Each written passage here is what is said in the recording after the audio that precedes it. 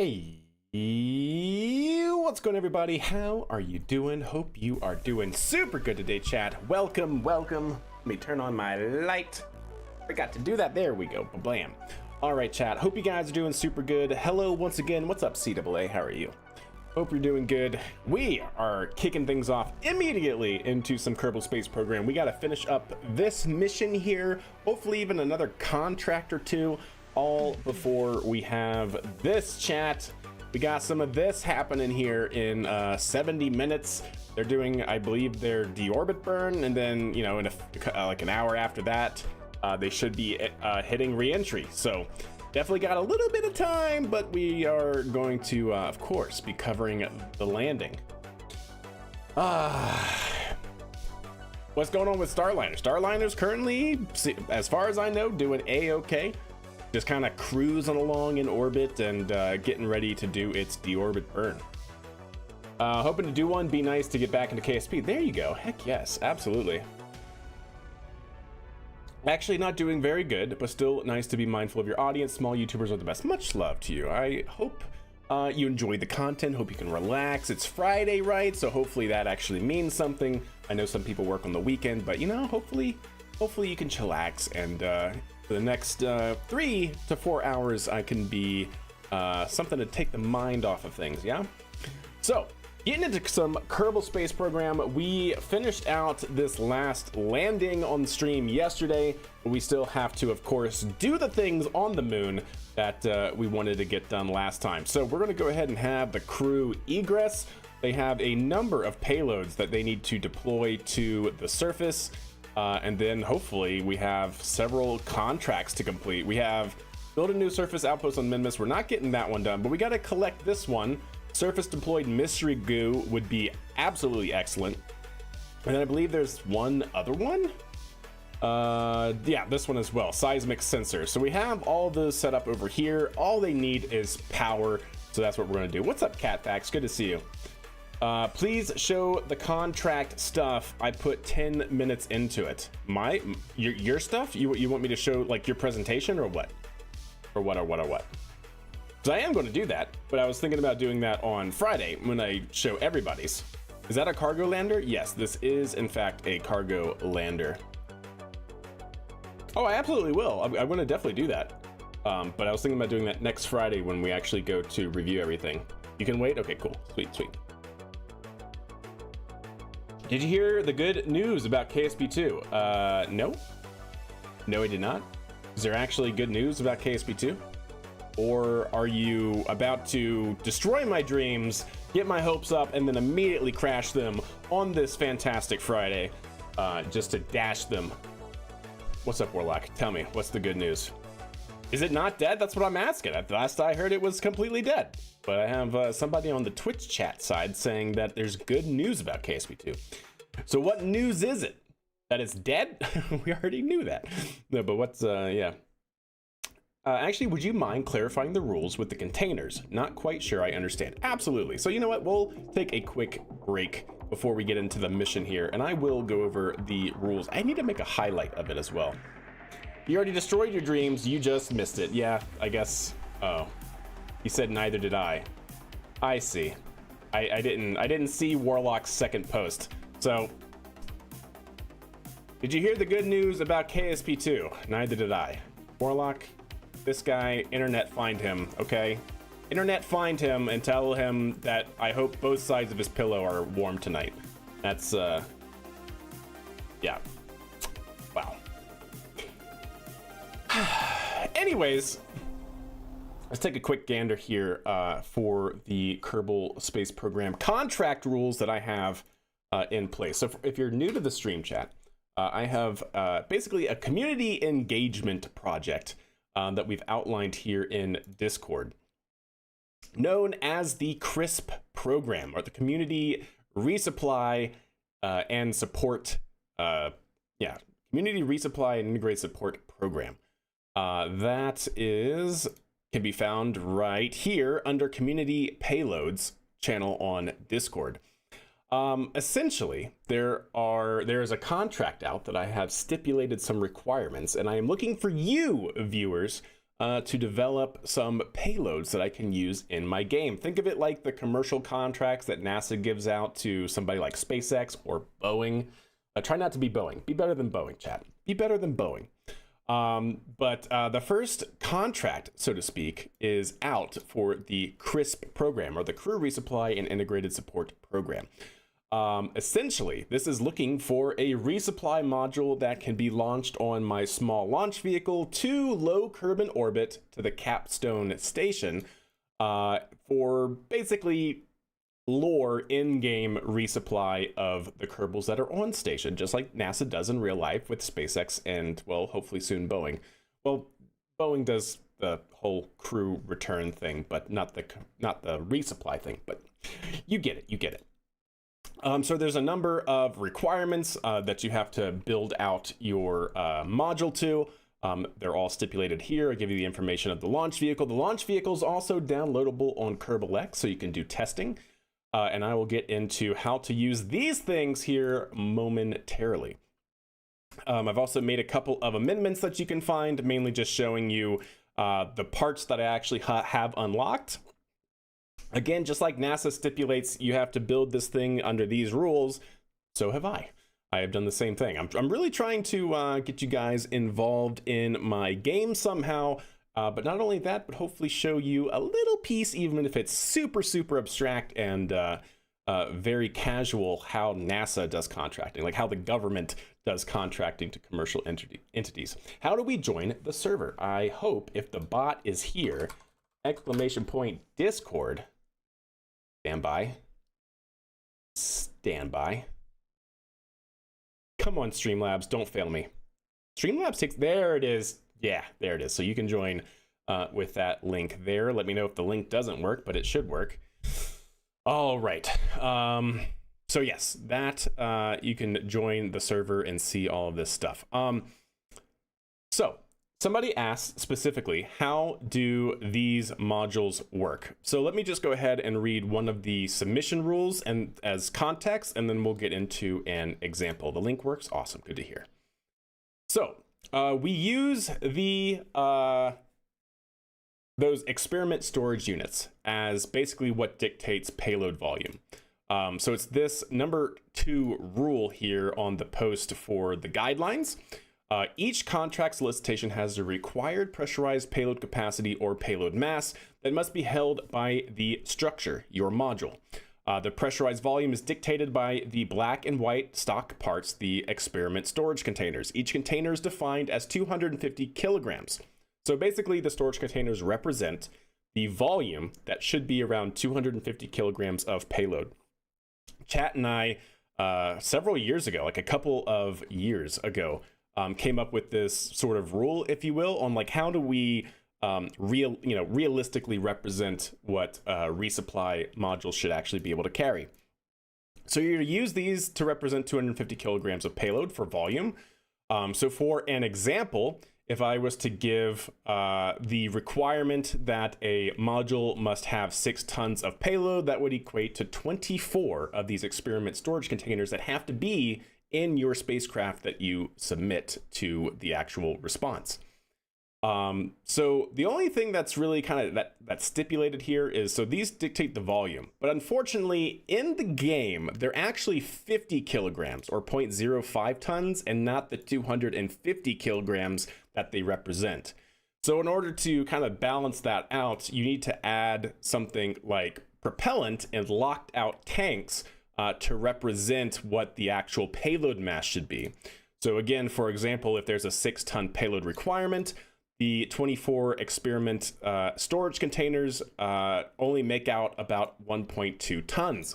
Therefore, you need to bring in 4.8 tons of some other mass, preferably. It used to be ore. We used to be able to use ore, but unfortunately, ore is in the highest tier of the tech tree unlock, and I don't have that. So we have to use propellant. So as an example, to kind of show you how the whole storage container thing works, I believe I have one of Snackless's old submissions readily available to show you. I prefer to sit on the sidelines and have smart aleck comments from time to time. Hey, understandable. To each their own. Hey, what's up, Fuzzy Penguin? How are you doing? So let's see, it should be down here, looking for the thumbnail, not there. Here it is. I believe this is Snackless's, but I'm not sure. So as you can see, the stipulation for this mission was actually a lunar lander that can carry supplies down to the lunar surface. So here's what I'm talking about. So these storage containers dictate the payload volume that I am looking for the actual contract. So I believe in this contract, it was like, I need, 7 metric tons of payload. So if you do 7 times each one of these represents 250 kilograms. So that gives you the number of storage containers that you need to have inside of your module. However, notice there's also, in this case, an ore tank filled with just ore in order to represent the payload the payload mass, since there's a disparity between what these science containers actually represent and how much they actually weigh. So you can clip one of these. Well, you can't do an ore tank because I actually don't have that part unlocked in my current save. But you can use, propellant tanks. And if you use a propellant tank to make up that mass, then just make sure you lock them out. So that way I can't use them with whatever propulsion system you have. But that's pretty much it. I hope that kind of clarifies that. There was a clarifying point that I wanted to make today, which was, I believe it was Deke actually had the question about whether or not we can pretend, basically pretend that the fairing plates are non-existent, because his structure, he built it out of a fairing, but to get the shape he wanted, he basically had to have 2 fairings that basically one pointed forward and one pointed back in order to make the shape he wanted.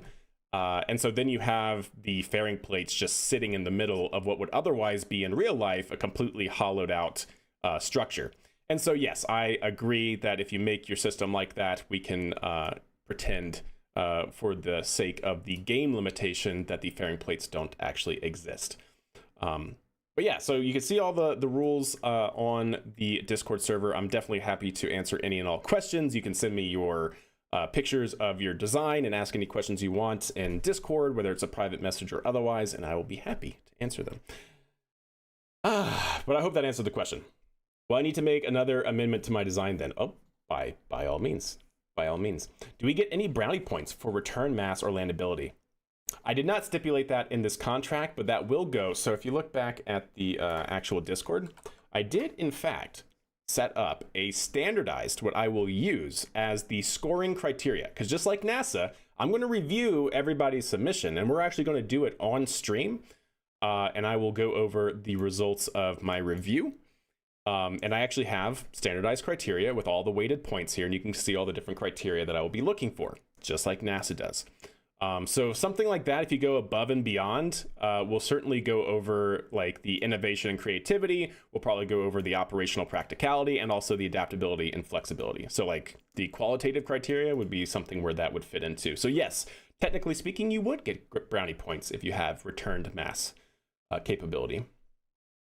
I didn't add the mass of the payload inside the design. There you go. Gotcha. Yep. Have you tried making this less complicated? I am very much open, since this is the first run in this save. We haven't done this in a long time.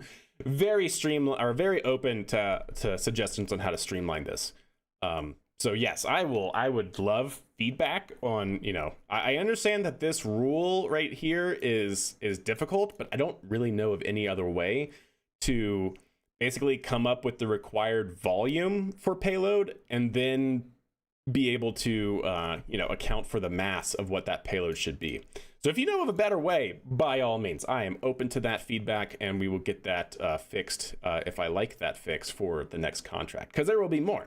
I'm actually thinking about making another one here specifically for something like this, a lunar lander for crew resupply. Since we're now doing lunar and min-miss missions, I definitely want to get a contract up and running for this as well, since we're kind of in that middle as well.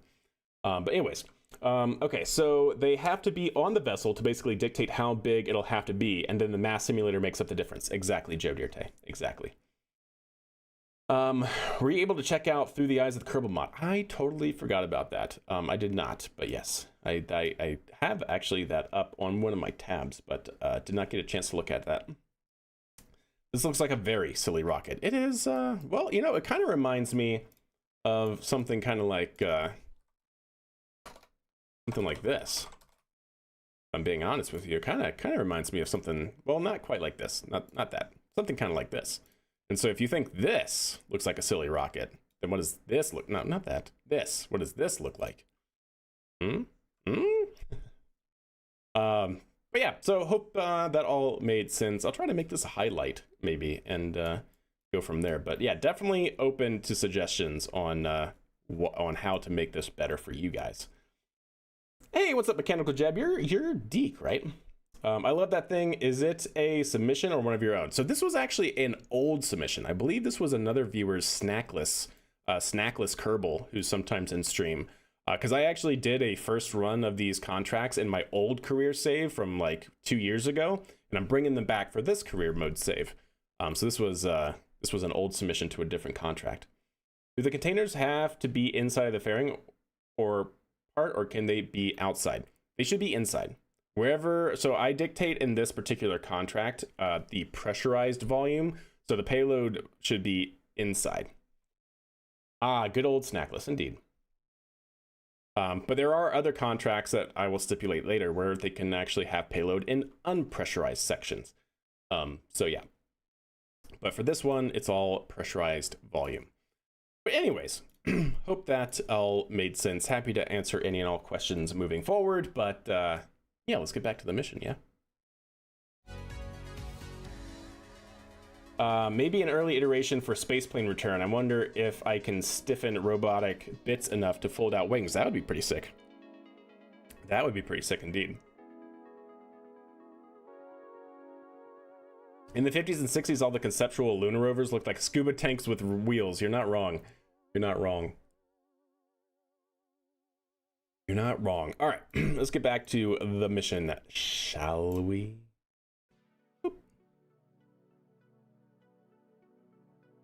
Coffee is depleted.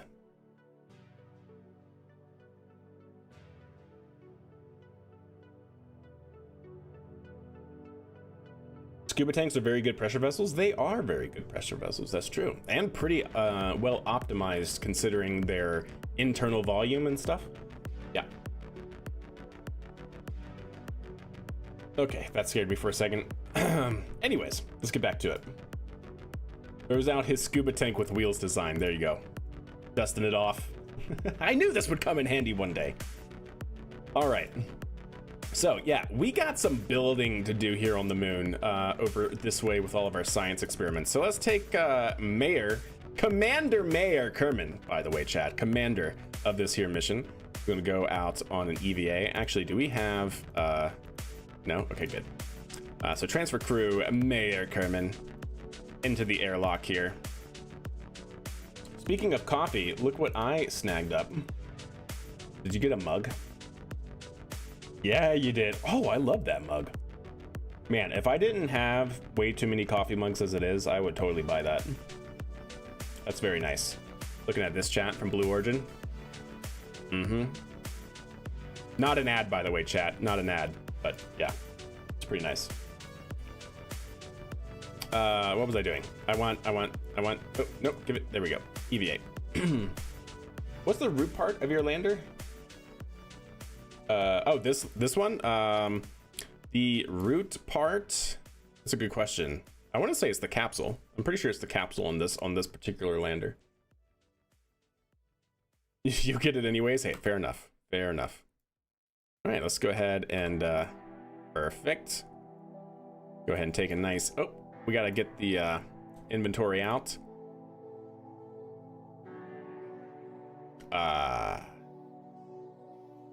No. Please. Don't do this. Why do you have a parachute on?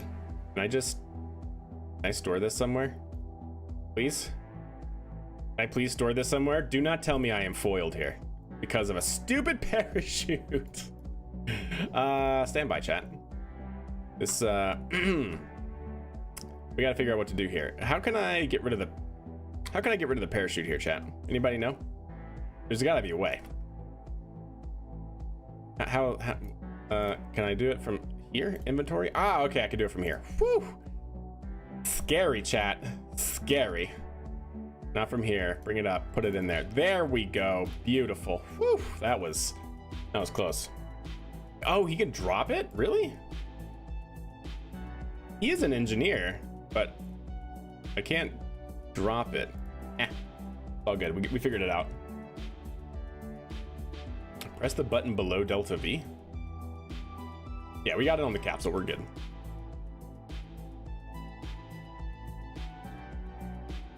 Yeah. Oh, well, we got it. All right. Put you over here and put you... Really? It's two... Son of a gun, chat. Why do these have to be so big? Well, it looks like we're not gonna be able to use that.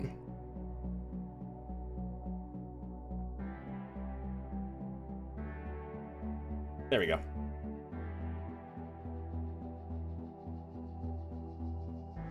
There we go. You can if he's an engineer. Gotcha. Okay.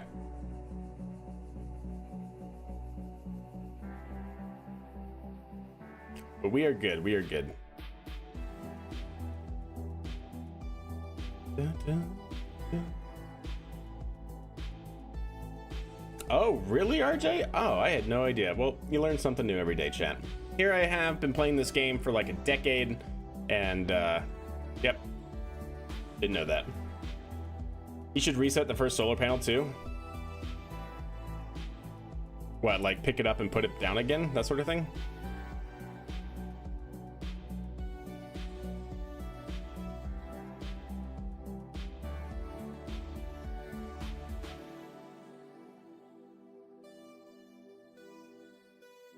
No, stop.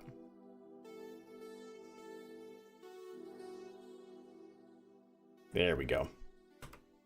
Place. Please tell me that's gonna fold out and not touch that. Oh dear. Oh dear. No, we're good, right? Totally fine. Clearance? What's my clearance, Clarence? Ooh. Ah, well. It makes them more efficient. Interesting. Okay, good to know. Good to know.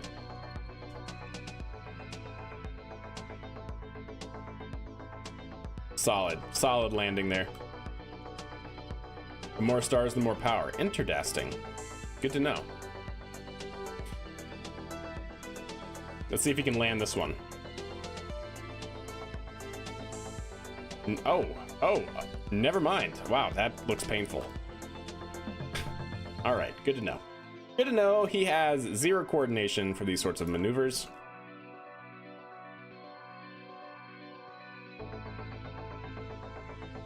Oh, interesting. He actually can't climb out? Well, that's good to know. So is he just stuck? All right, we'll place one more and see what that gets us. Hey, what's up, Lisa? How are you? I hope I got your name right. I feel like I've asked you that before, and I'm horrible with names, so I apologize if I keep asking you for it. But I want to get it right.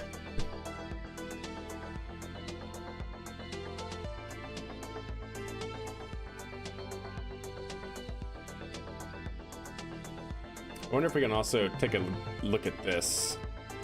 That's the monitor. And total power needed 2. Total power available 3. Okay. Maybe that's actually a good thing. I guess we'll find out.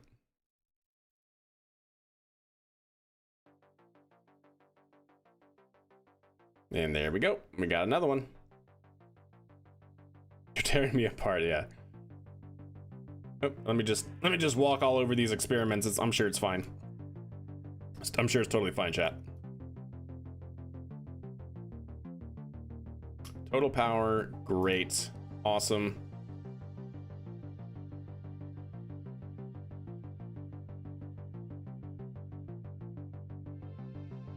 Okay. Experiments conducted 1. Ah, so is it working, chat? Is it working? Power units produced, power units required. So we don't have any power units on this side? Wait, why? Power units produced, power units required, science rate. Connection is, it's connected. So what are the power units produced and power units required?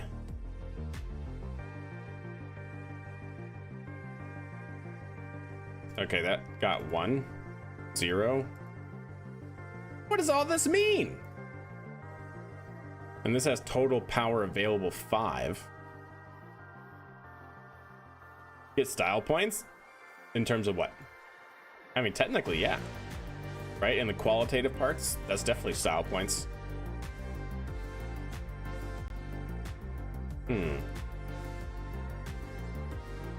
Module enable. Enable part. Okay.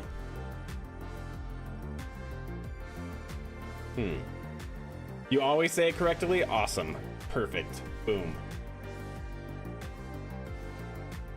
The more stars, the higher the science return. Interesting.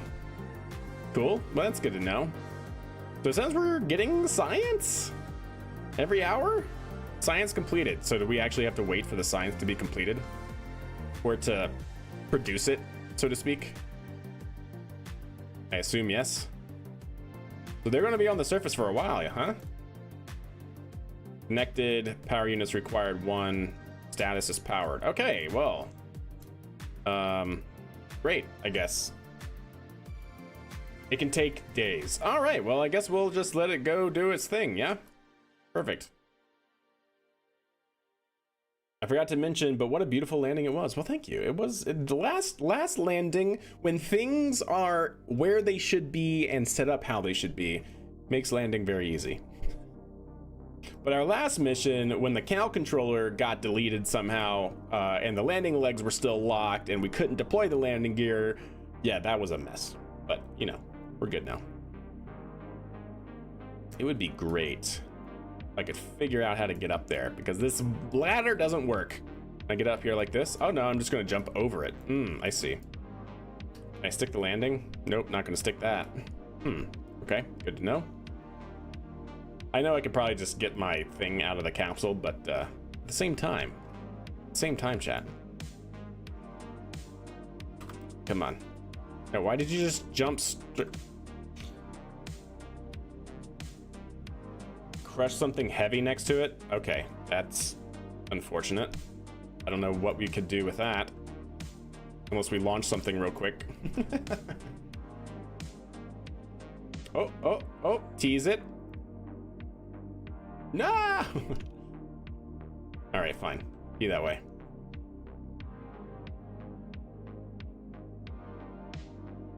Wait, really? Can you really not get into that?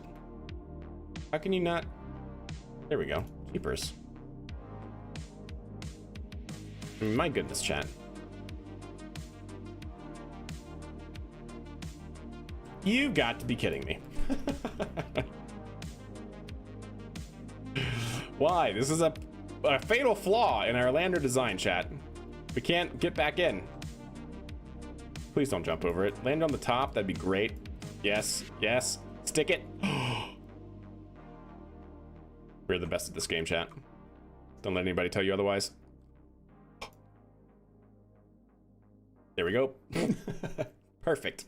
I'm gonna have to fix that, chat. That is, yeah, that's not great. It's not great, Bob. Anyways, now that he's inside, let's go ahead and take a gander at that guy. Wait, we actually have to be next to it in order to see its output? Well, that's lame. But anyways, let's go ahead and time warp a little bit.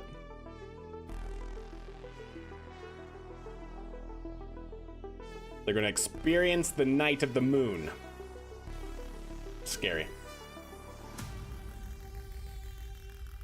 Can crew modules be considered interior space? I mean, not if they're meant to have crew in there. Has generated successfully transmitted points. Did we get it? Did we do it? 10% of 50% of surface deployed mystery goo observations? Wait. Huh?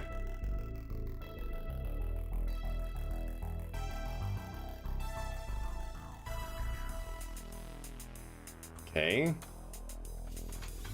Oh wait, why? Why didn't that work? collected 10% of 50% of the mystery goo. Eh? What does this contract want? It worked, but the contract is still not here.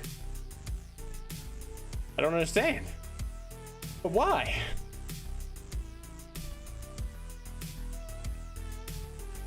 Multiple transmissions to make it done? Okay. All right, fine. Fair enough. We'll see what happens here. It's a heck of a mission, chat. Two night times? No. Surely not.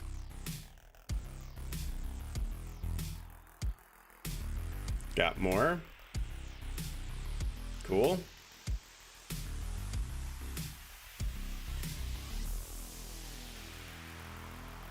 Hey, what's up, Qmar? How are you? And more. Oh, collected. Oh, it's going up, chat. Ah, I thought it was still. Okay, we're good. We're fine. Everything is fine, chat. Totally everything is fine. Just going to be a very long lunar mission. Longer than I was hoping.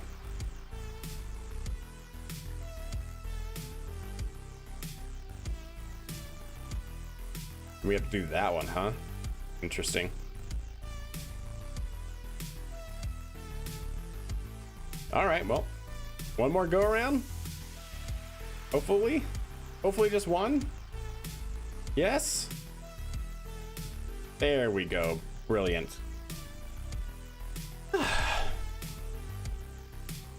And so now we have to do something for the seismic, huh? Well, that's good to know. That is good to know. We have the seismic thing operational, right? Let's actually triple check that. EVA. Pretty sure it's good, but if it is good, then we're just gonna get the Kerbals out of here.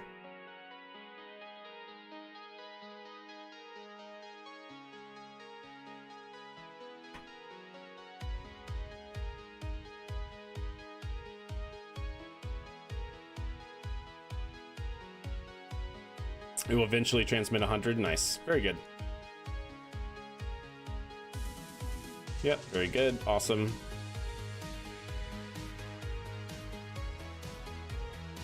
Okay. Sweet. So this should just run without us having to be here, right? So in that case, chat, you know what?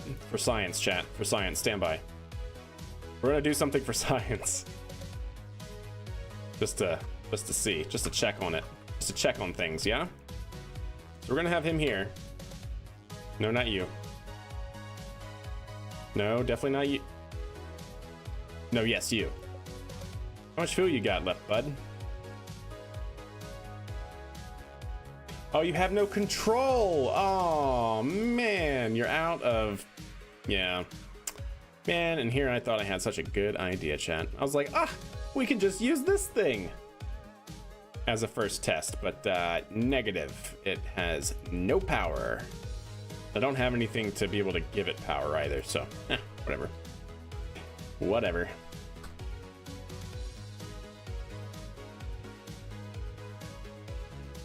Cool. And that means it's time to leave chat and return. Do I need to have the white experimental science modules clipped into my craft, or will you do that metric yourself? You do that. Yeah. My only stipulation for the clipping is you can clip the black rim parts of the storage containers, but preferably not the white parts. Just because, like, one part is, like, minor clipping is fine, right? Especially along the edges. That's the sort of thing, right? What about the one that rolled down the hill? I mean, that guy over there. It's fine. We'll use this as a stage for our first test, chat. That's what we'll do. Okay, perfect. Well, then you're good to go.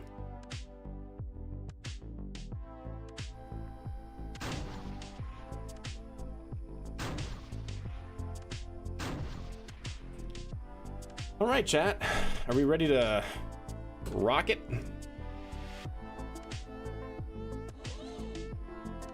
Using surface experiments because time warp can make them go flying. Yeah, it is true. All right, we want to aim for this guy. Set as target.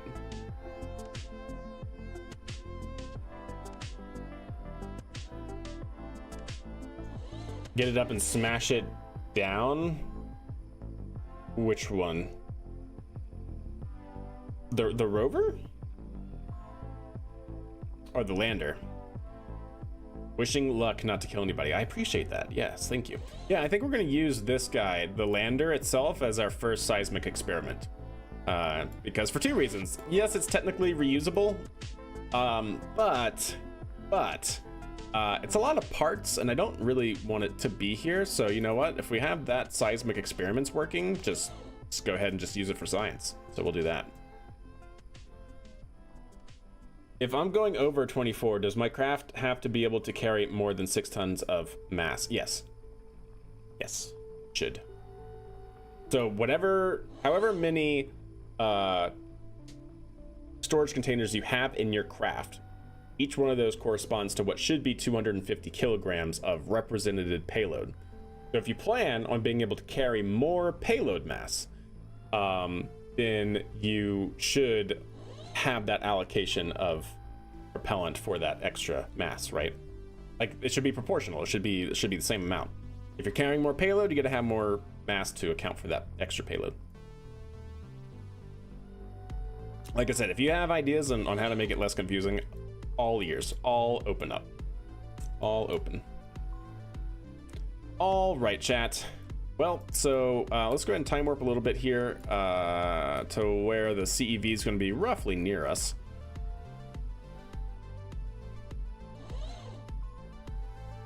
Not quite there, a little bit more. We got to go up to 117 kilometers, roughly speaking. So yeah, we'll start right there and we'll meet it coming around. So I got to go that way. Ooh, nice shot. Too bad I can't do it without clipping into the ground, chat.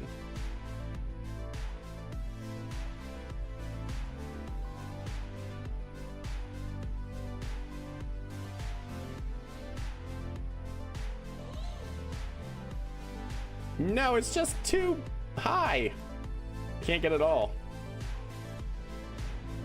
Oh, that was actually not what I meant to do, but hey, you know what? We're here. We're here, and we're gonna make it work, chat. Burn away. Why do I not have any controllability right now? Okay. We're good, chat. This is fine. Everything is fine.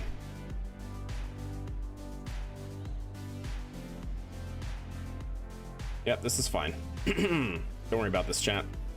All normal. All normal operations. Yep, we're gonna go this way. Okay, I've decided that we're going to go this way. All right, SAS, do your thing, please. Thank you.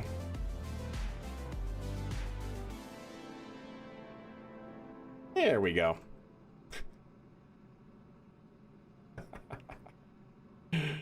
There we go, chat. We're good now. We're totally fine. Oh, I'm out of RCS. That would be why I don't have any controllability anymore. Yeah, checklist, chat. I didn't go through the checklist. I should have, but we're fine. Everything is going smoothly now, yeah? Sure. Let's go with that.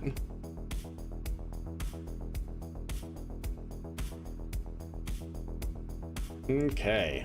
Awesome. Whew! Oh, there we go. Yes, it was alt scroll and I was doing shift scroll and shift. Woo! Shift is throttle, chat. Fat finger.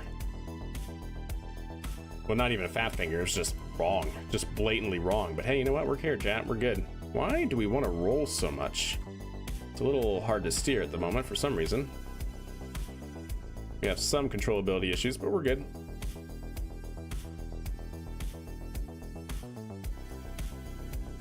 So how are we doing? There we go. We're fine now. Totally fine, chat.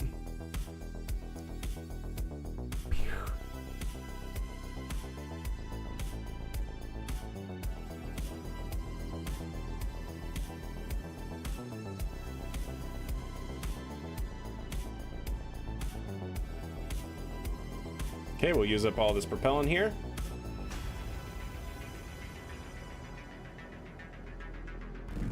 There we go, perfect.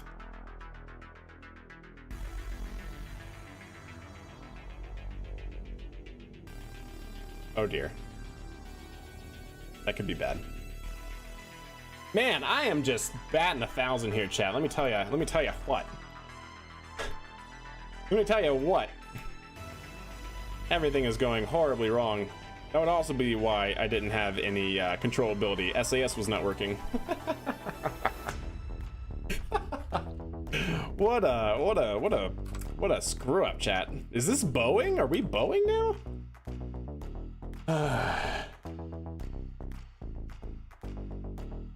Why are we still firing the engines? Because we needed to. We're good though. We're fine. Everything is fine, chat. Don't worry. These will get us electrical charge back pretty quickly, and then we'll separate and we'll be fine. Everything will be fine, okay? Stop panicking, chat. We're in a good coast phase. We have a while. 3 minutes, 4 minutes, okay? 4 minutes is like hours here in KSP. Easily the most Kerbal mission. Yeah, by far the most Kerbal mission that we've had. 100%. Electrical charge is almost full. We're good. We're golden, chat. We're so golden.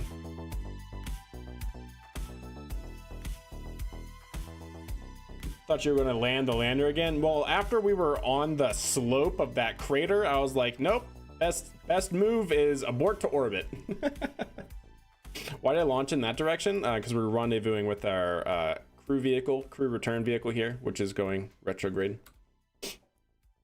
So I went retrograde so we can get a good rendezvous.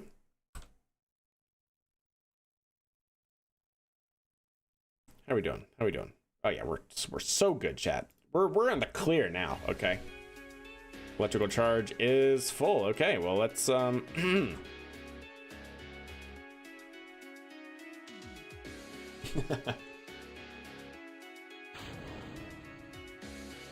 Oh really? You're gonna do that game? Okay, that's fine.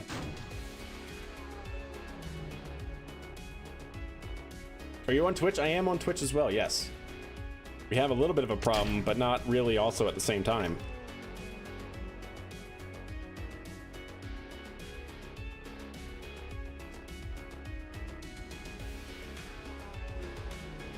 All right, there we go, chat. Let's go ahead and continue doing our ascent, yeah? Goodbye, lander. You did amazingly. You saved us.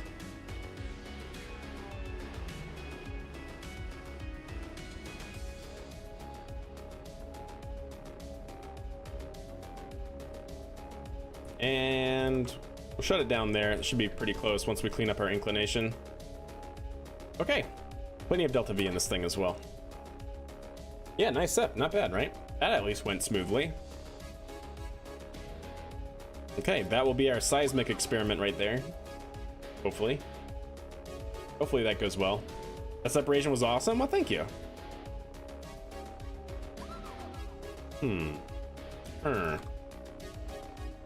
Oh, that's right. Our commander is still in the airlock. Man, I am batting 1,000 today, chat. Wow. Everything about this mission is going so well. Oh yes, misadventures, absolutely. I'm expecting it to be a good mission. Talking about Starliner, for sure. Okay, well, we'll coast up to Apoapsis now. Actually, we won't. We'll do this right here. Add a maneuver. This is going to be our ascending node. 0, 0, perfect.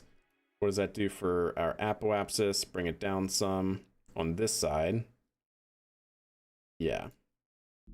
Bring it down on that side a little bit. 110 seems decent. 117 by 104. Yeah, 110 there seems good. So we'll do that. Quick burn, and then we should be ready for a rendezvous. We'll have to then get into orbit again, but no worries. We're good.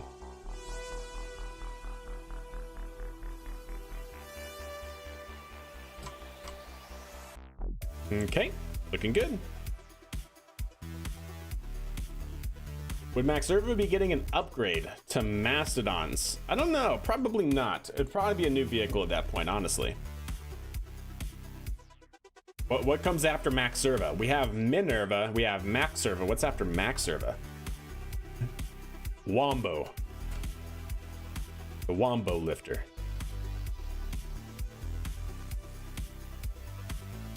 Okay, let's go ahead and coast up to here. It's going to be a 4-second burn in about 11 minutes.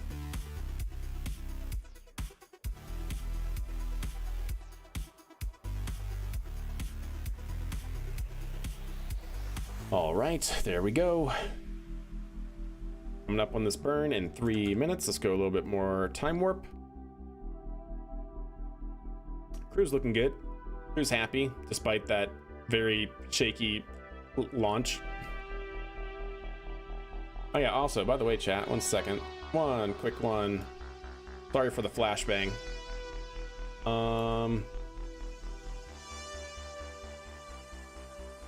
Aha, yes. We got that one. Oh yeah, that one was a long time ago, actually. Year two. It was like 40. Yeah. We spent like, what, 20 days on the moon? Something like that? That was crazy. So it's 156 is going to be the departure at 248. Well, we'll call it 245. Actually, a little bit more, 242, I think, roughly speaking. And the landing, I don't know how long we stayed. So I'm gonna just delete this one.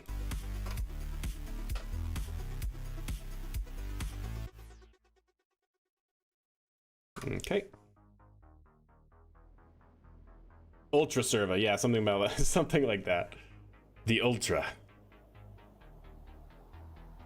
Because we have a clear naming convention. We gotta do something with that. We started with Minerva, then we went to Max Servo. So what's next, chat? 0.2. Can we clean that up even more? Nope, not really. Cool, that's fine. 0.2 should be good enough. So now that we have that, we'll go up to Apoapsis here and get into orbit. And then also check. So that's going to be intersect, and that's going to be our target. So we're going to have to go a little bit higher. So like that. So in one orbit, we'll be 200 meters away. Awesome. That's perfect. Brilliant. You got some seismic data? I was too busy doing other things. I don't know. Seismic. We got 29%. Okay, good. So another one of those large landers, and we should be good. Because I assume it's based off of size and stuff, right? Max Servo heavy? I mean, something like that. Minerva? Oh my god. No, too much. The Greek goddess of well-being. Nice. We have a naming convention already for our first two lifters. We can't go off of that naming convention. It's part of the same family.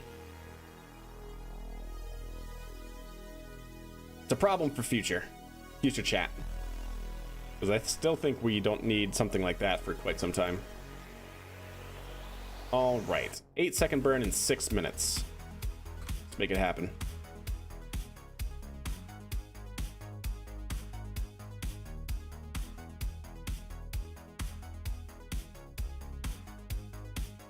Okay, 50 seconds. Time warp a little bit more.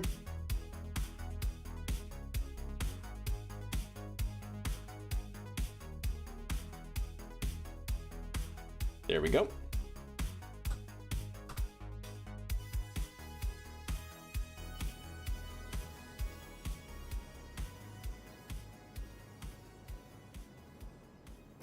And shut down. All right, and we should be able to clean it up with a little bit of RCS control.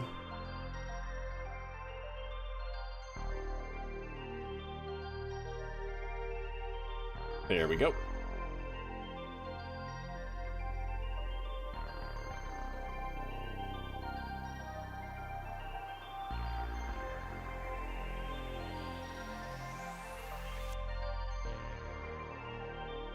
There we go, chat. Perfect. And now we can warp all the way around. Plenty of electrical charge for this mission. Yeah, time warp can be used to get to a maneuver node. That's no problem. Max Trahan, son of the Roman Emperor Nerva. Oh, well, that's interesting. Huh. I like how that kind of like comes together, you know? All right, let's go ahead and 3.6 kilometers. Let's go ahead and get into render range here. There we go.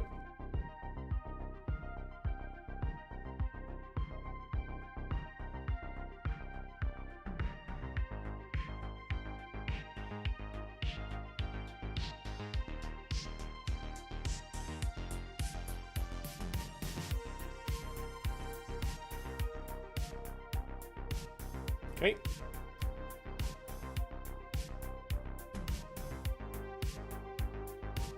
There we go, looking good.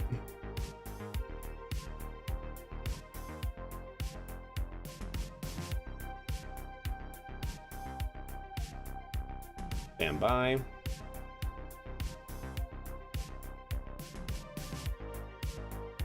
$60 meters closest velocity or closest distance.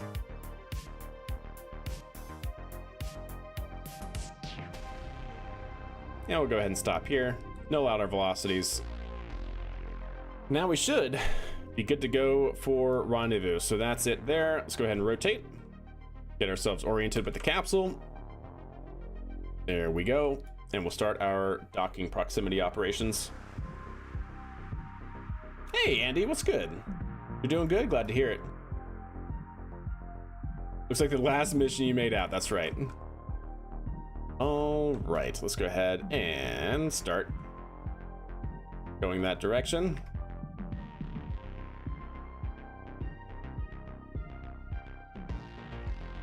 Mondo Irva. Mondo.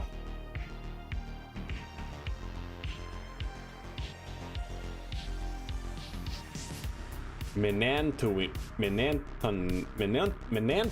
Whew. The Nerva dynasty. Interesting. Antonin. Oh, why is that so hard for me? Are you going to be using a script to rendezvous the Discord payloads, or are you flying them manually? I'll fly those manually, unless we take a while to start getting into scripting again. Which I do want to do, but probably not yet.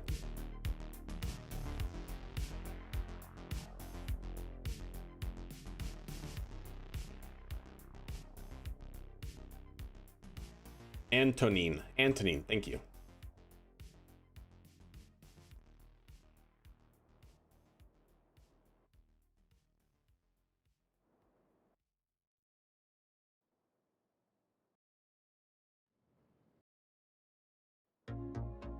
There we go. Easy does it.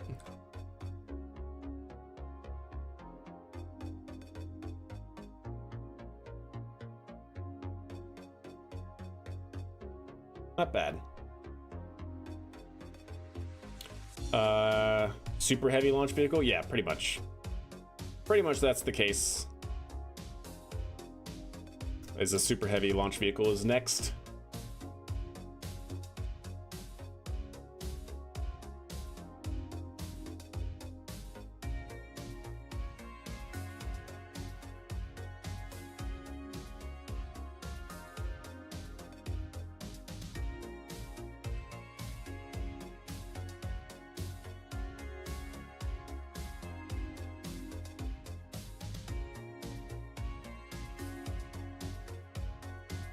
There we go.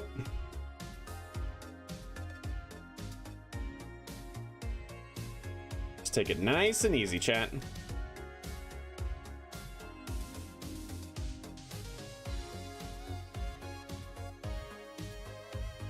Why isn't it freaking out? Because I have it well balanced. So I have it well balanced, essentially, I think is what it comes down to. If you have your RCS balanced, see, look, I have SAS off and I'm thrusting and it's not rotating the craft. That's why.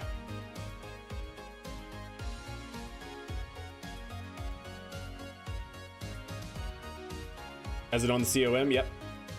I essentially use the SAS modules, the reaction wheel modules for rotation, and then the RCS for translation primarily. I have nose thrusters that help me with roll, but I guess that's technically yaw, but yep. Because we don't have enough lag? Exactly, we don't. We don't. Now you're getting it.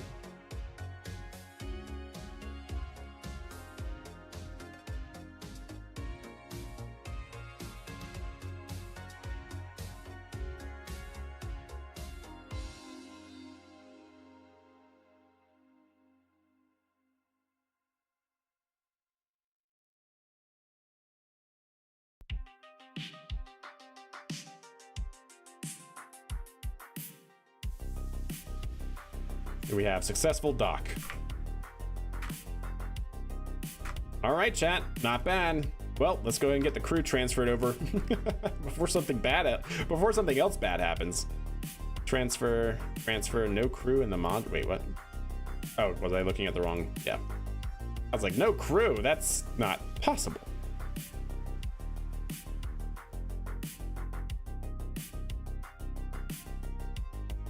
There we go. All right, not bad. So from here, chat, because I need shut down this engine, and we'll use the remaining Delta V in here.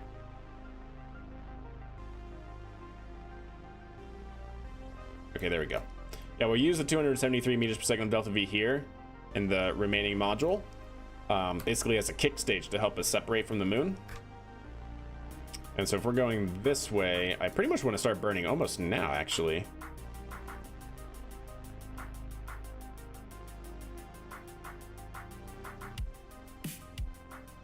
$278. That will just about do it.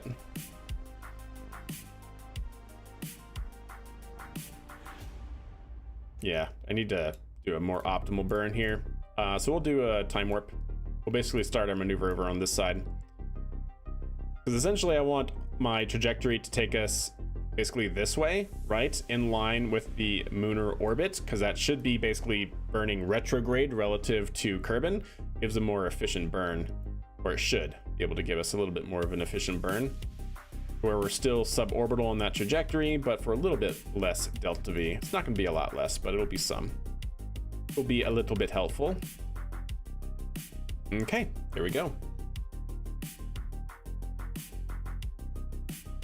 All should be good. So we have 1, 2, 3, 4 Kerbals, and we should have 3 in here and 1 in here. RJ's been up in orbit for 39 days. He's been up in orbit for that long by himself. How you doing, RJ? RJ's been in orbit around the moon all by himself for 39, well, not quite 39 days, more like probably like 33 days. But anyways,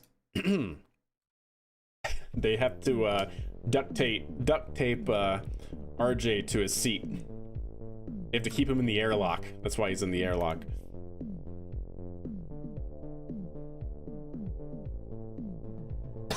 Yeah, exactly, mechanical. There you go. How do you become a Kerbal? Just let me know how you want your Kerbal cooked. He's not by himself anymore, that's true. So by Kerbal cooked, I mean I want to know your name, how you want to capitalize, if it's just going to be Nova, Kerman, etc. Your role, so scientist, engineer, pilot, and then your courage and stupidity levels. RJ is swimming in an empty snack bag, yeah. That's right. All right, sweet. Let's go ahead and get that maneuver node set.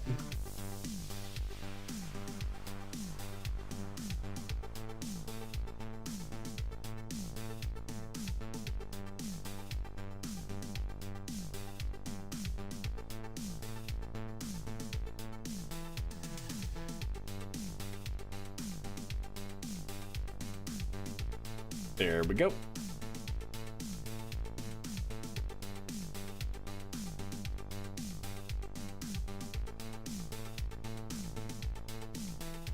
Cool. All right. Well, from there, chat, let's go ahead and we have 1 hour until we got to do our next burn. Actually, you know what? Before I do that, make sure we're controlling from the right spot, because technically, since I'm using that engine, I want to control from here. Aha! I knew it. I knew it, chat.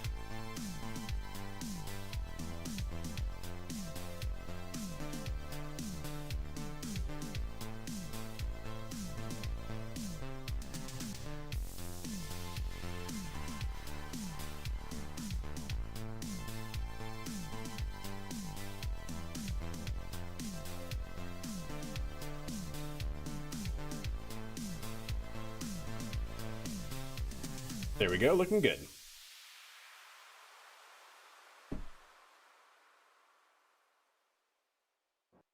All right, so there we go. Now we have 11 minutes to do this next burn. Not too shabby. And there we go. And let's continue warping around.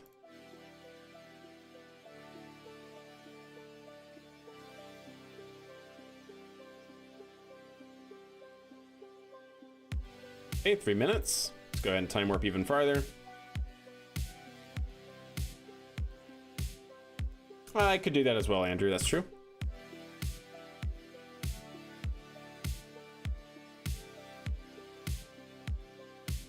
All right, 1 minute, 24 seconds for this burn coming up. Is that right? 1 minute, 24 seconds? Is that burn time? Why do I feel like that's wrong, chat? Is it really that long? There's no way.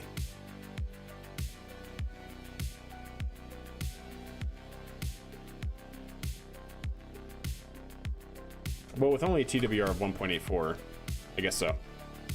Check thrust limiter. Wait, did I? No, that's active. Okay, this one is definitely not. Yeah, that didn't change anything. I don't know. I mean, I guess it is. It just seems like it's not. But we'll run with it.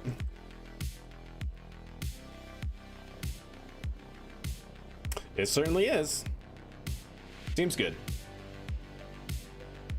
Yeah, exactly, Nova. There you go. That's the spirit.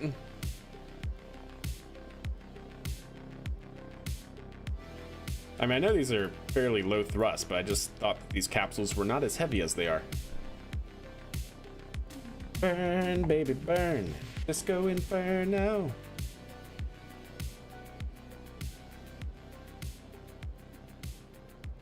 All right. We should be able to get this entire burn done pretty much on par, which is nice.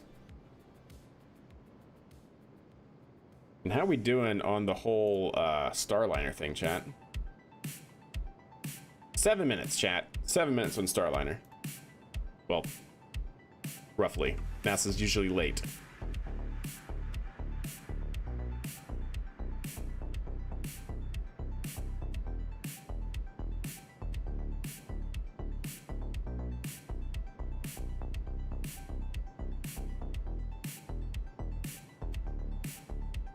Okay, get ready for shutdown. We're gonna be just able to complete this burn. That's pretty cool.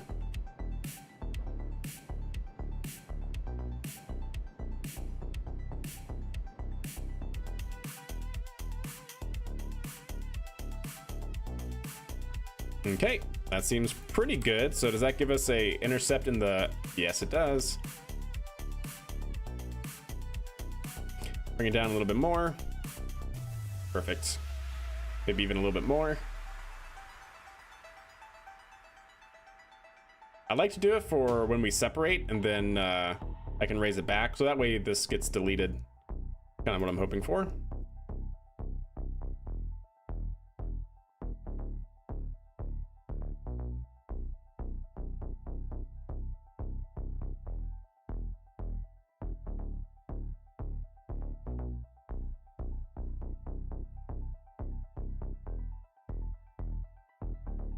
There we go.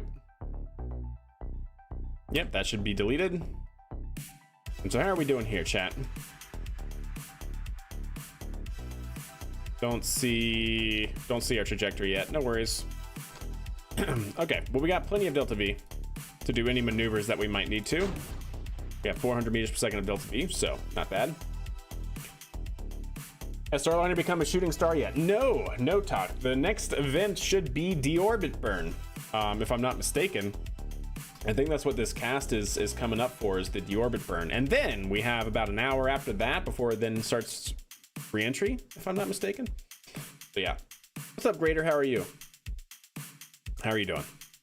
Alrighty then. So everything is looking good. Let's go ahead and time warp to here. Till we get past the moon sphere of influence, and then we'll start looking at where we're going to come back around Kerbin with. All right. Can I stop it? Stop it. There we go. All right. Okay, standby. Let's go ahead and add a maneuver node here. Oop, that was close. Gotta tease it, chat. Gotta tease it.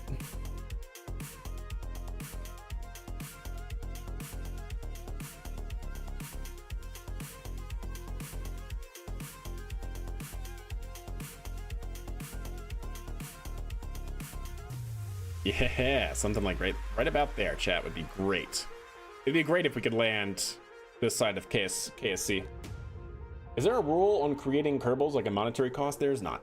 No, not in the save. If we want to add that, that is up to chat to decide. But currently, no. So I know that that's going to change once we separate and stuff from our service module. So I know that's not going to stick, but that should get us pretty good for a while. So we got a 10 meters per second of Delta V change to do here. And we can also go ahead and open that up as well. We'll probably just be able to do a little RCS control to manage that change. Only 10 meters per second. Actually, no, we'll probably use the main engine. We got plenty of Delta V, right, with propellant, so we might as well just save the RCS. There's not really any reason to do either, but, you know, just use the main engine for what the main engine is designed to do.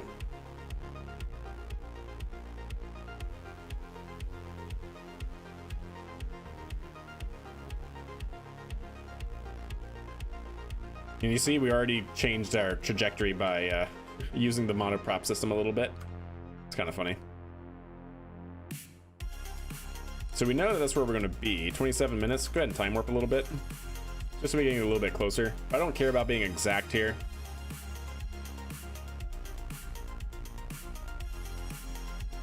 Hey, what's up, Isaac? How are you doing? That Kerbal killer. What's going on? Well, we're trying not to kill our Kerbals, but we'll see. Coming back from the moon on in a ball of fire, so we'll see what happens. But yeah, welcome to the stream. Hope you're doing well. Happy Friday, wherever you may be, or Sunday, or Saturday. No, it's definitely not Sunday for anybody yet. Okay, let's go ahead and start that little bit of a change here. Like I said, I don't really care about being accurate at the moment. Just trying to get a feel for our trajectory here. It's going to change anyways as soon as we separate from the command module. But yeah. We'll go ahead and line that up there. Gosh, it would be great if we could do that. All right, now let's go ahead and time warp. So how long is this? 3 hours? Well, we should have 3 hours of battery life, right? But we'll jettison probably from here, because it's going to be 3 hours and 31 until, yeah, 20 minutes ahead of time. That should give us plenty of time. Friday just got home. Your key is stuck again. Unfortunate. So sorry to hear that. 3 hours and 33 minutes, man, that's rough. In hardcore, do you get quick saves and revert flies? No. Pretty much no. You can see all the rules on how I play hardcore by doing !hardcore. So that should give you an idea. So there are rules. I can technically F5 and quick save and quick reload, but only if I think about it, and only if the Kraken strikes. But I don't typically even F5, so it's kind of a moot point anyways. All right, let's go ahead and time warp to here. I don't think I've F5 this entire mission, so.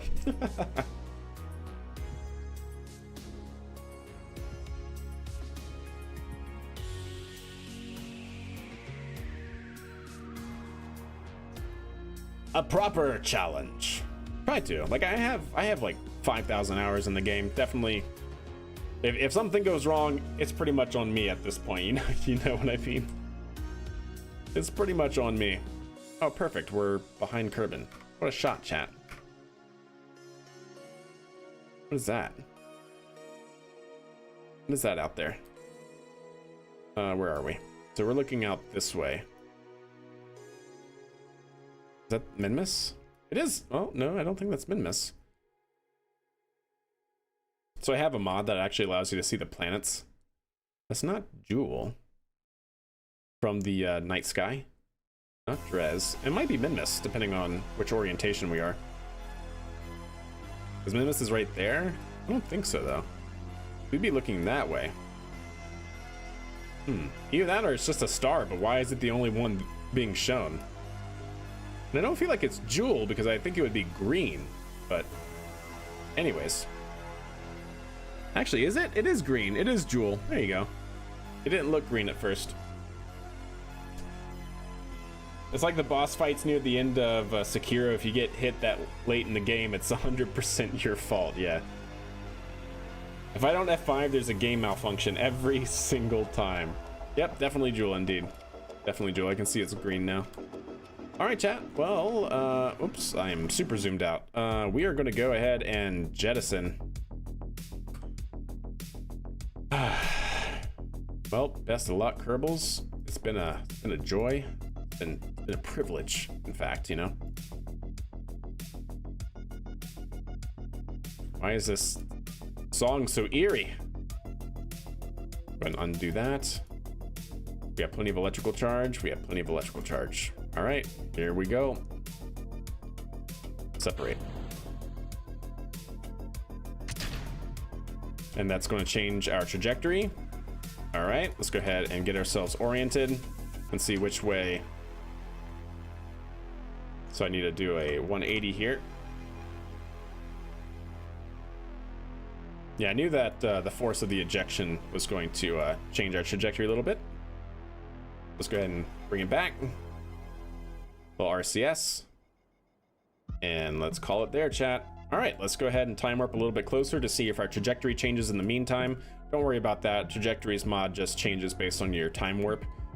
So it should go out again. Looking pretty good. I might clean it up just a little bit more, get a little bit closer. There we go. All right, well, I think that is it. We'll time warp just before atmospheric interface in case there's a last ditch. Oh my God, what are we gonna do? And then we'll, nope, we'll go from there. All right, so in that note, we shall go ahead and rotate and roll ahead of our flight azimuth, or our flight path angle, ahead of re-entry.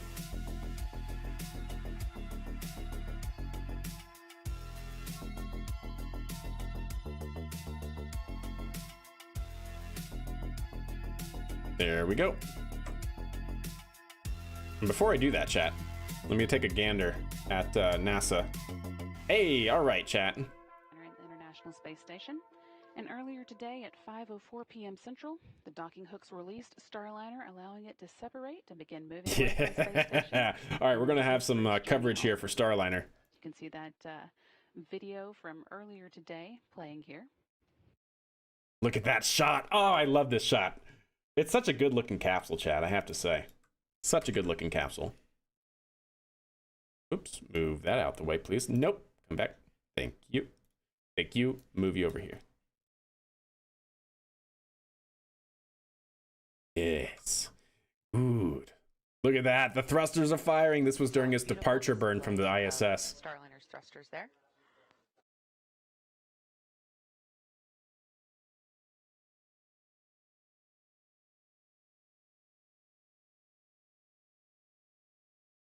Absolutely awesome. Let me just change a few things here on my end for the stream title and whatnot.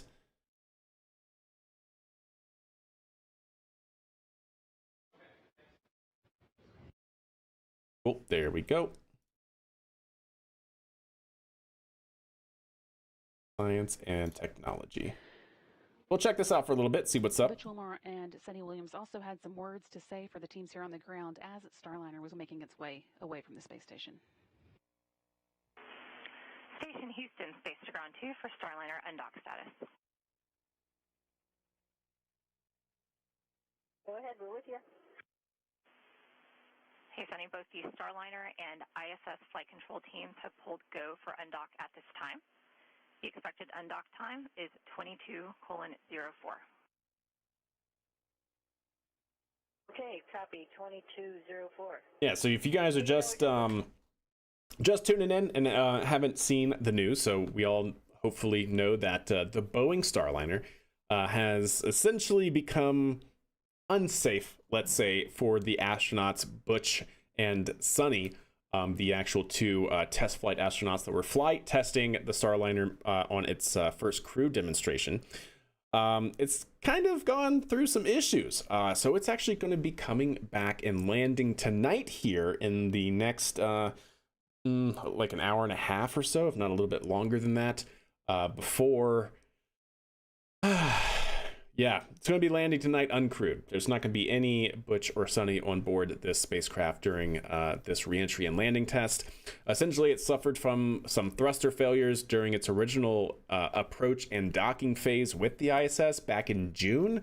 And so NASA and Boeing have been fighting to try and figure out why, and not only why, but how these problems are arising with the thrusters.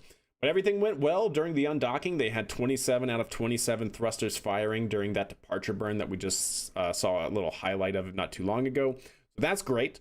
But yeah, it's not good enough, let's put it that way, to take unnecessary risks for Butch and Sonny to come down on. So what we should be seeing here is the landing coverage starting here from NASA. I'm just going to play it for a little bit here and see what's up. Then we'll probably finish the mission in KSP and then come back to it. But Since that undocking, when Starliner did not hear about that. space Yes, station yes, flying 250 indeed. miles above central China, Starliner has been steadily increasing the distance between it and the space station, ensuring that it will be able to get into space into place to perform a 10:17 p.m. Nice. central Look at that. deorbit burn. Now in about 20 Oh, minutes. go or no go. You While hear it's that? been moving away, the flight controllers here on the ground took the opportunity to perform a few tests of Starliner's thrusters.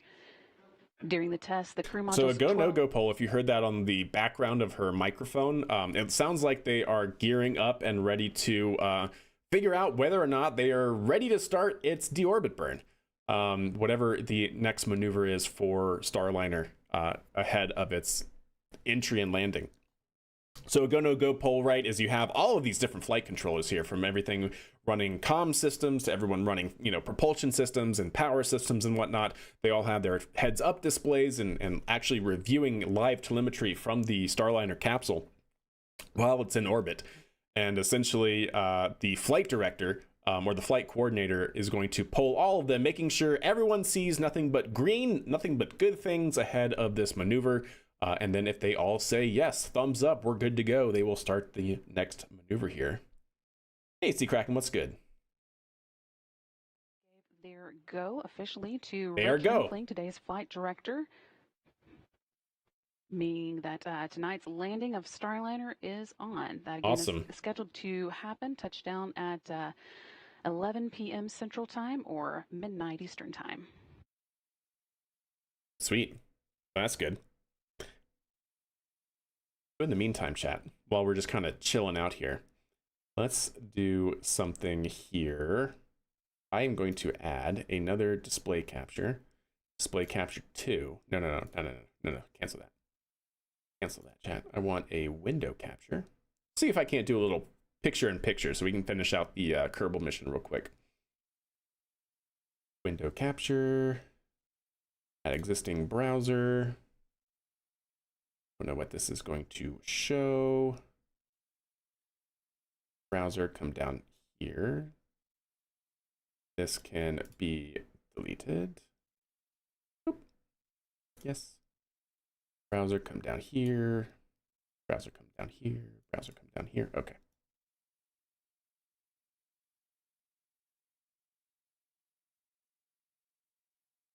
Stand by, chat, while I get this up and running here.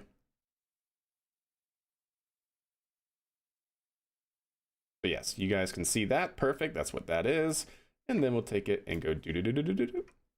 Once again, Flight Director Rick Henfling has gotten a go from Starliner's for Starliner's deorbit burn from all of the flight controllers watching over the spacecraft's return tonight. And that again means we are officially on for Starliner's return to Earth at about 11 p.m. Central Time. Hey, it worked. Eastern. How about that, chat?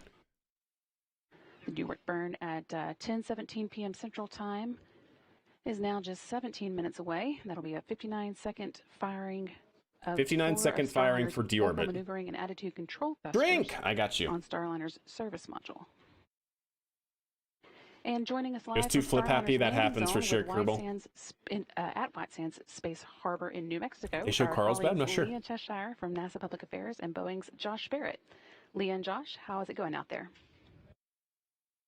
Thanks, Brandy. It is going well out here. We are out here in White Sands. The weather right Look now at is that. about 75 degrees and very light winds, approximately 6 miles per hour. This looks like potentially a picture from earlier today. It is quite dark out here at this point. We have a beautiful view of the stars, and we are lined up in the convoy getting ready to roll. That's right, Leah. So I've been out here for both of Starliner's previous landings. The first one was very cold. The second one was quite warm, and this one feels just about right. Hey, all right. Some good luck on the Boeing landing. The MLCC, or the Mobile Landing Control Center. They're tied in down in Mission Control in Houston with the people that you're seeing on your screen right now. We also have the MDTV, that's the Mobile Data and Tracking Vehicle, and on top of that, it's got a suite of optics on top. There's an infrared camera and 2 visible cameras, one of them with a telescopic focus. So those will be the first things that we'll be seeing Starliner with here from the landing zone, and you should be seeing those on your screens as well. And Leah's got a few more things that she'll talk about that should get some cameras on Starliner as well. Yeah, especially the WB-57, NASA's plane. That took off just a few hours ago. Starliner reentry is just getting people mentally ready for the ISS reentry. Oof, what a take. Mountain time. And since then have been getting ready, lining up, doing communications checks between the various teams, and just getting ready to eventually drive out to the landing site once Starliner comes down. So it is a sea of white gypsum sand out here. And teams are continuing to just prepare. Starliner on SLS? I mean, are you putting Starliner on a track to Mars? In a huddle right now, talking through some of the next steps for tonight.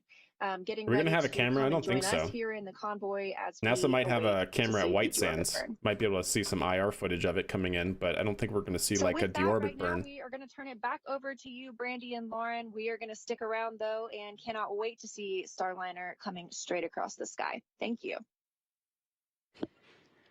Thanks so much, Leah and Josh. We are hoping to get some good views from where you guys are at later today. Now, once we make that final burn to get out of orbit today, it'll take about 45 minutes for Starliner to reach its destination. Again, White Sands Space Harbor, New Mexico, where we just spoke with our colleagues from. All I know Starliner is currently Boeing and Rocketdyne are in trouble. Pointed it's not toward the looking great. sun, recharging the internal batteries to keep its systems powered through landing. The orbital maneuvering and attitude control thrusters, or what we call OMACs, will fire for about a minute to conduct the deorbit burn. Nice. That maneuver slows the spacecraft down from orbital velocities and allows it to start falling back to Earth in a head-down so right position. Right now it's basically in a stable orbit. It's almost, well, actually in an orbit similar to what the ISS is in, but it's now phased away from the ISS. So now it's going to burn its OMAC thrusters, OMAC standing for Orbital Maneuvering and Attitude Control thrusters. It'll be firing those for, she said, I think 57 seconds, 50, something like that, 57 seconds to basically bring it to a deorbit burn. Then continue on its own. At 10:45 p.m. Much Irva. I kind of like that one, actually. More Irva. Earth's atmosphere again for the first time good, since actually. Its ascent in June. And a few minutes later, around 10:47, the heat from Starliner's reentry will become. There should be so a U2 tracking the descent, yeah, but I don't know how far out that is because the reentry starts way out over the Pacific. For about 4.5 minutes. Once Starliner clears that blackout period, things will begin to happen very quickly. Yeah, so then up next at 10:56, heat shield's hot, yeah, it is. Starliner is about 4.3 miles above Earth. The spacecraft will be done with the forward heat shield, that is at the top of the capsule that helped protect it through re-entry, and it will jettison it to make way for the parachutes that are stored underneath. And then almost immediately, those parachutes will begin to deploy. First with 2 smaller drogue parachutes that are meant to take the edge off Starliner's speed. They open up. This is what Starliner's about to do, by the way, chat. Except it's going to land on the land and not in the water. p.m. when Starliner is about 6 miles up, the drogue parachutes are released and 3 main parachutes are deployed. They also open in stages over about 16 seconds, but they stay with the spacecraft all the way until touchdown. And again, we are expecting that touchdown to come at 11 p.m. Central. Just before the touchdown, about however, midnight at Eastern on the dot. PM, Starliner also sheds its base heat shield at the bottom of the capsule to make way for the inflation of 6 landing airbags hidden underneath Starliner's it. such And those a will good cushion the design. vehicle as it lands in New Mexico's desert. It just is unfortunately suffering issues, that's all. I'm really hoping that they can pull through. It's probably worth mentioning that we do not have video from Starliner. If you think back to June on its ascent and journey to the International Space Station, it's not able to send video down when it's not connected to the space station, so we won't be getting in-flight views from it, but we do have several cameras out at the landing site as well as some. So yeah, we're not going to see any pictures of it until it is already an entry from the ground. It's going to be pretty dark out in the desert at night, so they may be infrared or black and white views, but hopefully we'll get some good camera views to show you.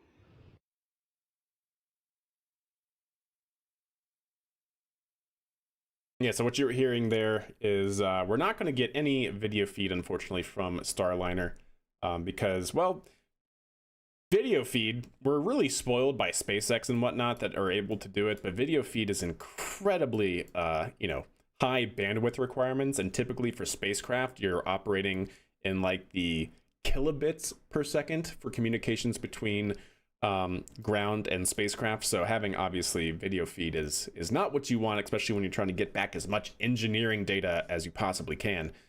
So yeah, there's that. So we're not going to be getting any pictures of Starliner during this maneuver and whatnot, but we are going to wait for the call out of a good burn. Plasma blackouts, yeah, well, plasma blackouts during entry for sure. But even now during this deorbit burn. We just need Skylon. Skylon would be pretty amazing. Absolutely. Be like the closest we've ever landed one of these things to the KSC. Not bad.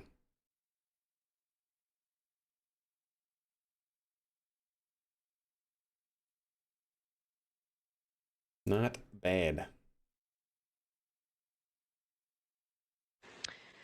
The landing and recovery teams have been out in the desert preparing for the spacecraft's return for several days. I've been speaking with them to catch up on some of the preps that have been taking place. They ran through a full mission dress rehearsal where they practiced the landing and recovery operation with all the different groups and functions. And they've also been keeping a close eye on the wind watch the virtual direction Starliner. to establish Exactly. the best There you go. recovery zone out at White Sands. They've even sent up some weather balloons to check the wind speeds. Tracking vehicles out there are equipped with cameras, so the team has been calibrating those. And again, although we don't expect any views from Starliner on its way down, we're hoping to get some good ones from those tracking cameras as well as aircraft in the area. We plan to have the WB-57. WB-57, chat. While it is about 16,000 feet above the ground until you guys don't know what the parachutes, WB-57 is? It's this guy. At about 6,000 feet, we hope to see views from a Cessna. Look at that. Look at that, chat. How And fantastic. This is actually, current It's a view of the U-2, Cessna it's a as it U-2 makes plane, its way out to the NASA, landing with a site, massive White Sands camera. Space Harbor in New Mexico.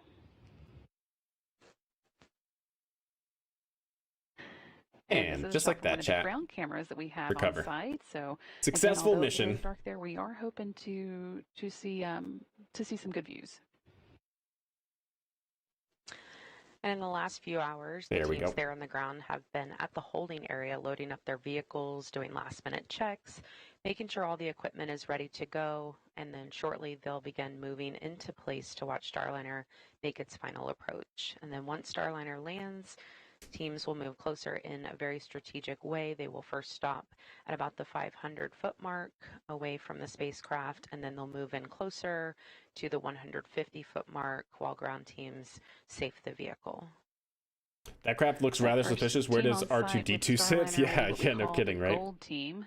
They start recovery operations by performing what's called a sniff test, where they use sensors to check for hydrazine, one of the propellants that Starliner uses.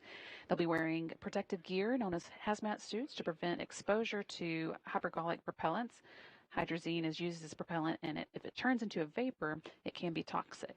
After the sniff test, they will notify the rest of the convoy when it's safe to approach, and then they're going to check the winds, make sure the entire landing and recovery team is staged uprange from the direction the wind is blowing for added protection. Now, everyone out there is part of a different color team, and they wear a vest with that color, so it's very obvious who does. So yeah, they're just talking about the operations that are going to happen at White Sands once it lands right now. Oh, chat, look at that. You see the telemetry? Remember, we were talking about this on the stream earlier during the actual departure burn. This is showing the relative orbit of Starliner relative to its track with respect to the ISS. So this is essentially 0 kilometers altitude with respect to some baseline, probably the International Space Station, if I'd have to guess. But you can actually see how it comes back and loops around at that 0 marker. That's what they were talking about, how the current trajectory it's on should put it basically within a 24-hour time frame, where it waits 24 hours before it comes back around and basically meets the ISS again. It's not actually going to meet the ISS because it's also phased by distance in the orbit, but the same altitude as the International Space Station from where it departed from. So that's what we were seeing there in that telemetry.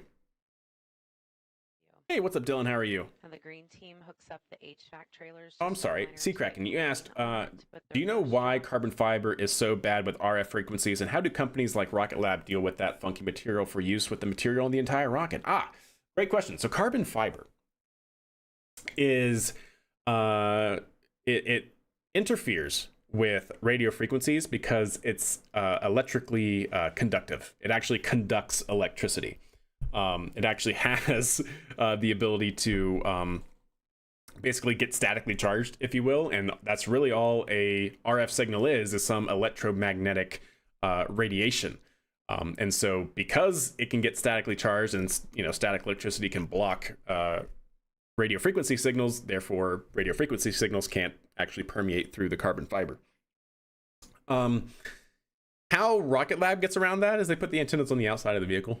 I mean, you don't typically have the antennas on the inside of the vehicle, even if you're using like an aluminum structure rocket. Like, for instance, if you've seen pictures of Starship, right? Starship, Starlink. Can I actually find an image of that integration point? There's a great picture of it on the pad. Yeah, this one right here from NASA spaceflight, where you can see even on something like Starship, where they actually have Starlink antennae, is placed on the outside of the actual skin of the spacecraft. But yeah, that's why you don't typically like to have carbon fibers, that it actually will shield the RF signals due to its conductivity. Nice low light or near IR image. Yep, that is an IR camera. Absolutely.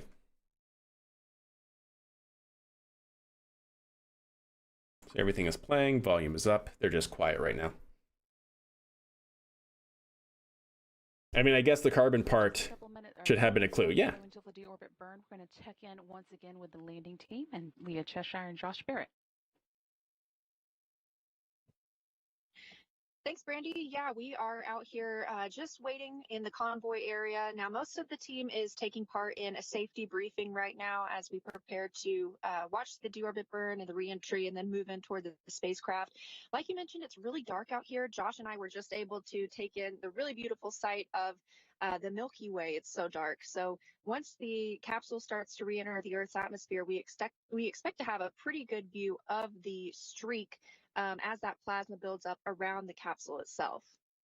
That's right. We should be seeing it come just over the this is an IR horizon, camera, right through infrared, the kind of the mountains So it's that are basically just showing hot overlooking the spots. mountain Notice how range the here. truck engine And is hot. remembering back to How the OFT exhaust of this 1, kind of the helicopter view that we is should hot. be having here is that we'll How hear the the sonic tires and booms wheel wells are as hot, well right? after we see kind of that plasma envelope. And then pretty quickly afterwards, It's because it is it's pretty nighttime, remarkable how right? quickly There's it does very sneak up little light. over our heads. Actually, right now We'll see it's the nighttime. We're flashes in White from, Sands, or very the near it. mortars, It's twilight. which deploy those forward heat shield parachutes, which take the forward heat It's all shield coming off. together. There you go, Sea And we Kraken. start hearing those mortars, and then the parachutes start to Yep. deploy. See the people? And then it's kind That's of it. slow That's the motion dude's from head there right as it there, an drifts arm. down. And we're seeing a They're all lot walking of away. movement That's as the teams safety have team, it just looks like. completed that safety briefing here. So they're now all walking to join us at the convoy. So it looks like we are just a few minutes away from the deorbit burn, and the show is Yeah, really yeah. It just can on the all road conduct soon. electricity, so with that, we're that's going why to you turn it back typically over don't, to you in Houston. you know, and not only do you We are all just over 2 minutes away from the deorbit burn. 2 minutes chat. So yeah, that's why like typically also higher frequency signals also can't penetrate very well materials like aluminum and steel. So you know, something like lower frequencies, like sub-gigahertz frequencies, have great permutation and penetration through different materials and objects. That's why your Wi-Fi in your house, right, at like 5 gigahertz Wi-Fi, you typically only go a few rooms away through the walls and whatnot, and you lose signal, or you know, your signal gets degraded. Can't really go outside your house. Things like that. Like, yeah, the higher frequency has tougher times penetrating materials, and then also depending on the actual material, if it's electrostatically charged in any way, or conducting any charge, that can also be an insulator to RF radiation. Oops, that's the wrong one. For cooling, they use water to cool the cabin. Starliner is also, as we said, now in the correct attitude for performing the Yeah, they deorbit use the burn. same At Sea this Kraken. point, Well, the service module roughly and the crew same. capsule are still attached to each other. 4 of the service I think that's modules, correct, 12 Warlock. aft-facing orbital maneuvering and attitude Hey, that's a good control question. I'm systems not powering actually the sure. deorbit burn, allowing them to separate safely. Copper and zinc is brass. And those engines are each 1,500 pound thrusters, meaning this burn will take about 6,000 pounds of thrust, slowing Starliner from its current orbital velocity and bringing it back to Earth's atmosphere for a smooth landing. The small reaction control system, or RCS thrusters, assist here in holding Starliner in the correct attitude. During this test flight, our teams ran roughly 1 million computer model simulations showing all the different thruster combinations possible for a safe return to Earth today. Just 20 seconds now until the burn starts. It'll last 59 seconds. So what I was saying here is that track that we saw, telemetry inside of the control, was showing the cross track, the Z, the altitude, with respect to the distance. So when you look at it, it makes something that looks like this. Because as it's in its orbit, it's not a perfectly circular orbit. So it goes a little bit higher here and a little bit lower here. So that's what we're showing. There we go. Now firing. Nice. Slowing Starliner down as the capsule begins its journey back to Great Earth. shot. So it's over Australia, well, south of Australia right now. We're hearing all thrusters firing well so far. So telemetry, orbit, telemetry, rendezvous, and You see docking. here those representation of those thrusters firing. Starliner is maintaining its attitude, and as those large orbital maneuvering thrusters Nice. are firing, smaller reaction control system thrusters are also working, keeping the spacecraft in the correct position for the burn. Stop flexing your paint skills. So let's see. We have our velocity here. Velocity to go. So that's 17 meters per second. It's going to continue to burn. We have our accelerations. And shutdown. Yep, velocity to go. Now it's just trying to use its small thrusters to reorient the spacecraft. So we see pitch here in degrees, 186 degrees. Roll is 360 degrees, basically also 0. Yaw, 2 degrees. And we can see our rates here as well. Teams here on the ground reporting a good burn. Starliner is now on its way to White Sands Space Harbor in New Mexico, and a planned touchdown at about 11 p.m. Central, Nice. 9 Eastern Time.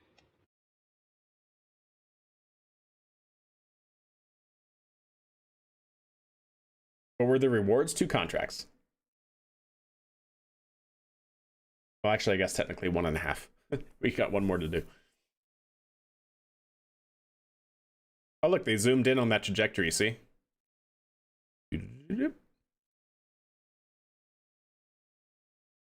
I wish they would bring this screen up again. That'd be nice. Next up on the to-do list for tonight is the separation of the service module. When the service module's job done, it'll be disposed of over the Pacific Ocean, leaving the uncrewed. Oh, and the crew science gain? module I to haven't carry checked on that alone. a In lot. addition to all its other jobs, the service module has spent the flight protecting the crew module's heat shield. Jettisoning it uncovers that critical piece of equipment, allowing it to shelter the spacecraft as it begins traveling. Oh my god, we got so much science. Look at that. We were at like 300. Attitude adjustments to make sure the heat shield is at exactly the right angle to provide that protection. And those fine-tuned adjustments are really How's volume, by the way, chat? strong capability of Starliner's Volume guidance, okay navigation, on the and NASA control side? system. In fact, on the 2 previous flights, Starliner made bullseye landings thanks to that system. Starliner's maneuvering into position for that I jettison can't unlock at it, this Nova. time. I need 16 million to unlock the tier 3 research lab. Nope, that's not enough science. It's not science. They're all locked behind tier 3. Do you know roughly how far away we will be able to see it from? I'm in Phoenix and wondering if it will be able to see it. I don't know. There was a good trajectory path I saw earlier. Let me see if I can't find that again. Yeah, here it is. So, I don't think so. Team here on the ground reporting that Starliner's in a good attitude, pointing the right direction for the service module separation. But here you can see where it will be in the sky roughly And during the service landing. module has just jettisoned, separated, and is now falling away. Oh, look at that. Yep, It will they're burn in up the during background. re-entry over a remote part of the Pacific Ocean. And Starliner will continue on its path to New Mexico, where the landing and recovery team is waiting for touchdown. Starliner is now angling itself and its heat shield for re-entry. The entry interface is coming up in just about 10 minutes. That's the hottest part of the re-entry process, with Starliner's heat shield reaching about 3,000 degrees. To protect Starliner, Altitude 431,000 feet, I would assume. The outer surface of that shield heats up Oh, there to we a go. gas, which then carries Meters the per heat second, away 7.2 kilometers per second. It's that is 431. And our team calls this process a game of 430,000 during entry interface, the heat shield meters. will handle those What it is. temperatures of about 3,000 degrees, but it will convert that heat to about 300 degrees. Oh, there it is. with only 3 inches Mach of a meters, flare. meters per second. And Gotcha. because of Mach this protection 23.7. There you during go. this hottest part of re-entry, the inside of the spacecraft remains So it's at basically about room temperature. changing altitude by When 78 Starliner meters per returned second. from That's its what last H 2 dot flights, is. The capsules landed with 2 black stripes up the sides, indicating the heat shield was ablated as intended. So So this is our nav ball. This is the way we're pointing. and the team considers that a bit of a badge of honor. Nice.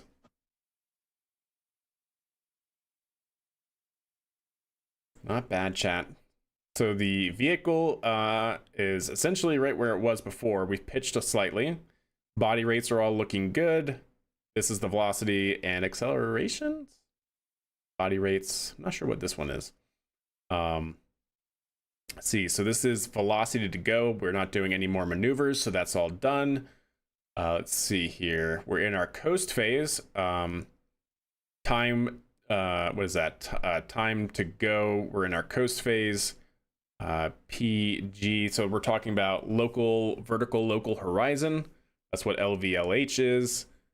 And then we're post deorbit. So these are the upcoming systems that are about to be executed. 21.01, 21.02, 21.01. They have their covariance up. So covariance are used typically for like estimation purposes. So that's interesting to see. What else do we have here? Vesta. Record stop images. Oh, that's the Vesta system. Vesta, I believe, is what they were saying is the imaging system that they use for basically docking to the ISS to actually see, for the computers to actually see where the ISS is. And we're entering our safe mode for entry here. Need some Sour Patch Kids? You're running low on energy? Hey, understandable. Volume is fine. Thank you very much. Will Butch and Sunny suits be on the spacecraft? Yes. As far as my understanding is that they are getting suits sent to them, or at least one suit is getting sent. Because because I think there was a suit still up on the International Space Station for one of them to use.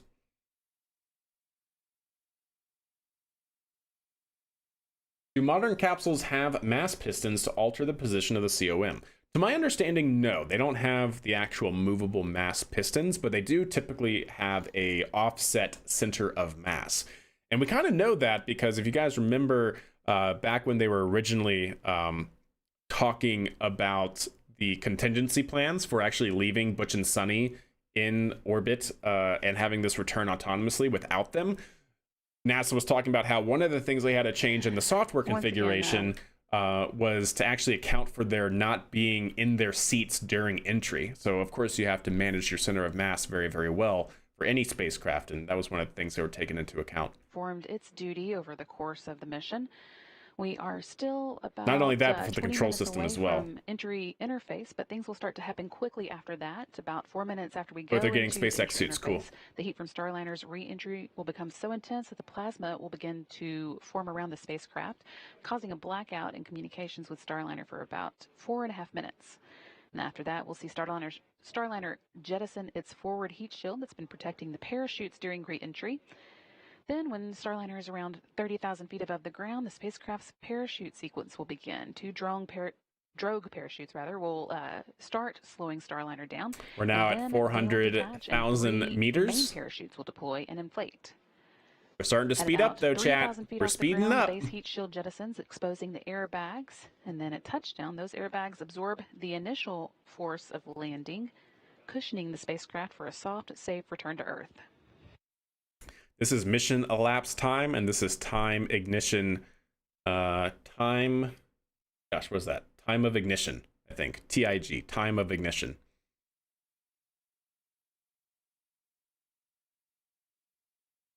Which, to my knowledge, I don't think this accounts for anything anymore, because I don't think they have any more maneuvers. This was the last one, right? 12:28:35, 12:34:02. So this would have been the last maneuver they did.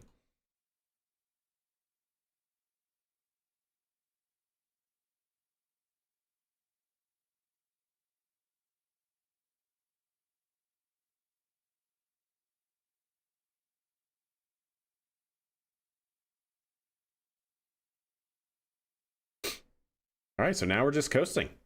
So I think if my memory serves, it should be about an hour. Not quite. They're going to be landing, so it's not an hour, it's like 35 minutes from now. 13 miles above the South Pacific Ocean. It's just past the southernmost portion of this final orbit, coming around the do you remember it was coming over Australia? Its way northward towards the west coast of the United States for that landing at 11 p.m. Central Time, midnight Eastern Time, at White Sands Space Harbor in New Mexico. Again, we've had the deorbit burn that took place just as planned at 10:17, a 59-second burn that changed the Starliner speed by about 290 miles per hour, 130 meters per second. That made way for the service module separation, and the next milestone we'll be watching for is the entry interface coming up around 10:45. 10:45, so that's in about 10 minutes away. 10 minutes, yep. So yeah, we're just chilling, chat. Notice how everything is very, very stable. It's, practically not having any body rates. Its roll and pitch, roll, and yaw are all stable here within plus or minus 1 degree. Accelerations are very, very low. This is 0.003 meters per second. So we're talking about millimeters per second here. Let's see, what else? What other good information do we have? So we're now traveling 184 meters per second downward. We're at 377,000 meters and closing on the surface of Earth. We're traveling at Mach 24. This should basically hit atmospheric interface going Mach 25 at least. So we'll see. Live view here of the should be moving pretty quickly. Forces staged near the landing site, ready to. Can we do anything fresh with our science? Don't think so. We are taking off milestones as expected for that 11 Negative. p.m. Central midnight Eastern or 10 p.m. Mountain Time touchdown today in No, New but Mexico. once we get there, we'll be able to unlock at least 2 tiers. That's good, I guess. Again, Starliner performed its deorbit burn about 12 minutes ago. The thrusters performed nominally. So this is the recovery team out at White Sands. The flight home is... So this is basically, they're going to be chilling here for just a little while longer, and then they'll basically, it's a massive convoy. They even have a helicopter here. They will deploy to go and safe the capsule after it lands here at White Sands. So yeah, they're all standing around waiting to get the word to start maneuvering. They have to, of course, know the trajectory that Starliner is on once it hits atmospheric interface. They, of course, have to know more about the trajectory and you know, probably visually track it as well. They also have on scene this guy. This is a NASA U-2 spaceplane. NASA U-2 aircraft has a very large tracking camera here as well. It's very, very high, chat. Very high altitude plane, of course, the U-2. And having it be capable of tracking with the camera here at the nose is pretty cool. We should be able to see some pretty good IR images here. That's not a U-2. You're right. I knew as I was saying that it's not a U-2. What kind of plane is this, though? It's a Canberra. Thank you. I knew as I was saying it, I was like, wait, that's not a U-2. But yeah, still a very high altitude plane, the Canberra. You have a link to it? B-57? Is it one of these? B-57? I think it's one of those, right?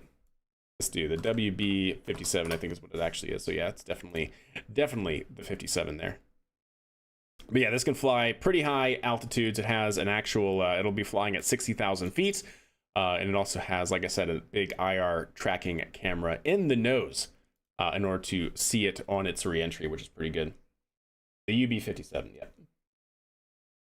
No, it's all good. I thought it was a U-2 at first sight, and then I was like, no, that's not what that is. But you chat corrected me, and that's perfect. Good. Landing convoy all lined up. I was just landing convoy, Chad. They're about to roll out. As you mentioned earlier, that's going to be the first 31 minutes to touchdown. That's right. The vehicle. Should be about right. Those, hypergalls or any of those dangerous fumes before the rest of the teams get the go to move in and approach the capsule. Of course. Yeah, so that's a good point, right? So what she's talking about there is one of the first things they're going to have to do on site is they basically have these chemical aerosol analyzers that are going to be basically waving around the capsule, walking around the capsule, and trying to pick up any sort of vaporized in the air particles of hydrazine or NTO. Those are the hypergolic propellants that Starliner uses inside of its thrusters. The thrusters are bipropellant engines using hydrazine and NTO, or nitrogen tetroxide. Those are extremely toxic to humans. Like hydrazine, I believe, can make you sick and even kill you at like 30 parts per million, or it might even be 30 parts per billion. It's a very small amount to make you sick, and just a little bit more to kill you. So hydrazine is one of the most toxic, caustic materials that it's very bad for your health, chat. You don't want to breathe that in or anything. No fumes of those. So they're going to be taking precautions, making sure that there are no leaks or anything of that very dangerous substance. That'll be the first thing that they do. They basically have like a couple of specialized team members here ready to take on that role. But other than that, yeah, then they'll probably put the big blow-up house over Starliner. If you guys have seen that, they do actually have a big blow-up house for it. Let's see if I can find a good image of it, if they use it this time. But I believe that they should, but it looks like where is it? They might not use it. I'm trying to find the image from the last landing. It's basically, it looks like a big tent that they just kind of put over it, just to make sure that everything is fine. Can't find it on where they did the last one. You breathed in propane once? Well, there you go. That's something. So here they are kind of demonstrating it. So it's like one of these things. Put it over it. They might not use it. It might only be for like daylight to try and keep the capsule cool, especially the inside of the capsule cool until they can egress the astronauts. But we might see this blow up house here that they can put over it. Drink! What's up, Cobra? How are you? Yes, staying hydrated. Why does everything cool want to kill you? I know, right?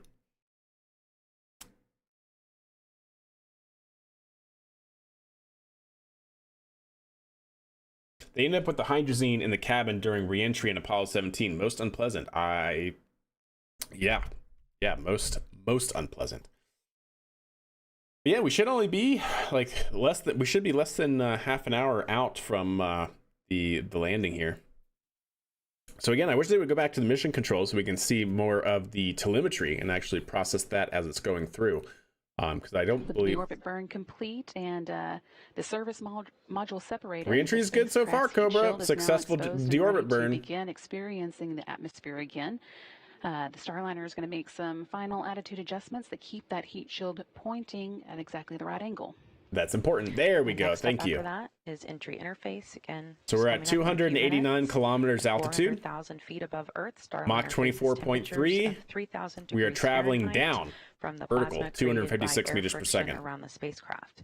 But Starliner can handle that heat with its heat shield, which is made service of module was heated. Material yep, service module was lost about 10 minutes ago. The spacecraft at about 70 degrees. A few minutes later, Starliner will experience an expected blackout in communications, and that will last for about 4.5 minutes. Yep. At 30,000 feet and just 11 minutes before landing, Starliner jettisons its forward heat shield, exposing the spacecraft's parachute system. Then 2 drogue chutes will deploy, increasing drag and significantly slowing down Starliner. Then 3 pilot parachutes will pull out the main chutes, allowing the spacecraft to continue its slow and steady descent for another 8,000 feet towards the landing zone. Yeah, so pretty awesome. We got a good question in chat from Isaac. What exactly happened on Apollo 1? Apollo 1 was, unfortunately, a very good learning experience on how not to design a pressure vessel for carrying crew members. So you have to understand that with Apollo 1, right, we were just learning quite literally how to operate larger spacecraft. We're talking about having pressurized modules with, an environment that has sustained multiple astronauts, 3 astronauts inside for a number of days as they go out to the moon. The Apollo capsule, as we all know, right, looks something kind of like this.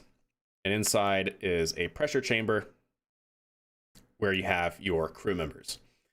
Well, this pressure chamber, right, in order to try and make sure you reduce the mass of your environmental control and life support system, also known as ECLIS, we all know that as humans, we breathe, air, right? And that atmosphere of air is roughly, I don't remember off the top of my head, but it's like, 72%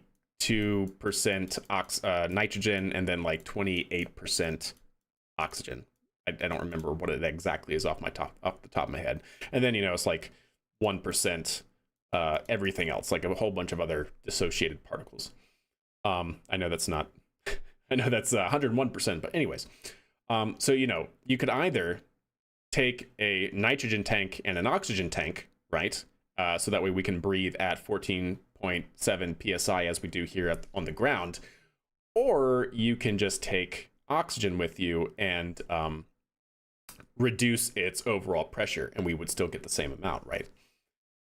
So in order to reduce mass, they basically used only oxygen for the ECLIS system. So that means that this entire thing was 100% oxygen. Oxygen, really, 79 nitrogen, 28 O2. Cool. So 79, this is 20.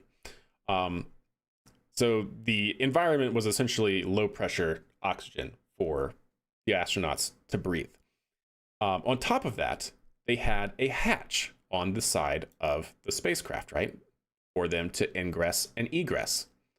Well, this hatch swung inward for ingress and egress. So the capsule, like a door in your house, swung inward towards the astronauts on the inside of the spacecraft. There was wiring inside the spacecraft that was wrapped in insulation that was flammable. The to my remembrance here off the top of my head, basically wires shorted, and there was an ignition of any sort of flammables inside around the wiring. And so then you have a 100% oxygen environment now getting fed with, you have this, even a small flame fed with a lot of oxygen with a little bit of fuel will ignite like that.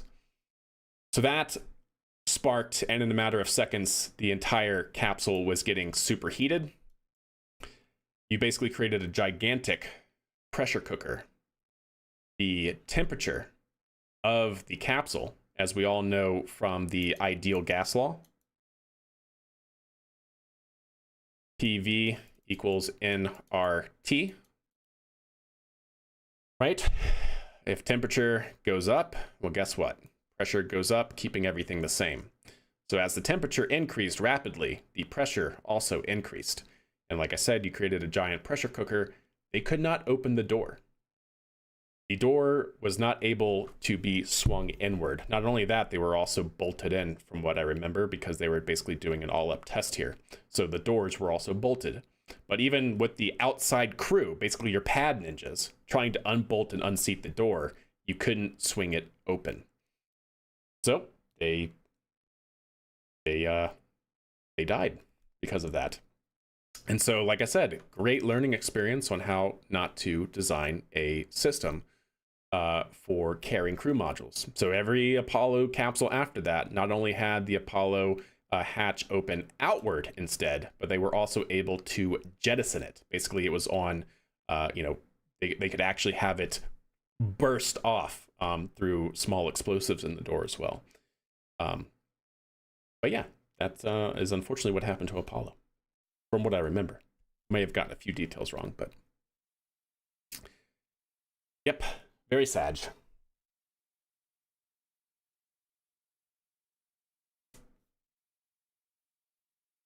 Except they did have it high pressure, so it would be 5 psi higher than the outside. Gotcha. Okay. Yeah, fair enough. So it was actually higher pressure O2 at 20% or lower than, yeah. It was basically a pure oxygen environment, right? First showed how important wire management is. That is also true.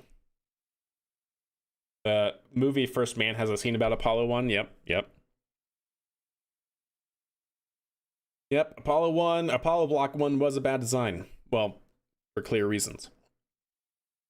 For clear reasons indeed.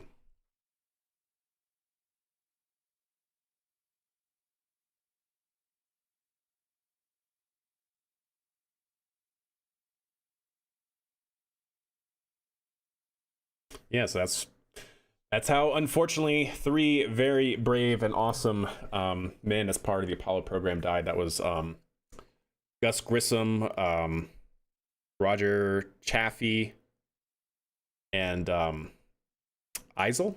Is that right? Is that his name? Eisel? Don Eisel, I think. I don't know if I'm pronouncing his last name right, but yeah. Now it's time for more Doritos. Understood. Yep.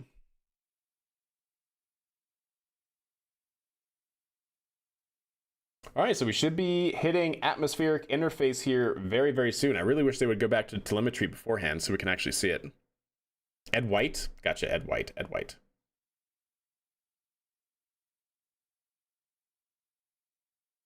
Very good, very good. But yeah, that's right, Edward White. That is right. Yeah, Edward White. Yep.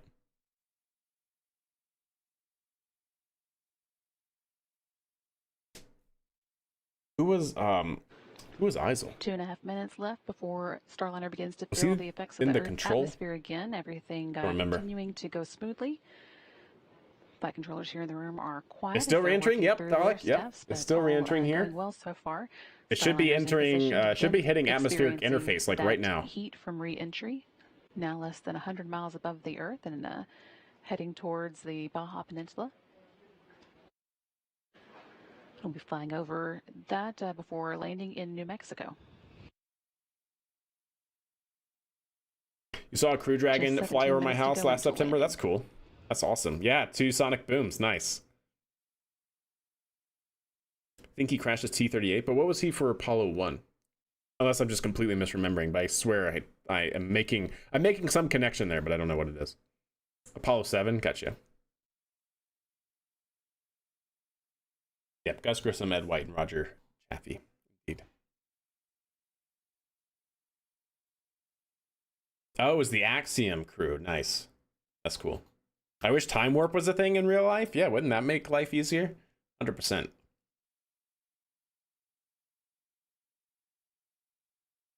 So you can still see the crew here. So again, we're looking at White Sands. This is the recovery crew. Basically, it's a gigantic, well, not gigantic, but it's a convoy that are able to go out and start the safing operations and recovery operations once the capsule lands out here in the middle of the desert. Less than a minute now until we begin. I don't, Andy. I don't. I've seen it, but I don't play it myself. Again, about 2 minutes after entry interface starts, we'll begin seeing the heating really get intense, and we'll go into a 4.5-minute blackout. So I'm pretty sure it should basically be at interface or past interface by now. I was really hoping they would show the telemetry again. That'd be really nice. Just so we can kind of get a confirmation of where it is in terms of it should be entering basically at Mach 25 approximately. Yeah, the telemetry would be better than this shot, but anyways, should be entering Mach 25 or so, and then somewhere on the order of 100 miles or less than what was that, like 150 kilometers. Oh, he was bumped off Apollo 1. Maybe that's what it was.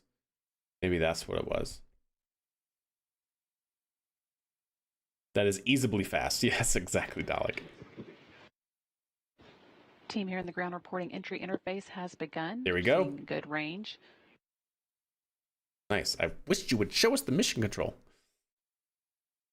Other than this all highly, highly blurred out picture from all the lights and everything. Seeing another view from the landing site, or the teams getting ready to move out to the landing site here. A little better idea from this view of exactly ISO how was bumped from Apollo 1, which is crazy. Not his time. A minute and a half until we move into the blackout period for Starliner. And 14.5 minutes until we land in White Sands, New Mexico. I know, really, really bright here, guys. The Starliner enters Earth's atmosphere at 17 times the speed of sound, which could create a sonic boom for folks living in the area. So Mach 20 or Mach 17 right now? Parachutes to a speed very similar to what you might experience while going down an elevator inside a high-rise building. The vehicle then comes to a safe, comfortable stop. Great shot! Exactly. I am excited to see some WB-57 footage, though. Hopefully we'll be able to catch it while it's still high going through entry. It usually does. Like for the Dragon capsule and stuff, they've used that 57 with the tracking camera in the nose before for like Dragon capsules and stuff. And I think for the last White Sand missions for Starliner as well.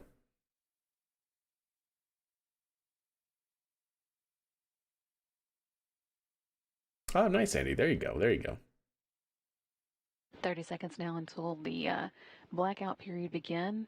Due to the compression of friction, not visible, yeah. The molecules generate a very hot plasma that causes the red-orange glow you often see appear in post-flight imagery on many spacecraft. Although we won't get to see that like I said, tonight, it has a very limited viewing range. Communication dropout. Like I said, this is about it because it's getting low in the atmosphere, right?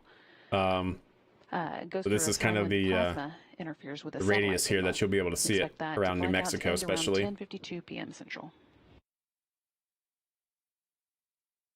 Well, this is also the time that I mentioned earlier where a Starliner in the past 2 flights has gotten that black. Add that to the speed of the Earth, Sun, galaxy really fast. Yes, indeed. And that just really proves our team that. And yet relatively slow. The ablative heat shield or the ablative material around Starliner is doing its job, and the heat shield is pushing that plasma away.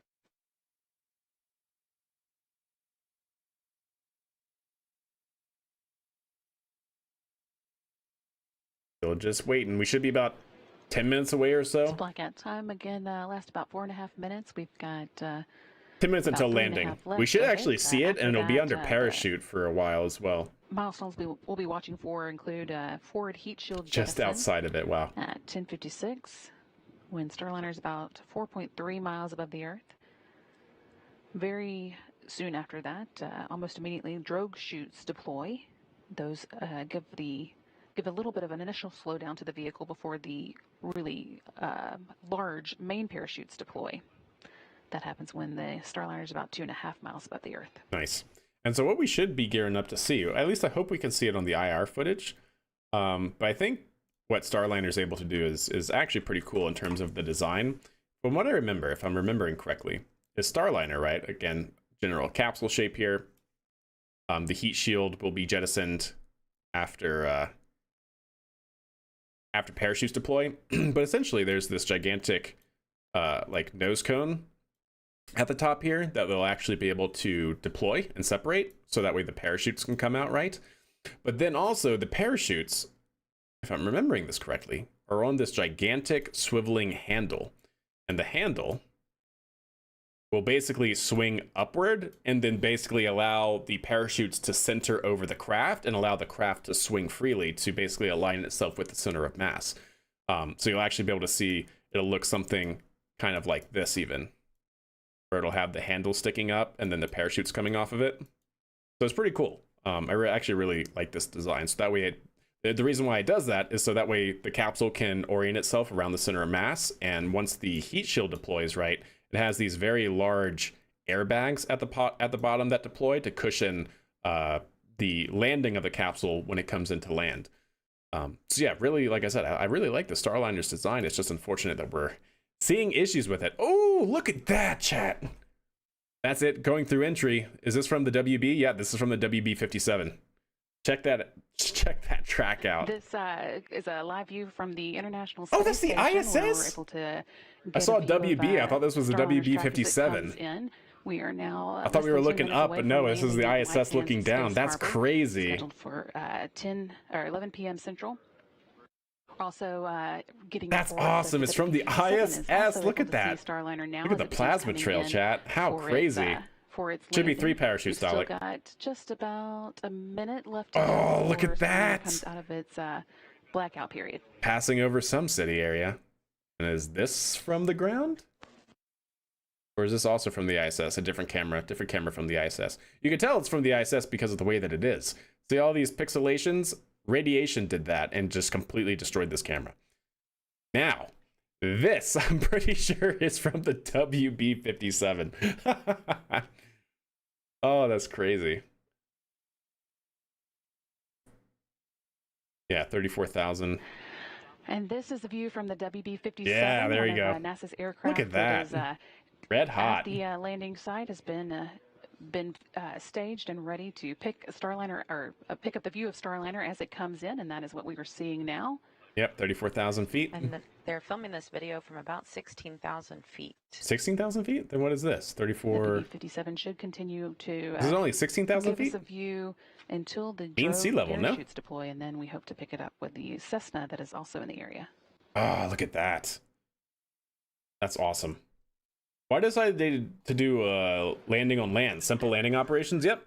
You don't need a ship. And you don't flight controllers need here in the room are helicopters. reporting that we are out Well, of that they still blackout use period and helicopters, but everything you is don't have to looking do it good. out in the middle of the ocean. Starliner remaining nominal. Yeah. As It she simplifies returns certain to things Earth. for sure.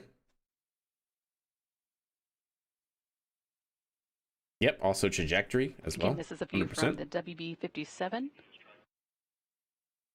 Look at that. Look at that plasma trail, chat. How crazy. Look at that. It's getting red hot. Starliner showing a White beautiful hot streak even. across the sky as she returns to White Nice. Sands, New Mexico.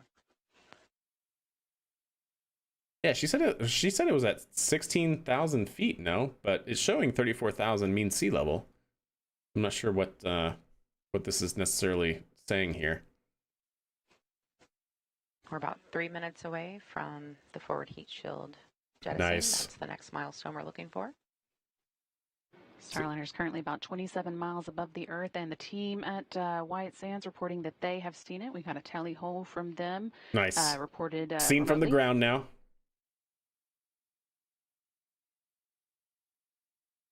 That means they are seeing Starliner from the ground there in New Mexico. Maybe that's the B-57's altitude, but I thought that they said that it was that the WB-57 was taking this footage at 16,000 feet, but maybe I misheard. Drink! Did you hear the thing about the thing with Blue? What thing? You mean their escapade mission being pushed to 2025? Look at that. Nice. This view's coming from track. the Cessna that's also in the area, picking up Starliner now from its lower altitude, about 6,000 feet above, whereas the WB-57 is about 16,000 feet up. We are now just 6 minutes and 22 seconds away from landing. Maybe she misspoke, because they said that was from a Cessna, and didn't she just say that the Cessna was taking shots at 16,000 feet? Which will bring on the drogue parachute deploy, followed by the main parachutes. I don't know. It doesn't really matter. Nice And tracking, the strobe though. lights on Starliner are now on. Oh, sees it. Oh, 6,000? Ah, I'm not sure. I'm just wondering what this is. That's mean sea level, so 34,000 feet, I would assume. Starliner is now over the landing site, and that strobe light will help the teams actually track Starliner on the ground because it is very dark out there. I don't think White Sands is that high above sea level. 16,000 feet? That's much taller than even Denver, which is the mile-high city, right? And just 5 minutes away from landing. Like Denver's only 5,200 feet above sea level.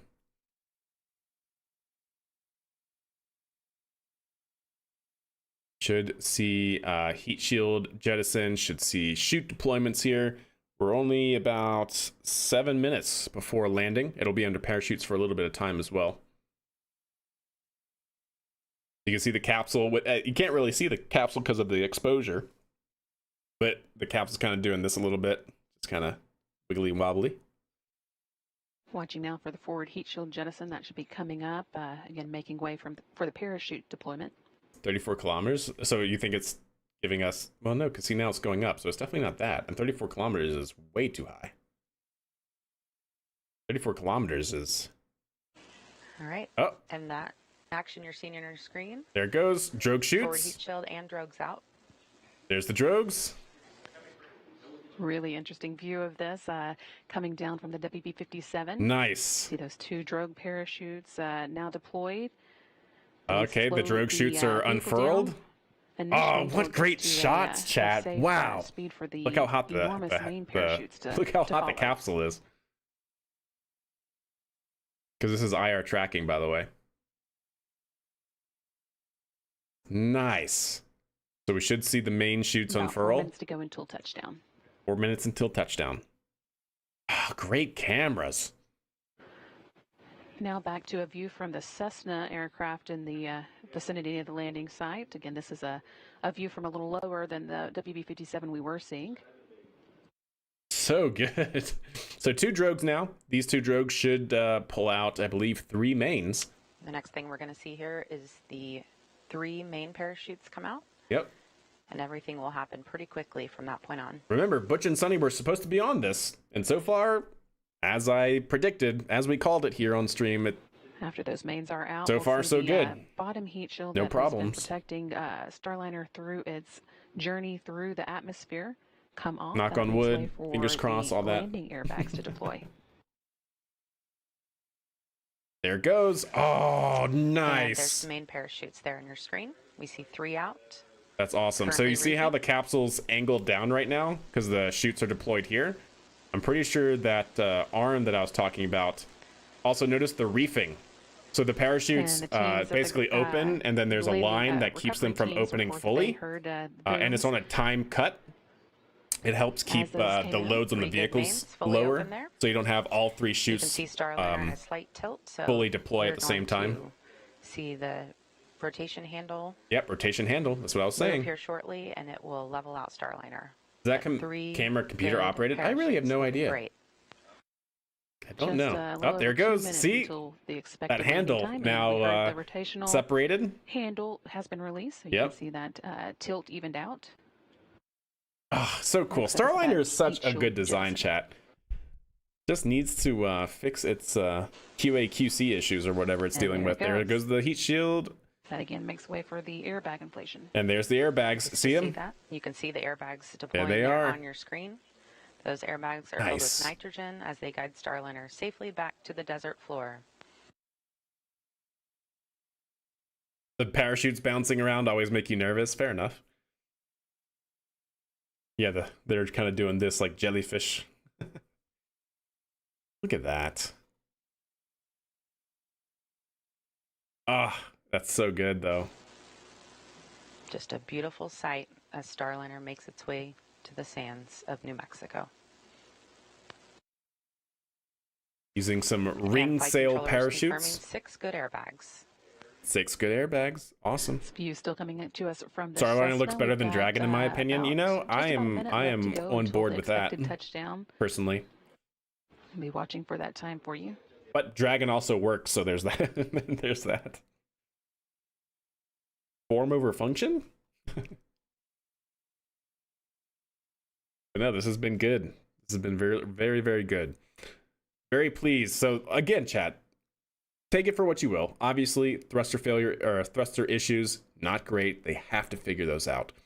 But also consider that this mission was only supposed to be an 8-day checkout of the capsule, and it ended up being a 2-month checkout of the capsule and its systems. So far, other than the thruster issues, it's been fantastic. Like every other system on board has worked nominally, at least in terms of the public relations that we've gotten from NASA. So it's really Just been about a pretty 15 good seconds mission away minus the from thruster expected issues. touchdown. Everything's looking good. You're Toast. seeing the ground there in your screen as we get closer. Mission elapsed time is 93 days. There you go.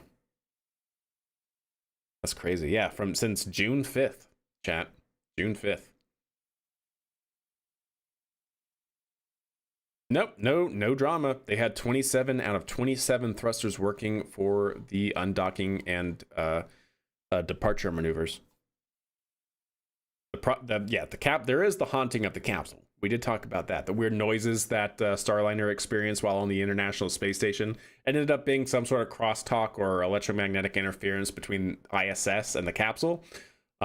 Something was happening, making some weird sounds coming out of the speaker systems of Starliner, but it was a non-issue. And there it goes. Touchdown. We have good Starliner touchdown, is chat. back on Earth. That landing coming at Nice. 11:01 and So it was all 35 for seconds nothing, Central Time. technically, but out of an abundance of 10:01 caution, and 31 absolutely, seconds Mountain Time at White absolutely Sands Base fine. Armor at the U.S. Army's Missile Range in New Mexico. Our landing and recovery Awesome. teams will So now wait good, for chat. clearance before making their Back way to the on spacecraft. Earth, safe and sound. One of No the worries. changes required with no crew on board is that the team here in the flight control room will be the ones to command Look at the wind keeping that parachute parachute to be open. cut away so that the wind doesn't pull Are the parachutes capsule reused? I don't along, think but, so. Not that they that's no couldn't be, problem but I for don't them, think they so, are, out of just caution now and stuff. with Starliner down, they can begin working on some of the post-landing. It's do good. Again, we saw Starliner touchdown at 11:01 p.m. Central Time. That's 1 minute after midnight Eastern Time, or 10:01 Awesome. p.m. Central at the landing site in New Mexico. Well, how about that, chat? How about that? Bedtime. All right, Andrew. Have a good night. Thanks for hanging out. Much appreciated. Hope you enjoyed the stream. Great to see the parachute. Hey, look at the drones, chat. This is a view from the Cessna, still watching the drones slowly make their own Drones, way not down. drones. Those, of course, are the drogue parachutes that preceded the main parachutes, first slowing Starliner down before the large parachute. I'm not saying it was aliens, chat, but also. But that's funny to see. Really just a flawless and beautiful descent of Starliner. Yeah, seriously. today. Like I said, ever Even since hurts. separation from the International Space Station, it's been flawless. It's been great. They had all thrusters working nominally as they expected. So I think they had 27 out of 27 that they expected. I think technically they were supposed to be how many actual thrusters should they have had? They kept some offline because they were those were the ones that actually like fully failed. But yeah, for the actual separation, they had 27 out of 27 expected, which is fantastic. No problems all the way through landing since separation from the ISS. Pretty happy about that. Hopefully it will work next time, 100%. Imagine they open it and the astronauts are there. Yeah. Yeah, Butch and Sunny was just like, we really actually didn't want to stay up on the ISS in space This again anymore. is the drogue parachute still making their way to the ground after Starliner has touched down with its main parachutes. What about the recovery Touchdown team? Came at 11:01 p.m. Central Time. The team here in Mission Control will be working through some post-landing steps now. Where's the recovery team? We don't have any eyes on the recovery team? The recovery team should have rolled out. Should have already been rolling out once they had visual of it.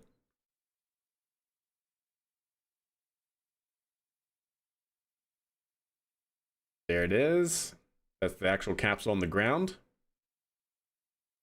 You can tell by the weight that it is.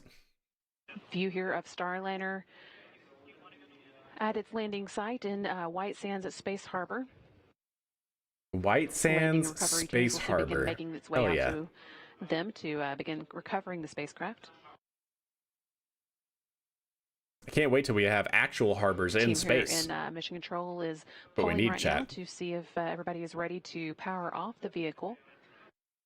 That again is a little toasty, showing a little bit of little heat there with the lack of crew on board.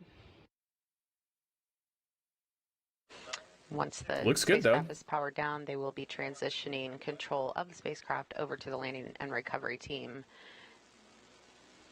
And it's a little difficult to see in this shot, but there is a strobe light on Starliner that will help the teams follow it out there. Well, if we can't see it, how are they going to see it? So probably on the other side. I would think the IR would be able to pick it up, but maybe not. We need shipyards in space. That's what I'm saying. We definitely need that. There they are. Awesome. On the move, but I think Leah Cheshire and Josh Barrett, our colleagues out there, may be able to give us one last update. Leah and Josh, can you hear us? Great landing of Calypso. I don't think there could be a Brady, better hopefully. birthday. Obviously, we did have really a great show. We were able to see the cameras that you were watching too from the WB-57, from the Cessna, from the Getting a little crosstalk here. But Leah, can I interrupt you? Yes. Concur. It's been a really amazing day. We were hearing a bit from space to ground there, but I think they've concluded, unfortunately. We'll see if we can get a recording of that for folks listening at home. But Leah, go ahead with your update. Yeah, sorry about that. Couldn't hear that one here. So, but here's Sunny, MCCH here. Rick just wanted to offer that he's got one more hour here. Hey, it's his birthday here. Yeah, and that's what counts. Birthday. That's funny. Yeah, it was a good landing. It's pretty awesome. Butch and Center are like, yeah, we knew it. You guys are the best. You are the best. Thank you. Sunny Williams there, offering a slightly early happy birthday to Flight Director Rick Hempling. He will be celebrating his birthday on September 7th, but technically in Houston, we're still a little less than an hour away from that. They are, of course, already on September 7th at the International Space Station. Yeah, they go by but UTC. If you're still with us, we'll still take that update if you can give it to us. Yeah, so as I was saying, we got to see the capsule and the plasma trail coming up over the mountains from the southwest. And we were all still standing outside the convoy to watch that happen. But the most unexpected part was when I could hear the main parachutes being deployed. It was very faint, just a little bit of a rumble. But that because they're basically in a mortar shell by Starliner as it was descending, and it would reflect a little bit up onto those. Hey, good morning. So we actually That's right. had a decent view as it was coming down under those chutes. And now we are actually on the drive out, and we can see the strobe light. It's giving us a great direction as we head toward the capsule. Yeah, that's right. We are actually making our way down the former space shuttle runway, literally driving right down the middle of it. Starliner is a little bit towards the southern end, so we see that strobe kind of in the distance there. But we will make our way to the 500-foot mark, where Goal Team will move in and begin their assessments. And then once they declare that proximity operations can begin, the recovery ops will really get underway. Nice. And with that, I think we were going to toss it back to you, Randy and Lauren. If you don't hear it from us again tonight, just wanted to say thanks for letting us be part of the broadcast and give you the perspective of all the hardworking ground teams, both NASA and Boeing, out here at White Sands in New Mexico. So with that, sending it back over to Mission Control Houston. Well, how about that, chat? So yeah, just a recovery or a recap of everything that's occurred. So earlier today around 4 p.m. Mountain Time, that's 6 p.m. Eastern Time, just 6 hours ago, almost to the dot, we actually had Starliner separate from the International Space Station, undock, and then did a series of 12 departure burns, or I should say departure thrusts in a sequence here, moving it out of phase from the International Space Station. From there, it then coasted for approximately 5 hours, and then they did a 57-second deorbit burn, which then put it on track to land here tonight at the White Sands Space Harbor. So there it is on the ground. Everything went absolutely perfectly ever since separation. So they had 27 out of 27 thrusters firing, so no thruster issues as far as we, the public, at least know right now. But as you could clearly see on the undocking footage, it looked very, very good. And of course, it was on its intended trajectory. And then as we saw go there, reentry went flawless. It seems like. What I was saying earlier is that those parachutes, when she was saying that she could hear the rumble of the parachute deployment, the parachutes are quite literally in like mortars. They're gigantic pipes with the parachutes all packed inside of it, and there's a charge at the bottom of it that actually shoots them out. So that's what they're talking. We actually saw that on the footage here during its landing right before deployment. Let's see if we can't see it here on the quick replay. See those? Yeah, that big spark that you're seeing there. So this, by the way, is the heat shield cover on the nose cone. You can see 2 drogues there, basically increasing the drag of the nose cone or the forward heat shield to separate. And basically what that does is it exposes where the parachute compartments are and exposes that forward docking plate as well. So you're seeing that fall away right there. There's the capsule. There's the forward heat shield or the nose cone essentially. And then right coming out here, we'll see the actual drogue chutes for the mains pop. There they go. Look at that. So we have 1 and 2, both sides for the 2 drogues. All of that you're seeing basically just residue from the residue from the charge that was sent. And then there are the drogues. Boom. Not bad, right? Not bad. At least now they have Starliner back for study. Yeah, unfortunately, though, Dalek, is they don't get the thrusters back that were having the problem. Because those thrusters were in the doghouse. Let's see if I can actually find a... Ooh, look at that. This was during undocking earlier. So this is Starliner, right? The thrusters that were having the issues are inside of what are called doghouses, these structures on the side of the spacecraft. Unfortunately, these are on the jettisoned module. When we were talking earlier about them separating from the service module, these are attached to the service module. So they don't actually get the problem thrusters back, which is unfortunate. But yeah, nonetheless, everything. See, here's the actual thrusters firing. But these are the doghouses here. You can see they're attached to this white structure at the bottom of the capsule. And then the capsule itself here is what separates from it. So yeah, we don't get the thrusters back. They burn up on entry. But nonetheless, they can definitely get Starliner capsule back and hopefully see exactly what's going on with it for sure. But yeah, really awesome, really great. See, look at those thrusters firing, chat. Absolutely awesome. But yeah, these were part of the departure burns. So here's the actual one of the pieces of ISS that we're seeing in camera view here. It's doing a departure burn, basically a series of thrusts. I think it was 12 that they did in sequence, separated by, you know, a few seconds apiece. And then that moved it into a trajectory that allowed it to basically come around the station and then phase out away from the station over time to where it could then do its deorbit burn. Pretty good. Just like your Kerbals, that's right, just like it. Your Chromebook is keeping you warm. Yeah, exactly. What's up, Turkey? How are you? How are you doing? But yeah, not bad mission whatsoever. Really, really happy with that turnout. I have to say though. Starliner, bring me home, take me home. I spent too much time in space for for Dragon. Yes, exactly. So now, in emergency, where do Butch and Sunny go? Yeah, in an emergency, it seems like, I don't have an answer for that. I mean, I think if there's an emergency, they would just take, there's a Dragon capsule up there right now, right? I believe they would take the Dragon capsule home, because at that point, yeah, they don't really have seats and stuff, but at least they're alive if there's an actual emergency that requires that from them, right? That's kind of what I was talking about when we were hearing that contingency plan during the second press conference, like 3 weeks ago or something like that. The Russian capsule has less room, so I don't think they'd go in the Russian capsule. Russian capsule fits 3 barely. Like if you've ever seen the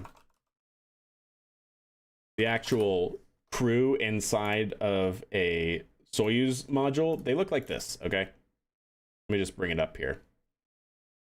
No, not that. Yeah, here we go. This is what it looks like inside Soyuz. Okay, that's what it looks like, chat. There's no room. Okay, there's no room in Soyuz. Dragon capsule is at least originally designed to fit 7 and currently outfitted to fit 4 in terms of chairs.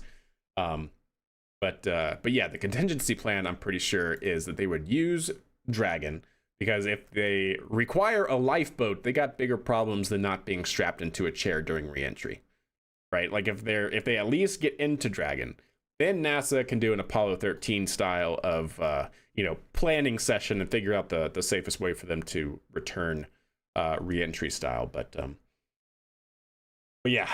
I saw an inside of Soyuz at Baikonur. That thing was a small closet. Yep. Yeah, it keeps you warm. Exactly. But yeah, I'm pretty sure that was the contingency for that. They just get in Dragon, and then we'll solve that problem when it becomes an issue. Crammed like sardines, indeed. But yeah, so these are where it's these particular thrusters in these what they call dog houses, these structures here that are having the problem. It seems very much that the problem is all stems from having their thermal model wrong. At least that's my assumption, piecing together bits of information we get across press conferences.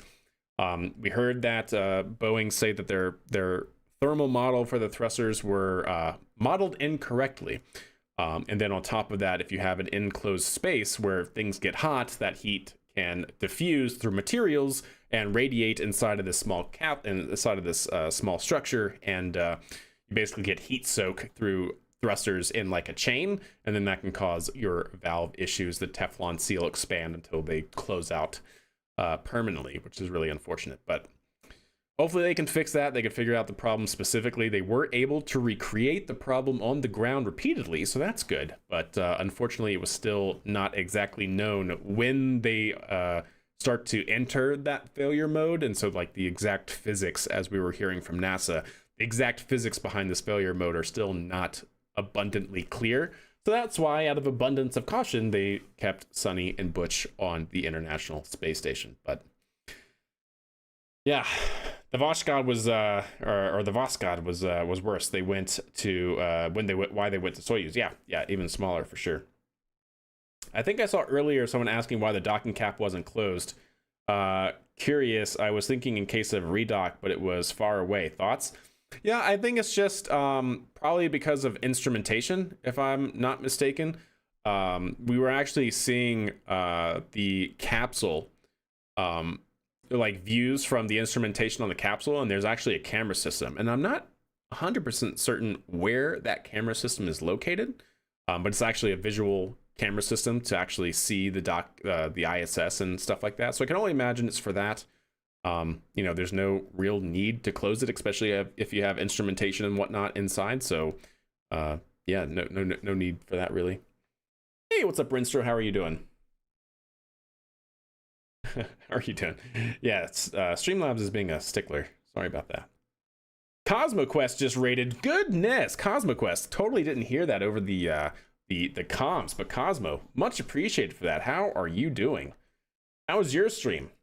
Hey, Veronica. How are you doing? Hope you're doing well. Yes, welcome everybody. Hope you guys enjoyed CosmoQuest stream. What were y'all up to? Were y'all watching Starliner, or were y'all doing some other stuff? But yeah, much appreciated for that raid. If you're new to the stream, welcome. My name is Rocket Guy. We're covering the Starliner return from the International Space Station. Went absolutely flawlessly. Very happy for that. Like I was saying earlier, when they were doing their departure burns earlier at 6 p.m. Eastern today, away from the ISS, all of the thrusters were working as intended, which is fantastic.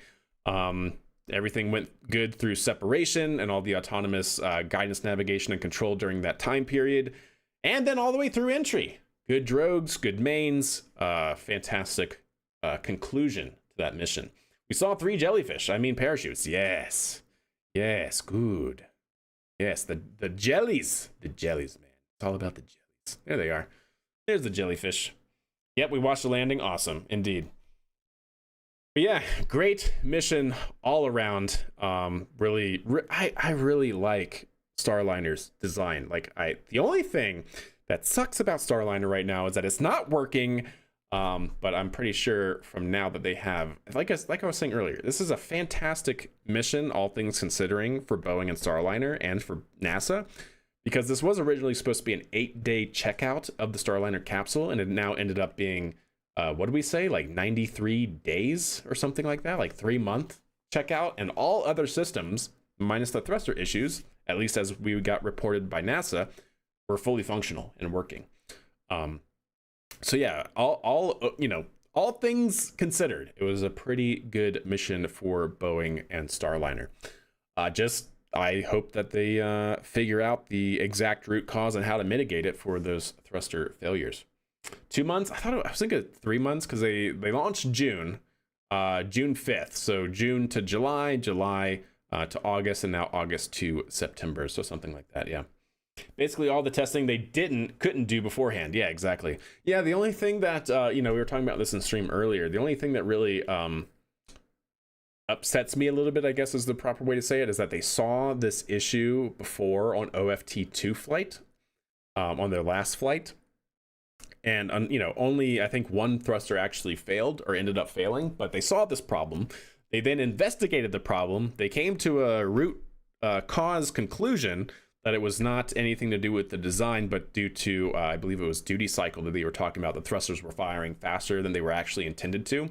So they basically said that was the problem, and then reflew it, and then having so many other problems. So it's a weird issue. I was saying this in last stream, probably one of the hardest things to get right in the space industry is valves, right? Because a valve, if you actually think about it, is 5 different components, if not more. So when you have a valve, right, you have like some sort of actuating piece, and this actuating piece is in a housing, and then you have some sort of seal that gets plugged for flow to be restricted. But unfortunately, this means that there are 5 different components. And unfortunately, with each one of these components having to actuate and move, their flight environment is one of the harshest known to man. It's the space environment, right? So, in the shade, you're at like negative 100 degrees centigrade. In the actual sunlight, you're at like 120 degrees centigrade. There's no convection, so you're getting heat soak into your components. And then the only way to cool them off is by radiative cooling. It's crazy, right? And then on top of that, the particular issues they were having were with their oxidizer valves, which is nitrogen tetroxide, or NTO. NTO being one of the most caustic materials to the things inside valves. So not only is it the thermal model or the thermal environment, but also the horrible materials that the valve actually has to operate with. And then on top of that, chat, 5 components is a major issue because each one of these components is comprised of a different material, and each component with a different material has a different thermal conductivity, a different coefficient of expansion. It reacts to the NTO in different ways. It's horrible. So yeah, I can definitely understand why they have valve issues. The only thing that's really a problem is that they don't understand the valve failure modes. If you guys remember back to the Starliner, was it actually this mission, Starliner? I think it was, right?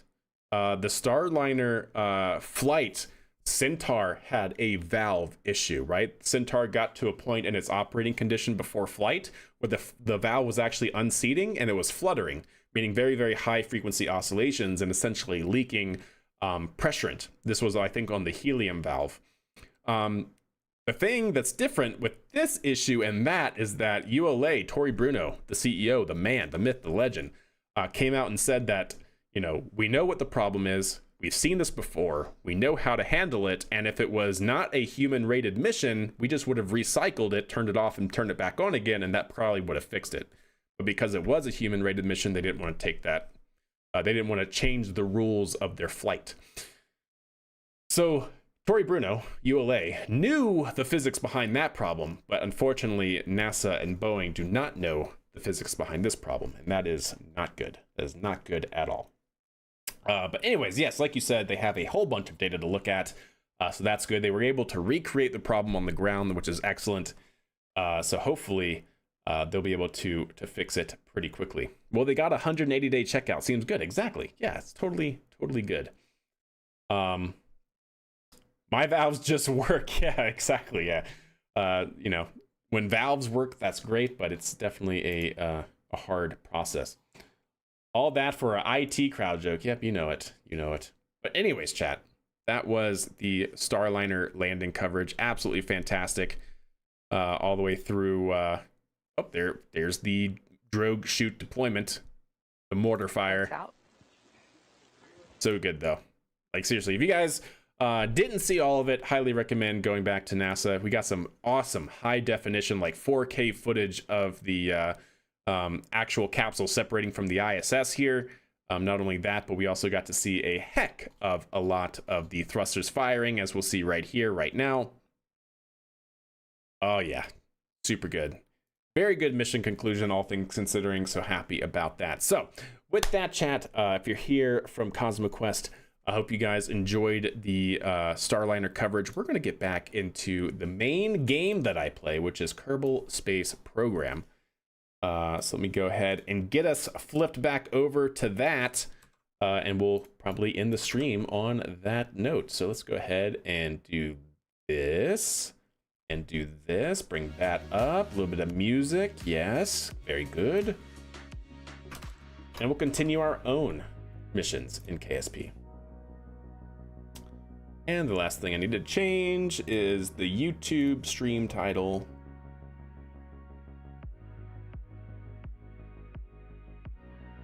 Cool. Not bad. How do I mine for ore in KSP? You should need an ore tank, and you should need a drill.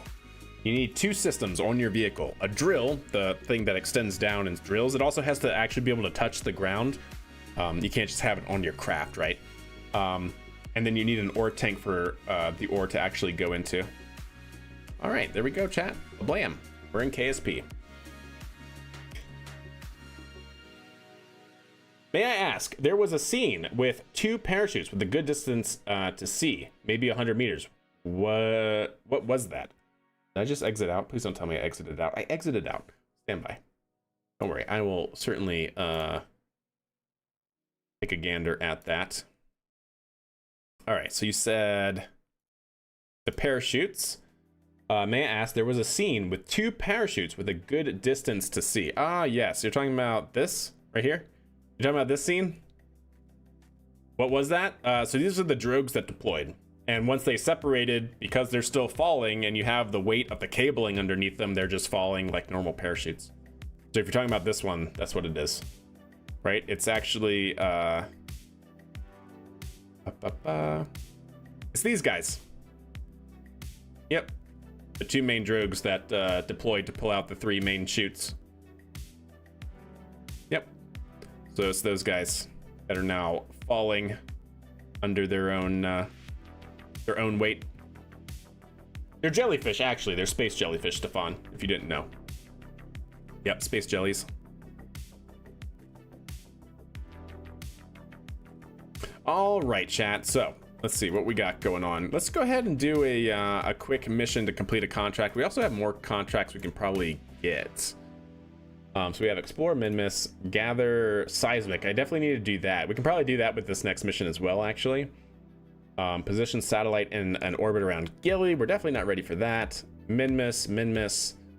Specific orbit around Kerbin. Build a new surface outpost on Minmus. So Minmus is the place to be, chat. Minmus is the place to be. Something about jellyfish go, exactly. 100%. I was a little late. It's just 6:30 in the morning here over in Central Europe. I understand completely, and don't blame you for missing certain things. I'd be like, oh my god, what is that? Buried tourist, don't want to do that. Do a complex scan of a green sandstone. No, thank you. Conduct temperature survey. No, I don't want to do that. Build a new orbital station around the moon. Aha, you don't say, you don't say. At least 5 Kerbals, a cupola, maintain stability. Done. We can do that with our next lander mission, actually, because our lander actually achieves all of those things. Let's see. Build a new orbital station for this agency that can support 5. What? Where? How? Well, this is easy too. I can complete this on the next mission. Heck yes.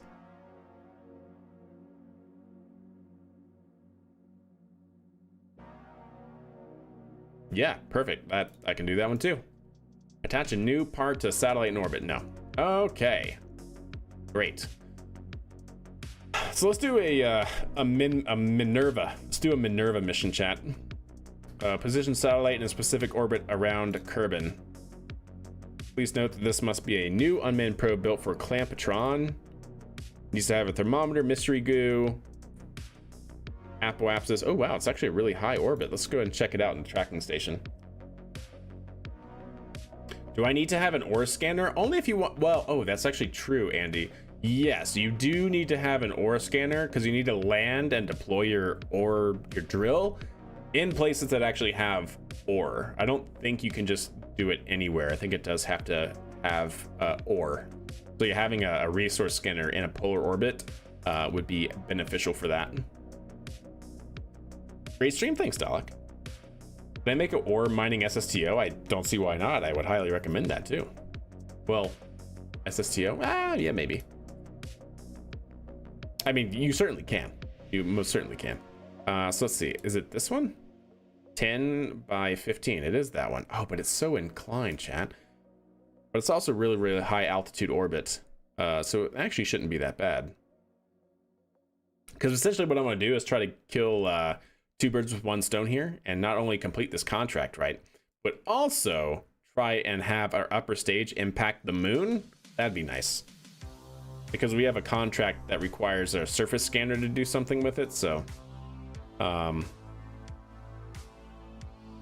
that's the relay. We can kind of get rid of that. That's fine. I don't think I have anything else out here, do I? To basically hit the moon with? Not that. Nope, those are all good. Not a problem. Oh, wait. Oh. Okay, sure. I can do that temperature survey.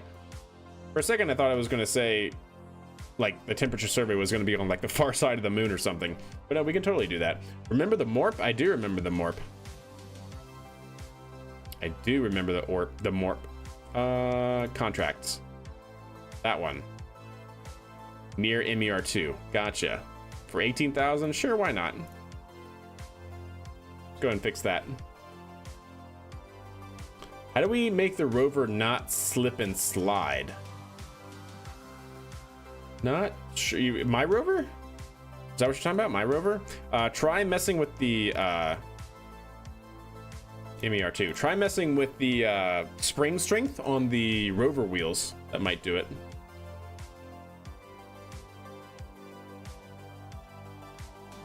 Yeah, oh, you're okay.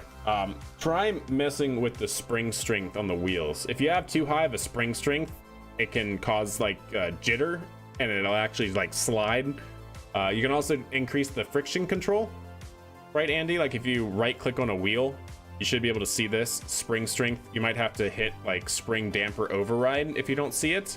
And then also friction control, you can do the same thing. You might have to do those. Maybe that'll help. All right, let's see. What do we have to do? We have to go down here. Okay. I have to go this way, chat. All right, well, let's do it.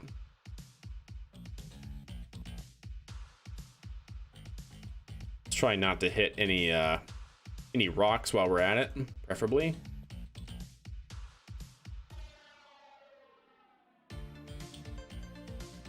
Drift do on the moon, chat. A little bit of drift do on the moon.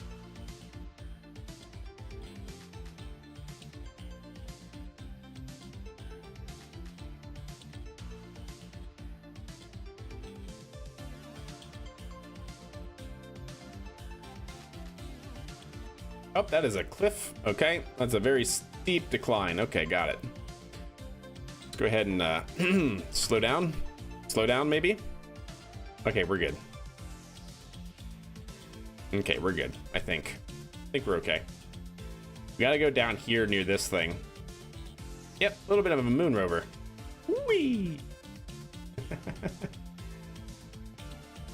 Can I just do it from here, actually?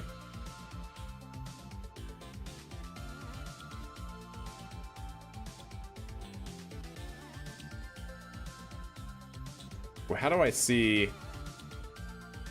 No, okay, so I did not. So that definitely did not do it then. Good to know, chat. So we must go closer. Yeah, I don't blame it. Yeah, we're definitely not there.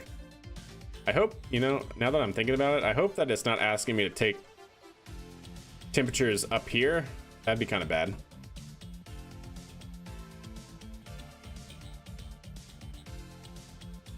That'd be kind of bad, chat.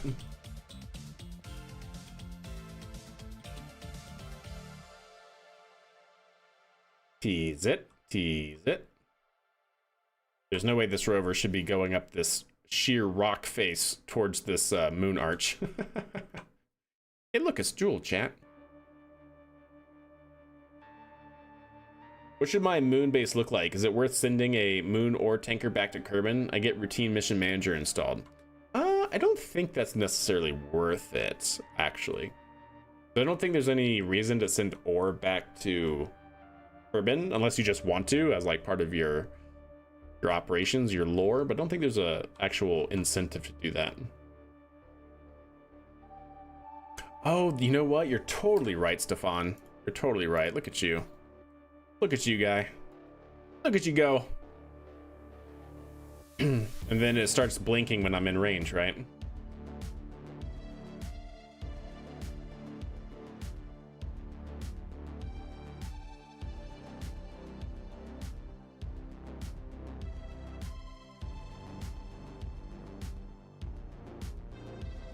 I did know that, but it was not coming to me at the time.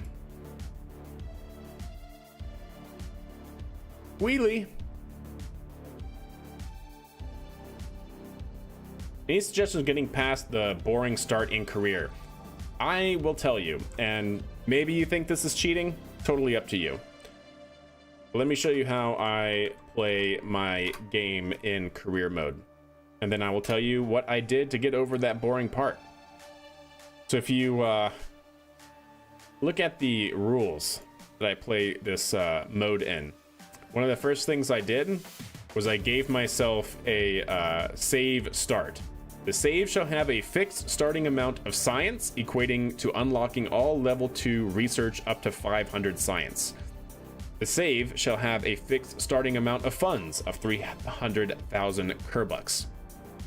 I did that So I could actually build a launch vehicle that I wanted to build, didn't have to go with the early contracts that I didn't want, and then also was able to have enough parts to actually build a spacecraft that I deemed, well, exciting, I guess you can say. So that's how I did it. Because you can actually do like Alt F12, right?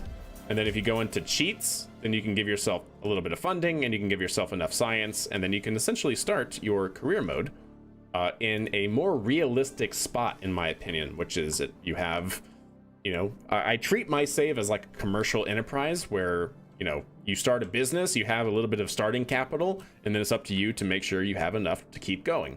And so after we had that start, it was all contracts from there, basically. That was that's how I've been playing Royal Turnips. Not sure if it's necessarily, there are mods if you're open to playing with mods that change the stock career mode to be a little bit more realistic and engaging. I don't remember them off the top of my head, but maybe Twitch chat. Do you remember any of those mods names that do that for the stock career mode? I want to make a sufficient base for snacks or a life support mod, but I also want to build ships off the moon or Minmus. That's fair. That's fair. I don't know if you need a mining shipment logistics platform for that, you know. I was actually thinking of having a constant supply of ore going to a big processing station in LKO. I mean, I think that's cool. If you, especially if you want to have like a refueling depot, right? Like if that's the idea. And if that's what you meant, Andy, I apologize, I misunderstood. I was thinking you were saying to bring it all the way back to like landed at Kerbin, but if you mean like into LKO for like processing in orbit, then I think that's definitely something worth doing, and I think something that I will eventually do in this save. How do I build an SSTO? Ooh, I mean, there's no real secret to it. It's essentially just make sure your spacecraft has enough Delta V, enough propellant, right, to get whatever payload mass you're looking to get into orbit, and just go with that. Like, it's no different than building a it's no different than building any other spacecraft. It's just put all of your fuel in one stage instead of multiple, right? What's up, ISRO? How are you? All right, we are skidding along this rock face. This is definitely very dangerous. Highly not recommended, but we're doing it. Looks like KSP 3. Yeah, I know, right? Yeah, we're working with a mod called Parallax, which gives you the visual updates from the stock game, which is really nice. But yeah. Realistic progression, I think. So yeah, if you're still here, Royal Turnips, there's a mod called Realistic Progression that seems to make the game a little bit more real and changes some of the early contracts and stuff. It gives you like probe cores first instead of like the capsules and stuff. So does the moon have steep craters like this? I'm sure, yeah, 100%. I mean, have you seen the surface of the moon? Like, the surface of the moon is very bumpy, 100%. Like, if you look at old Apollo pictures. You know how to use extraplanetary launch pads? I do not. No. Anytime I've tried to do that, I've actually just built my own. We didn't need that. We actually did not need that, which is good, because we don't have it anymore. Oh, I can take it now.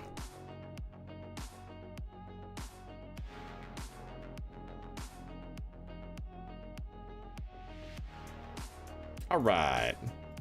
Contract complete, chat. Contract complete.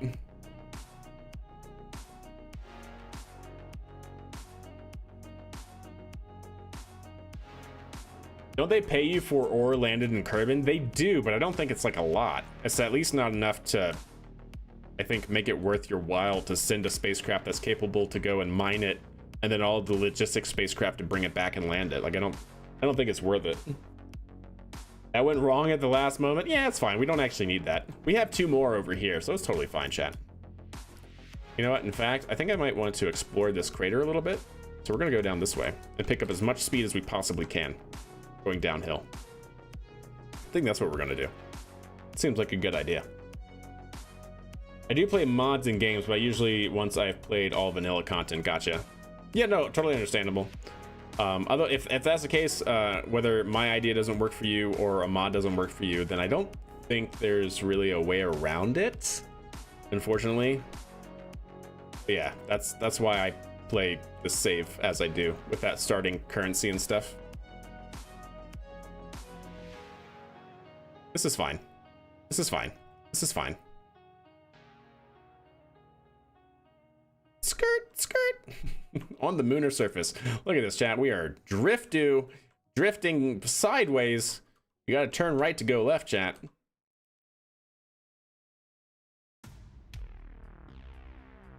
I'm trying to see if there's like a good landing spot down here, because we might be able to use this as a secondary outpost location.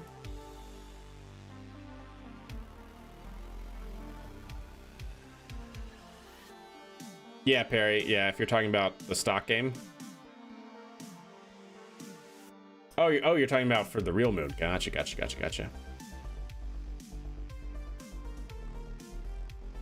Yeah, I guess it's because, technically speaking, we've never sent anybody near a crater like that, you know? Aw, Panta, what are you doing? I'm just kidding. What you got? All right, wait, why did it even time you out for? How to keep the language classy? Oh, why is that? I need to make a note to like put Streamlabs on like better terms or something. It is like way too strict, chat. I want to go over here as well because I don't want this to be in render range. We're gonna bring it a little bit farther away.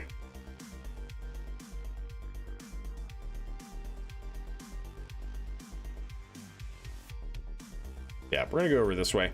I just want this rover to be out of render range of the all the landers and stuff. We're gonna go to the bakery now and get some croissants. Very nice. I very much dig that. Definitely enjoy your day and have a good breakfast. That sounds amazing. Freshly baked croissants. Heck yes. It's technically a bad word, I know, but that's like a little bit too much. You know? No dust kick up. Moon is very dusty. Yeah, no, not in KSP. No, it's actually like glass, as you can tell. Yeah, regolith and rocks are actually like glass for some reason. Gosh dang it, Panta. What are you doing? Anyway, I sent this to EJ and he is thinking about it. Here you go. Let me see.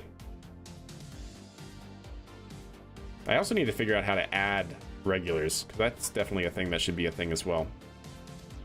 Whole cam VDS continued. I am down. I'll keep that open, yeah. That sounds pretty righteous to me. I know, right, Panta? Truly.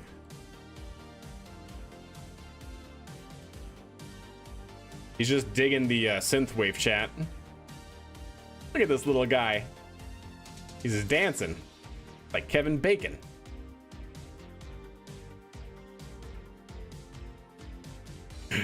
Better than ray gun. It had hull cam so you can do SpaceX style launches. I am so down for that, chat. So down.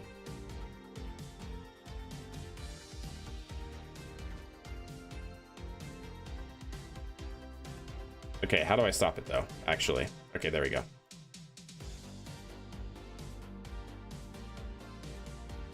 Please don't break. All right, let's just stop it. Let's just stop it, yeah? Thank you. All right, continue away. Again, I want it out of render range, and we should basically already be out of render range. I just want to make sure. So we'll drive it to 3 kilometers. I know that's out of render range, so.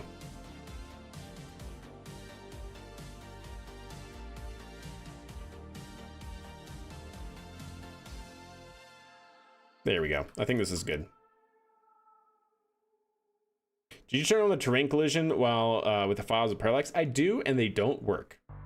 I actually do have them configured, but apparently there's an issue with another mod I have, and I haven't been able to figure it out. I also haven't really looked into it, but yeah, I actually do have the parallax set to collision equals true, and yet this happens.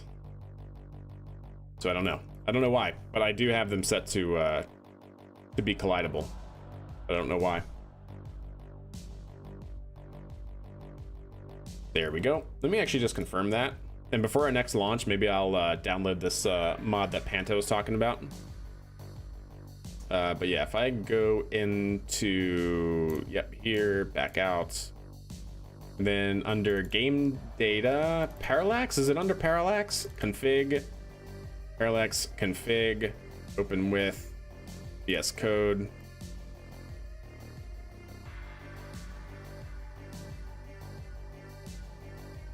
Dun, dun, dun. Enable scatters true. Or is it under scatters? Yeah, enable, oh, what? I swear, if this doesn't fix it, I probably have to reload the game, but I definitely changed that. Okay, let's try that. I've definitely had that changed before, and I'm sure it's not going to work now because I'm going to have to reload the game, which is fine. So let's actually go to Space Center. We're going to resave it. Oh god, I should probably not have it stuck in a rock, right? Should definitely probably change that. But yeah, Ronnie, thank you for that. I should have checked it, I guess, again. I swear I've changed that before, and it didn't actually change anything. All right, let's go back to the tracking station. I'm going to move it outside the rock, so that way if we... Well, I hope it doesn't do it now, but hopefully... hopefully we'll be able to see it. Oh, there's actually another temperature thing that we have to do as well. Yeah, get out of there. Exactly. Exactly. And somebody in Twitch chat, you mentioned a mod as well. What was it called? Can you remind me? It's in my tab somewhere, but... Make the collisions not work? Maybe I changed it in Scatterer. The Scatterer also... Oh, that was the wrong one. Okay. For a second, I was scared. Does Scatterer also have a collision thing? Maybe I changed it in Scatterer and not in Parallax? Through the eyes of a Kerbal. Thank you, yeah.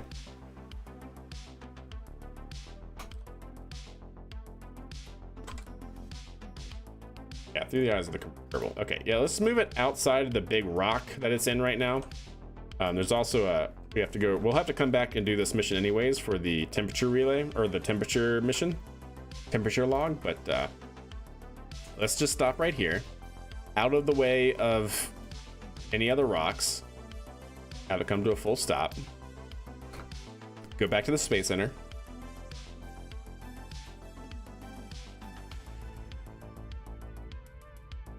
You should try to do some engine landing rockets on Kerbin. Oh, we do that. Oh, don't you worry. We do that, Ronnie. You check some of my VODs and stuff? Yeah, we develop Python control. We actually control our rocket landings with Python. We automate them. Is this a mod for the terrain detail? Yes, it is. It's called Parallax. There you can see it in the exclamation point mods command. Okay, let's go ahead and now that that's saved, do that. I'm also going to open up CCAN and download a couple more mods recommended by viewers. So let's go ahead and do that. CCAN.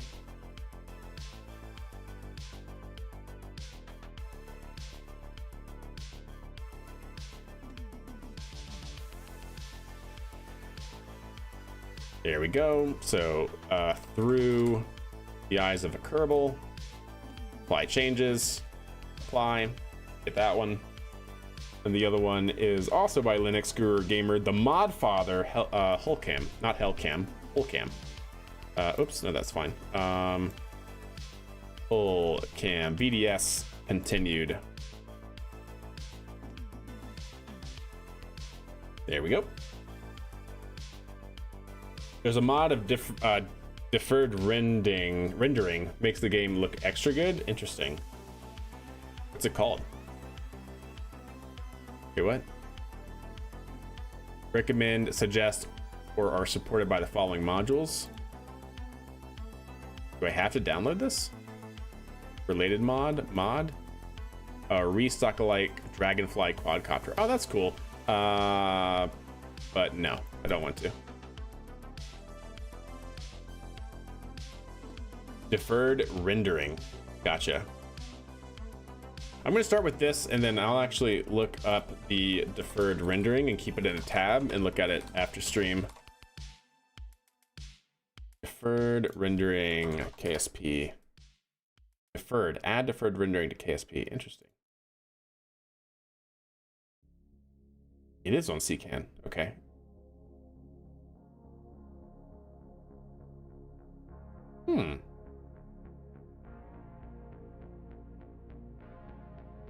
Interesting. I will take a gander at that and see what it does. That's actually looks really good. Okay, well, let's go ahead and redo it and see what happens, chat. Hellcam is a whole different thing. Yeah. Yeah, indeed. Deferred is great. Okay, cool. Very nice. Very nice. And hot rockets, you said? Hot rockets. KSP. Particle effects. Does that work with waterfall?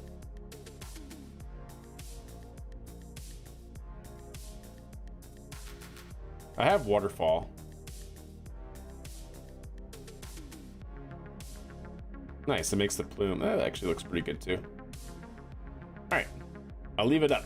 I'll leave it up and check it out. Well, let's see what we can do, chat. Ugh.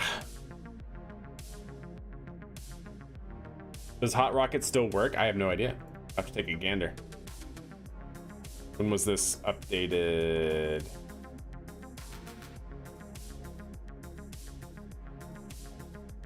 I'm not sure. I have to see it on CCAN if it's still a thing. Alrighty then, chat. Let's see what we got.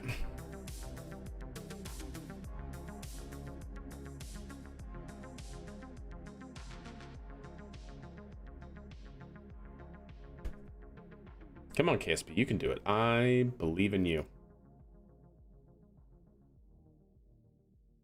Load, please. Let's go see if the scatterer works, and then we'll go check out the Hellcam.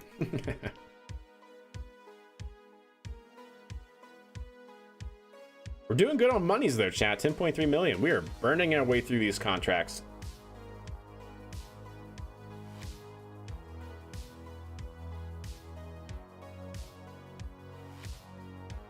Any good SLS mods? I don't know. For the stock solar system? That's a good question. I don't know. Like a parts mod pack for SLS? I think it was this one. Fly.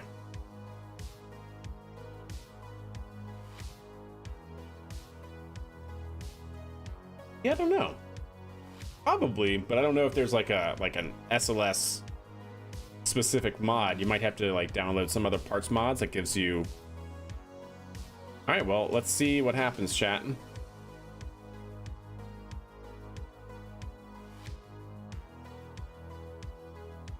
think there's a moon ship HLS mod. That I definitely don't doubt. You have a good way to earn extra funds? By all means. Oh, we definitely, I think, hit something, maybe.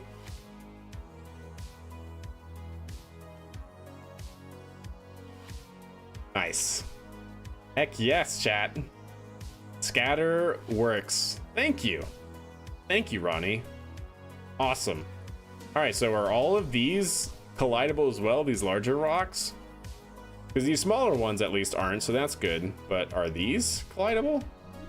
Raiders detected. More raiders. Welcome and enjoy your stay. Markro, thank you so very much for the raid. How are you doing? I hope I pronounced your name right at first glance. But yeah, thank you very much. Raiders, welcome. We are finishing out our KSP playthrough. What were you up to? Benji has a good one. Artemis Construction Kit. Did you hear that, Andy? Artemis Construction Kit. All right. Oh, that's awesome. Heck yes. Thank you, Ronnie. Very nice. Very nice. Yeah, Artemis Construction Kit. There you go. All right, chat. Well, I'm pretty happy with this and how this turned out. We now have scatter, for better or for worse, we now have scatter that you can collide with. KSP as well? Heck yes. Hope you enjoyed it. Hope your missions went well. Very nice. Welcome to the stream. We just got finished landing a set of Kerbals here on the moon tonight. We then watched the Starliner re-entry for real IRL program, space program. Pretty good. So now we're going to go back to the Space Center. We got a new mod that we downloaded based off of viewer suggestions. We're going to check that out real quick. Made sure to back up just in case. Nice. Yeah, I've actually always operated KSP on the standalone version and never through Steam. So I kind of lucked out on that front, but let's go and see what trouble we can get into here. I want to do it on probably a DCX vehicle if I can. Play around with it here. So where would that be? How do you use hull cam? Not in robotics, not in coupling, payload, probably in like utility, no? Oh, oh my. Oh dear, chat, we're in trouble. Okay, well, let's check it out. Let's check it out. We're gonna test it on this rocket.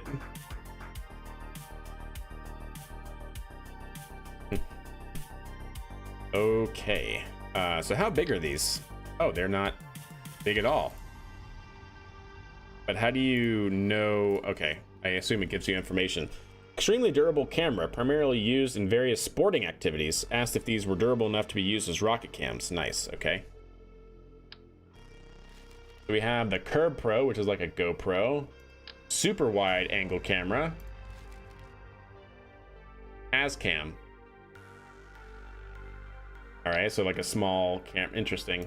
You can't really see booster cam. Packs 2 cameras in one discrete streamlined package. An aerodynamic camera, now with racing stripes. Rotated 180 degrees. So it's like upside down. Relative to the body, I guess. Oh, interesting. Oh, interesting. Interdasting, chat. Go to the science tab. Cam. What? Okay. I dig it. Cam.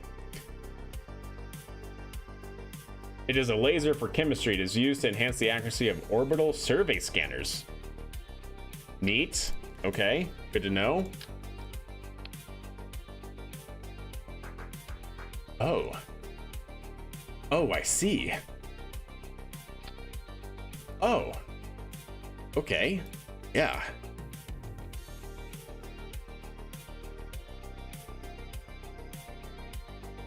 Stop it.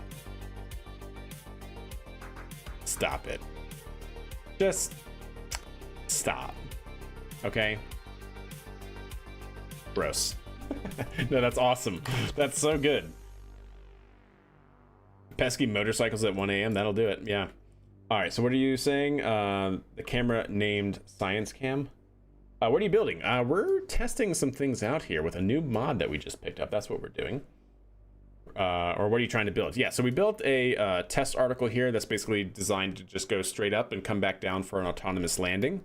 We use Python to automate our rocket landings in Kerbal. Python, the coding language, right? So you were saying give best results both under utility. Okay. Gotcha. All right. There's more. The nav cam. 2 cameras for stereoptic visions, a moderate zoom and night vision used for robotics. Awesome. Another nav cam, tiny lightweight camera, night vision camera. Oh my gosh, what did we do?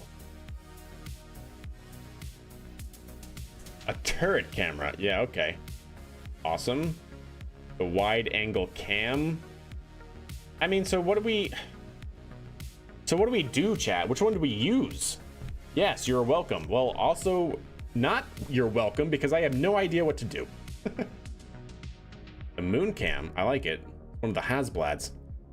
Launch pad camera. Stop. Just stop it.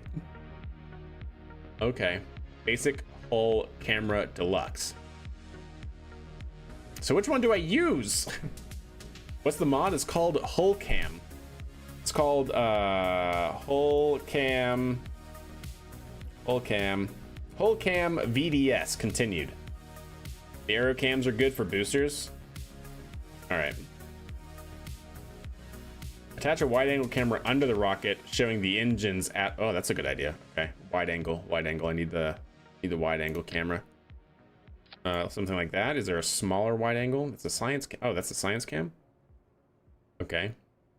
Night vision. Moon camera. Or Pro. I wish it would tell you stacking. What is stacking? Stacking capacity 5? What does that mean? Stacking capacity 21? Super wide? Okay, so a super wide angle lens.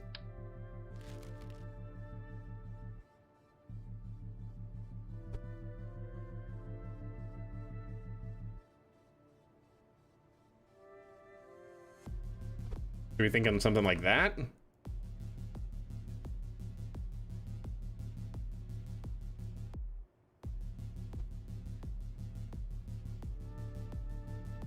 So you could put a camera on the launch tower? Absolutely. In fact, you know what? We'll hold up.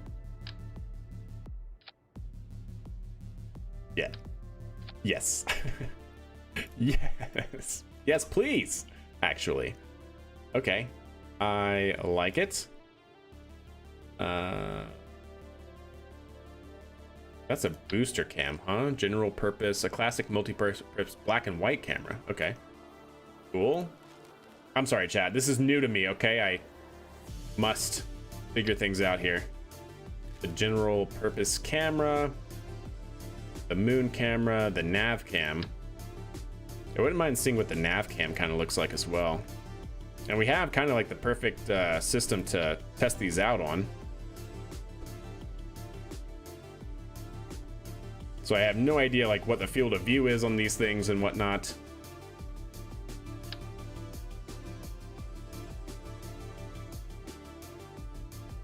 So just bear with me as we learn. As we learn, chat. Actually, you know what? Let's put this over here on this side. I don't know what I'm doing. Hasn't happened to me in KSP in a while. Actually, let's put this in a little bit there, like so. Yeah.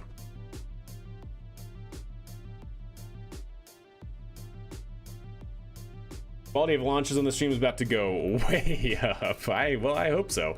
Okay, so we got one on the engines. I do probably want to try the two-way camera, the booster cam. I think that would be kind of slick to do. Yeah.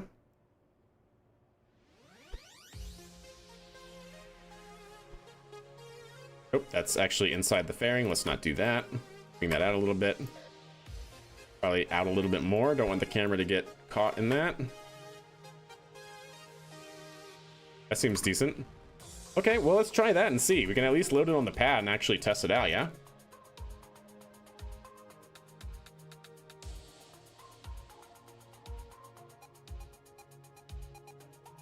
Oh, I don't have Thomas here, huh? All right, we'll get with Omni then.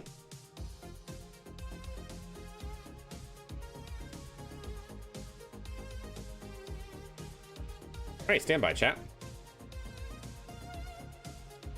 Oh, is this actually over by one? Okay, I'm sorry. Then in that case, I'm gonna take this camera off.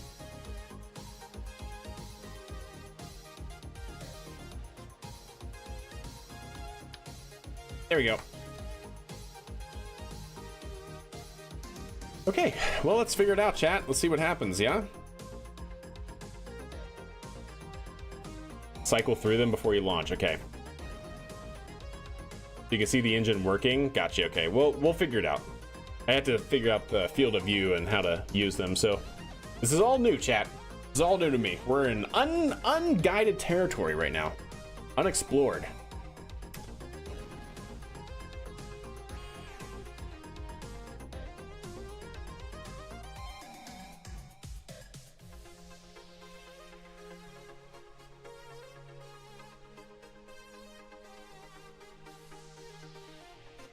Is there a way to cycle through all of them, or do you just have to...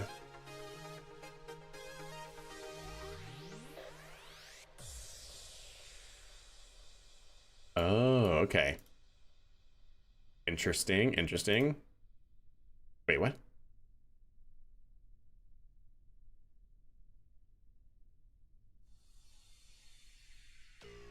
I'm confused, chat. I'm confused. What is going on?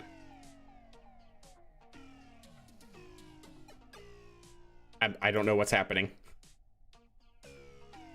plus and minus? Oh.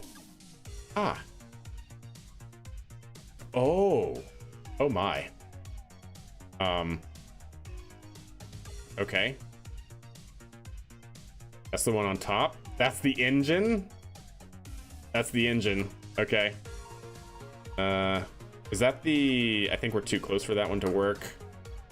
I don't know what that one is. I have no idea what that one is. Wait, what? So, I don't know what I don't know how to stop this. How do I stop looking through the camera angles? So that's the... This one's upside. Where is this camera? Where are some of these cameras? I don't remember placing all of these, chat. How do I turn them off? How do I get back? How do I get back, chat? Oh, docking ports, right? They're in there are cameras in the docking port. Press C twice.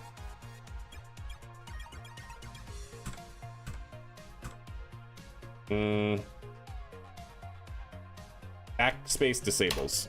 Ah. But then it messed up my... Wait, what?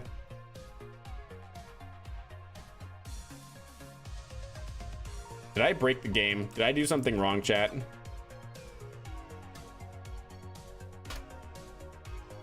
I can't rotate my camera?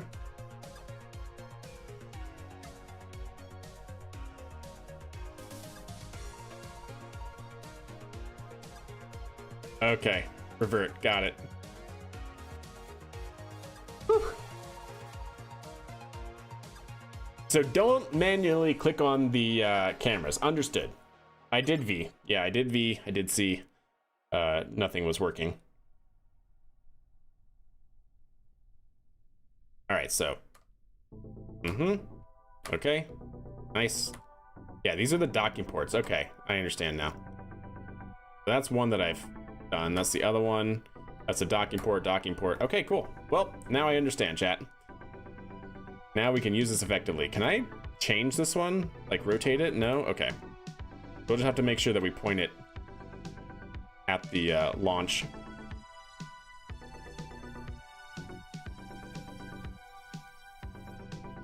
Actually, I can't, right? I can't actually use this one, right? Because it's not gonna be a part of these, if I'm not mistaken. It'll be part of this vehicle, so I won't actually cycle through it.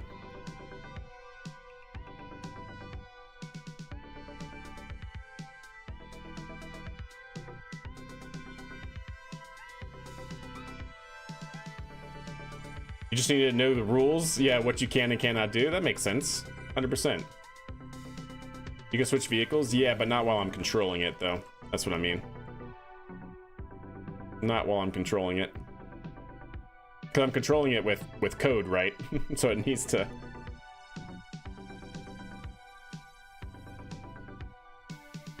A view from the engines during liftoff? Yeah, I can definitely get behind that for sure. All right, there we go.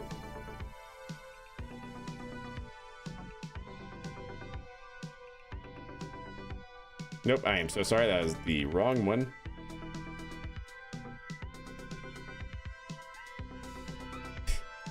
Perfect.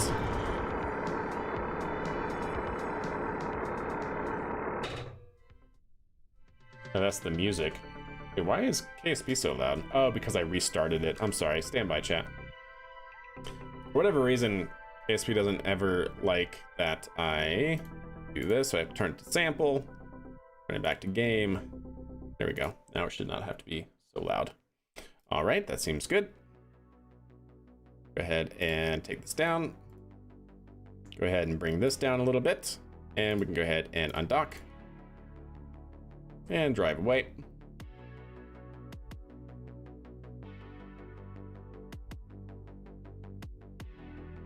Ah, so that camera's actually upside down.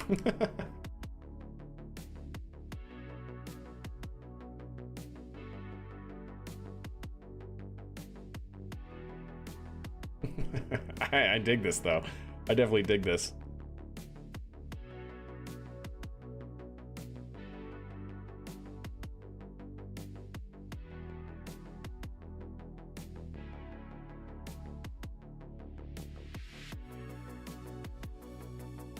Here we go.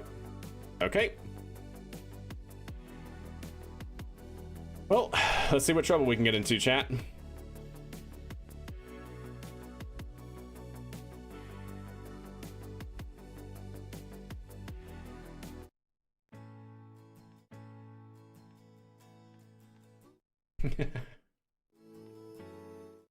Stand by, chat. Stand by. Stand by. There you go.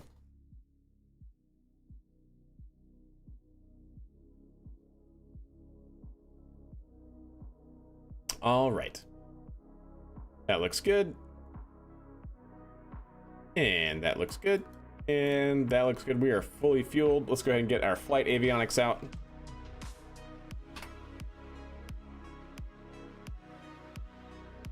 Just felt a bit of motion sickness. So sorry. So sorry. The Roton rocket? No. No, it's not the Roton rocket.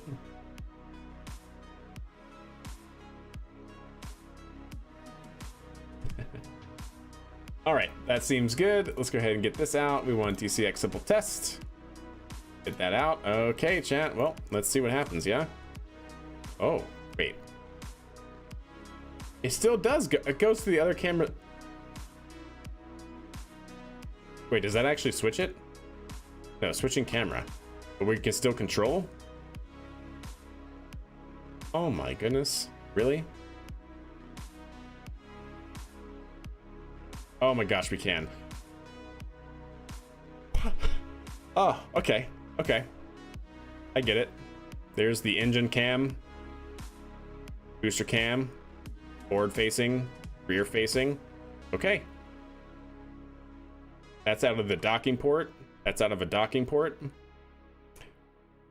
Okay. Do you have a list somewhere? I do have a list of the mods, minus the 2 mods that I'm playing with right now, which is hull cam. Oh, and that's the other thing, chat. Hold up. The other thing, oh, that's Thomas. There's Thomas. I found Thomas, chat. There was, how do we, if I leave seat, and I do, how do I, EVA? I guess I can't do it until he's actually inside of a capsule, huh? Because there's another mod that I got that, is through the Kerbal's eyes, but can I do that while he's here? And if so, how? I wonder if there's a keybind for that as well. I don't know it. Press C on EVA. Aha! Press C on EVA. EVA report. No, not. Oh, okay. Sure. I'll take that.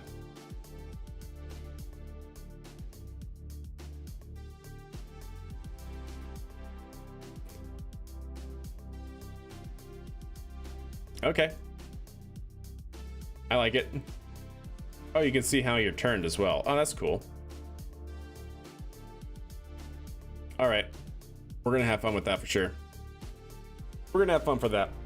Okay, great. Brilliant, chat. Brilliant. Are we ready? Are we ready, chat?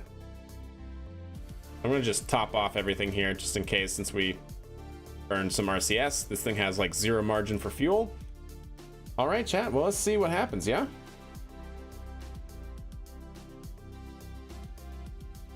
Stand by. Are we ready? Going up to 68 kilometers. It'll actually end up being more like 72. And here we go, chat.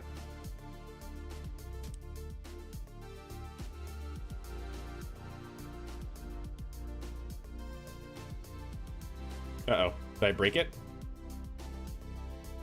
I don't know what happened. Oh, there we go.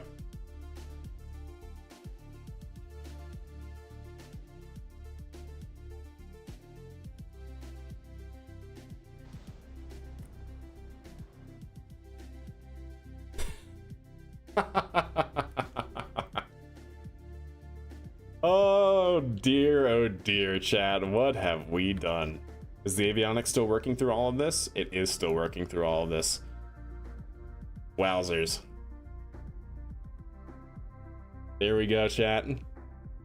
There we go. There's the forward facing.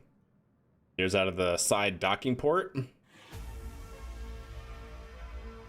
Nice. How about that? How about that? Not bad. Oh, this is gonna be fun. This is gonna be pretty good.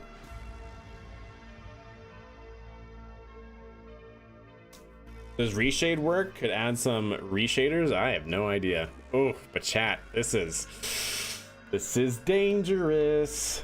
This is very, very dangerous.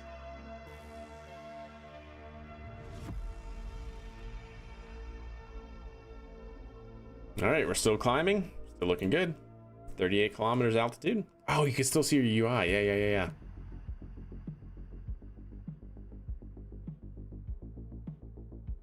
There's the sun.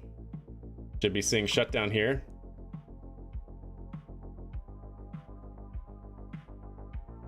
Wait, did it stop working? Oh no. Is it because I'm in camera mode? Is it because I'm in camera mode? I'm wondering if it's because I'm in camera mode. Oh, no. All right, stand by. We're gonna have to revert that. We're gonna have to revert that. Why did that not work?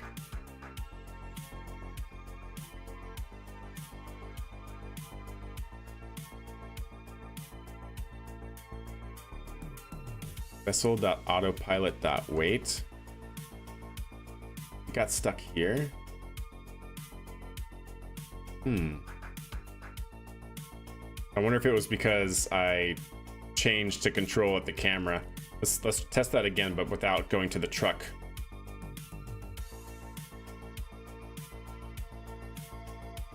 We'll see. I'll test it again, but without moving to the truck now. What's the problem? I don't know exactly. So our Python code that we're using to automate the launch vehicle got stuck somewhere somehow, and I think it's because we switched to this truck and basically changed the control point, and so I think it got caught up on that, but I'm not sure. But we'll see. Do another quick test here.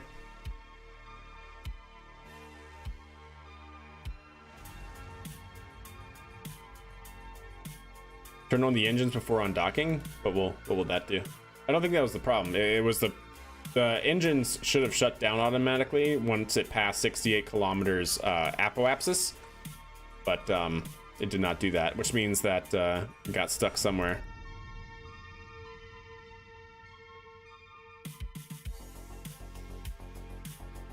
There we go.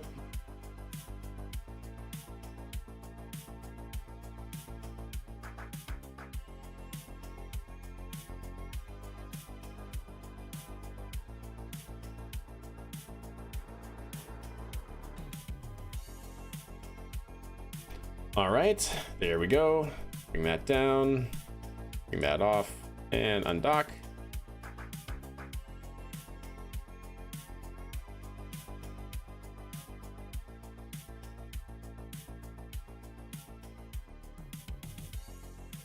Okay, we'll just stop him right here for the moment. All right. So now I want to see if we can do it, but without the so long as we don't switch to the truck cameras, maybe the code won't get hung up like that again. So let's see. We'll also F5 here so we can just quick save to this point. All right, there we go. Let's try that, chat. So I will go ahead and switch to the cameras that we want for takeoff, which is going to be the engines here. And we will go ahead and do it. And we'll see what happens.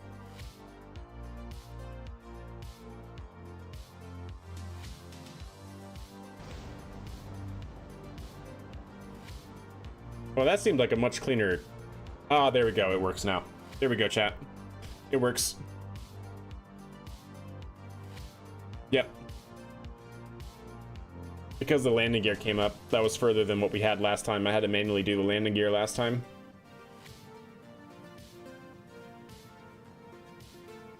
How about this shot, though? I really dig it. I really dig it. I'm gonna wait for the truck to get out of render range here. There it should go. Nice. There's the forward-facing cam, side-facing docking port.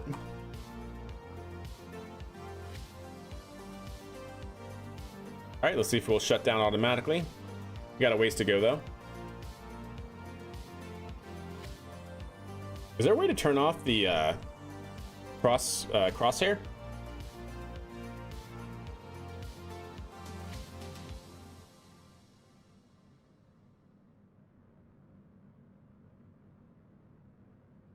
It's still looking good.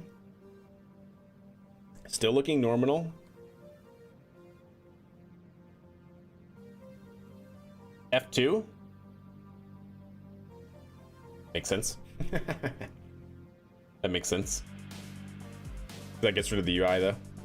I was wondering if there's a way to get rid of the crosshair, but without the getting rid of the UI. There we go. We have good shutdown, chat. How about that? But yeah, if we go F2. Oh, wait, no. F2 actually doesn't get rid of it. What do you want to automate? Only launch or also landing? Also landing, Luca, as you'll see. Okay, so now we're coasting up to an apoapsis of 70.7 kilometers. What you should see if you've never seen this vehicle fly before is a quick succession of events. It is going to enter a very brief altitude hold, at which point it will then kick over and do a belly flop, just like Starship does from SpaceX. We should be able to see that. The science camera and wide angle cam, those cameras don't have any crosshairs and have good quality. All right, I'll remember that for the next time. Science cam and wide angle cam. Okay, cool. Cool. Look how tiny Kerbin is, chat. Look at it. Now this is a fisheye. I like it. It's a wide angle view. All right, we're coming up and approaching our apoapsis here. Go ahead and time warp a little bit.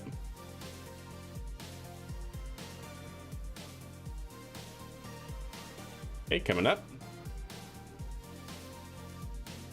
We're braking, exactly, Luca. Doing it for braking.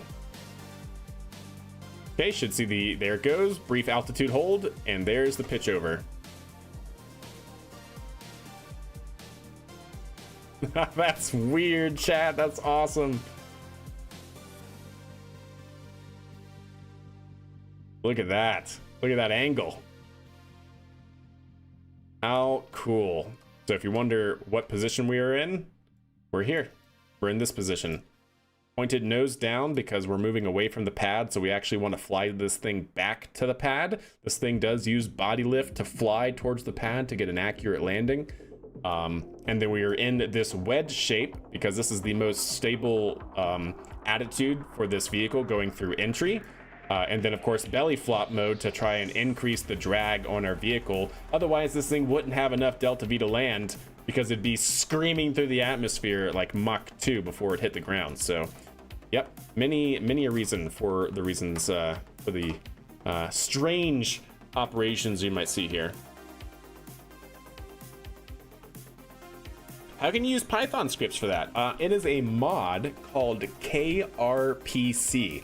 Stands for Kerbal Remote Procedural Calls.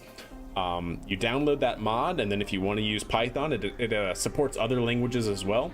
If you want to use Python, then download the KRPC Python package, and there you go. Start working. Looking great though, chat. Looking great.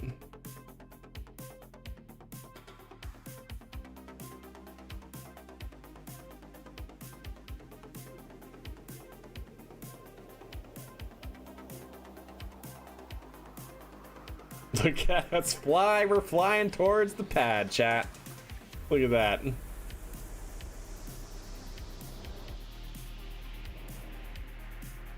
Nose RCS kicked in. Look at that. Look at that, though. Look at us fly.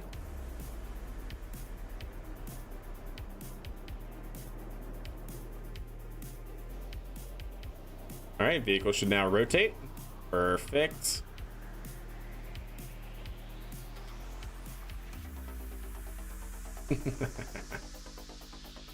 We're actually now on the bottom of the spacecraft, looking down towards the ground. But there we go. Look at this, chat. Look at this. Look at us go. We are moving towards the pad, aiming towards it. I need to remember to flip all my cameras so that way they are kind of showing right side facing up. Is Python either just normal KOS? I wouldn't say it's easier, but you can use a real programming language versus just a script language, which is kind of nice, or just like a custom script language, I should say. Python is technically a scripting language, right? All right, pitching up, tracking the vehicle over the pad. Look at that. Oh, that's so cool to see. Do the cameras use electrical charge? I have no idea. All right, stand by, chat.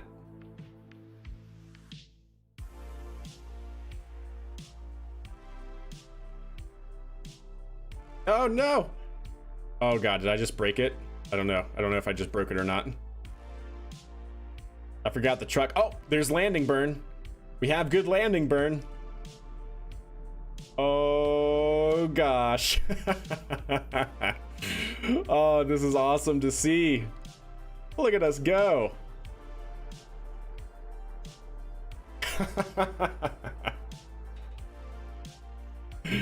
And there we go. Fully autonomous flight.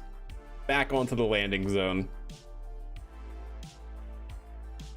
Fix a hardware problem with software like a true developer. True. Would it be easier just to roll the vehicle 180 degrees? I mean, I guess sort of, but I rather just, I mean, our software, as you saw, works. Plus, this is supposed to be the dorsal side of the spacecraft, and so I stupidly put the camera on the ventral side, which is just, I don't know why I did that. I was silly. I was silly when I did that, chat. So we definitely got to work on the cam placements, but other than that, successful landing. We made it.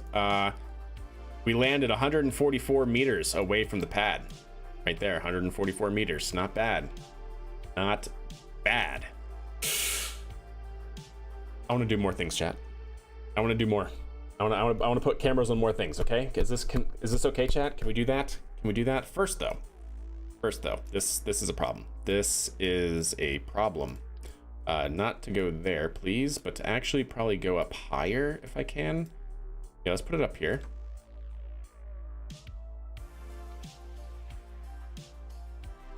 And let's move it out. And let's rotate it a little bit.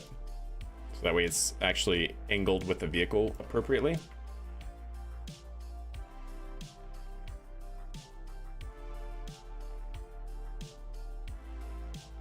Okay, and let's drag it out just a little bit. And you said to use the science cam and the wide angle to take you off.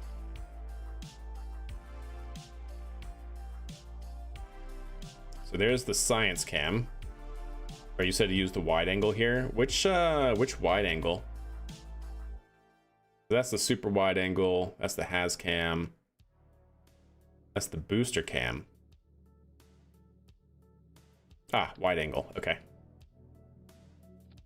Kind of like that.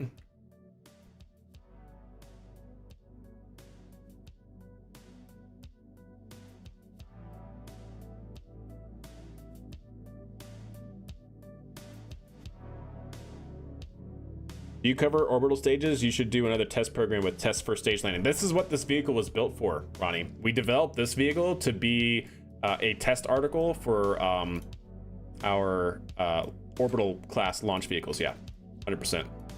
100%.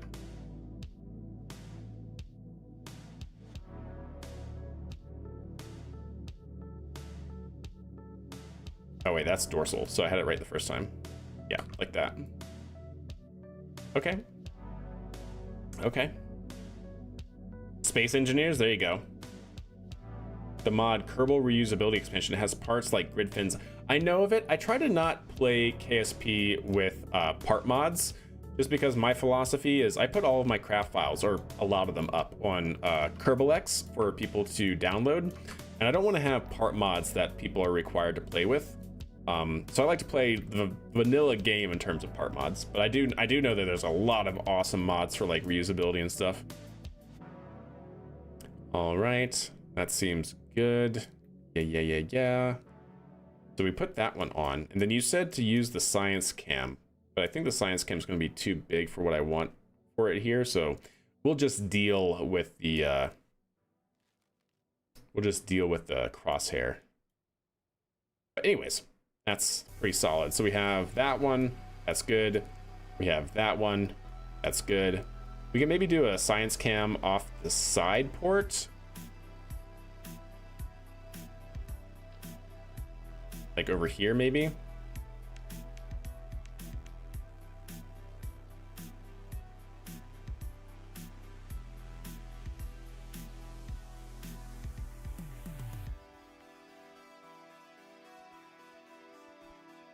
Maybe if we can especially angle it a little bit.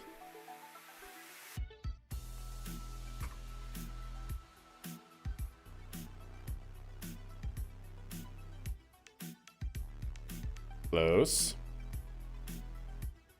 Closer. There we go. All right, let's check that real quick. Save it, launch it. I'm just going to check the camera angle. Oh, that's right. I'm one part over, chat. Okay, well, we know we don't really need this camera, so let's go ahead and get rid of that. All right, here we go. I just want to check the camera angles for that now.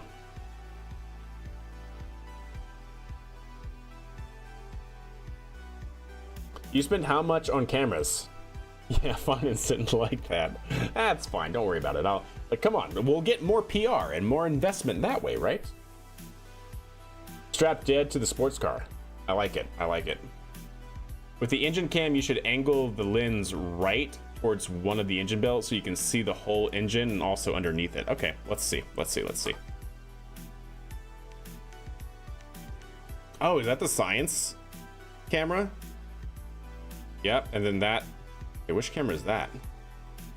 Which camera is this? This is rear facing. Wait, is that the wide angle? That must be the wide angle, right? Forward, backwards. That's the booster cam. I need to move the booster cam out a little bit. That's the forward cam. That's a docking port. Yeah, okay. Cool. I didn't know how wide angle this was. It's not as wide angle as the other one. Understood. Let's revert. A BMW, there you go. All right, so that looked good. And so from this one, you were saying to angle it so we can see the engine.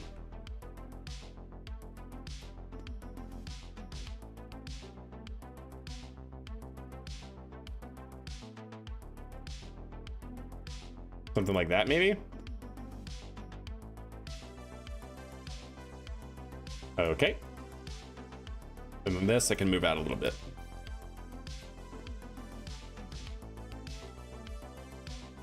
All right, sweet. Let's try it again.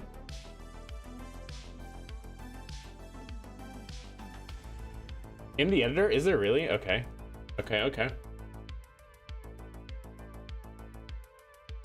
Oh yeah, the one, what is that called, Panda? I know what you're talking about. That looks amazing. Good. We shall see. All right.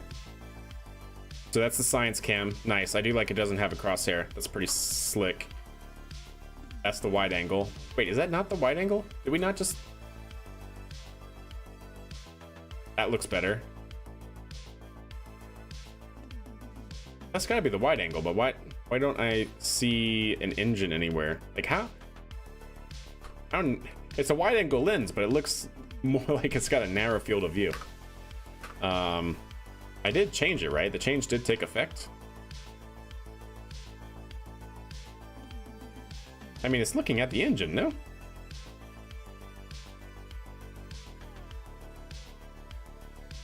Well, that's true. That's true, Ronnie. You're not wrong.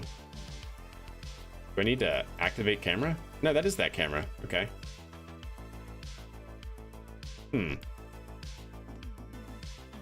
How does it not see the engine? Is my question. Is it not pointed at the engine? Like, am I wrong here, chat? In my understanding? No, like, why? Yeah, why isn't? What's the cone? It should be pointed right at the engine. I don't know why that isn't seeing the engine.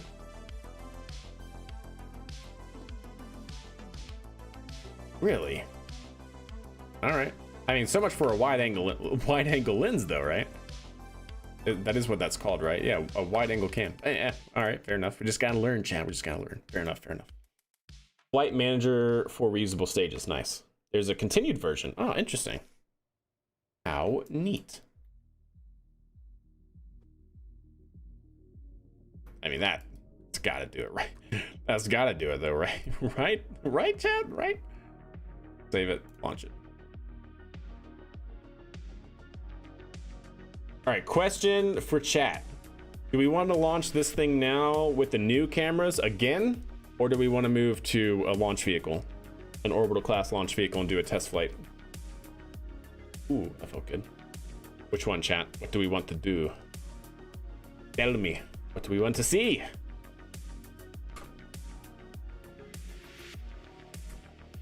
Okay, I am at a loss, chat, for what this camera's doing here.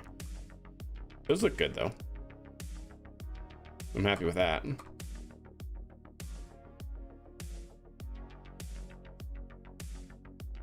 I mean, there's no way, right? There's like actually no way.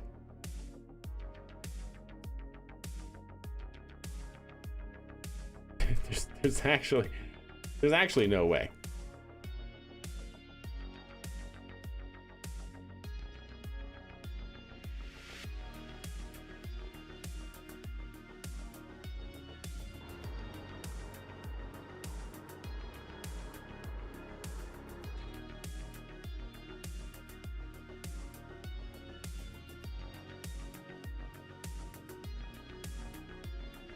I just, it's pointing at the engine. Okay. It is. Don't tell me it's not.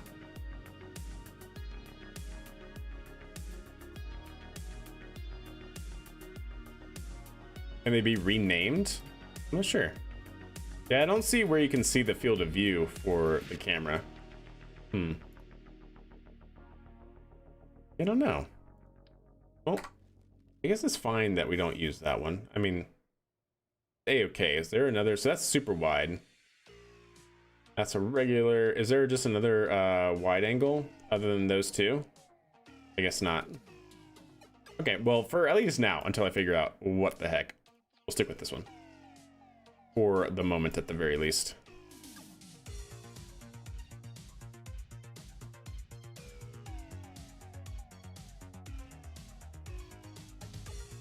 I think I need to turn this one around, right? I think that was the issue we had last time. All right. Go ahead and check that.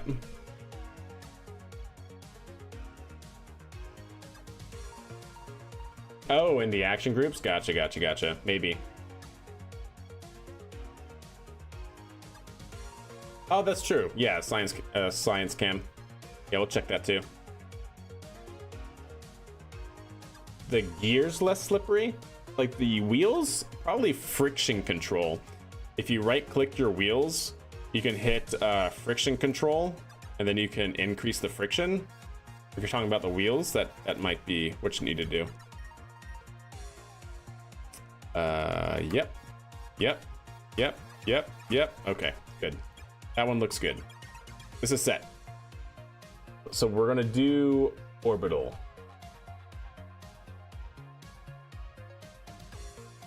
So you can rescale all the camera parts. Fair enough.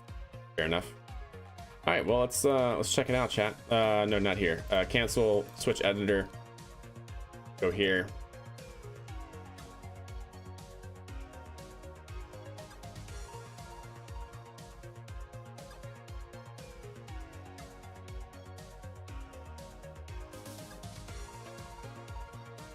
A simple challenge for me. Name it. What is it? But I reserve the right to not accept.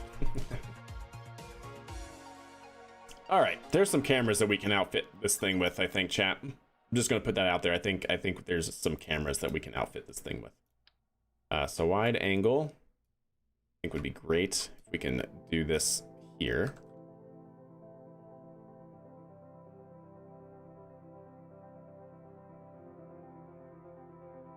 Wait, oh, sure, whatever.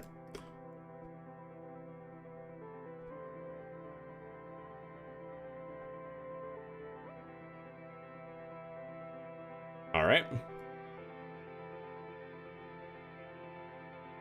Second stage engine cam like SpaceX? Yes, 100%. 100%. How can you not, right? Stand by, chat. There is a camera that we do definitely need.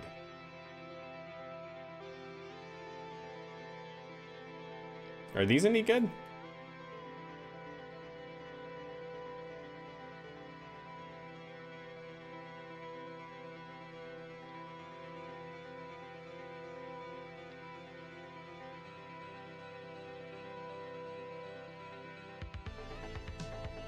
Of racing wheel? Heck yeah. Do it.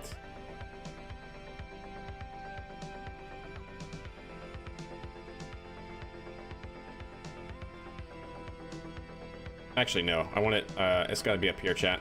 Sorry. Put it in the wrong spot. It's gotta be, yep, it's gotta be up here.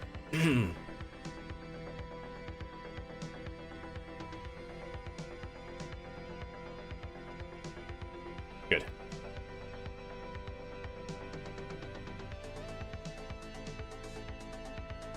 All right, so we have that one, we have that one. Very nice. Let's get another one set here. I'm just gonna use this to test all of the different cameras, honestly.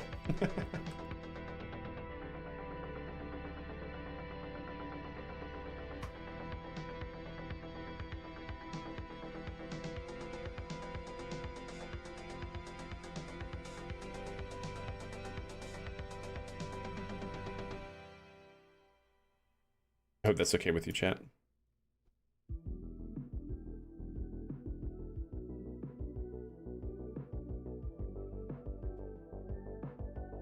Try to get the angle right, to some degree at least. Okay, that seems good. Got one there, got one there. Stand by.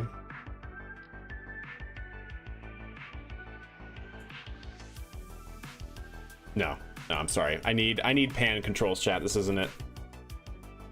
Need the pan. Okay.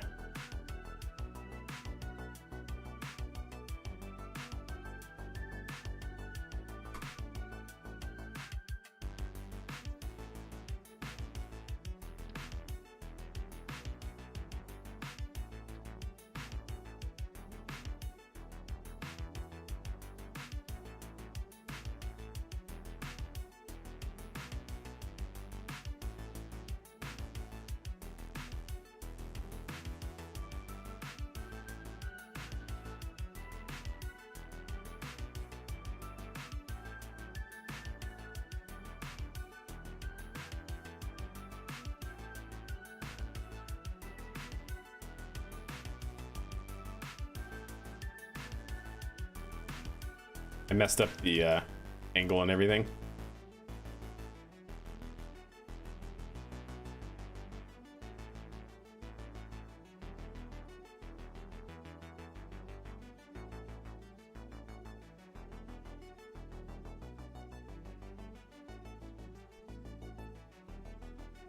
Okay, we'll see what that looks like.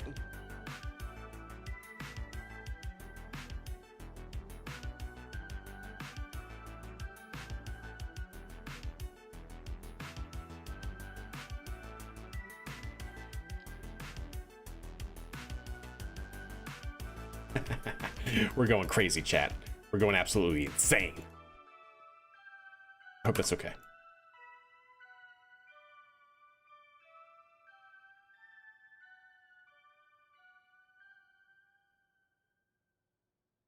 Okay. Yep, seems good. Move it on up.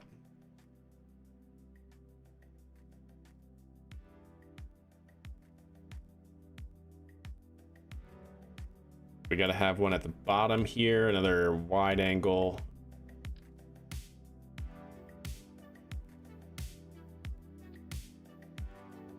But where exactly, I don't know.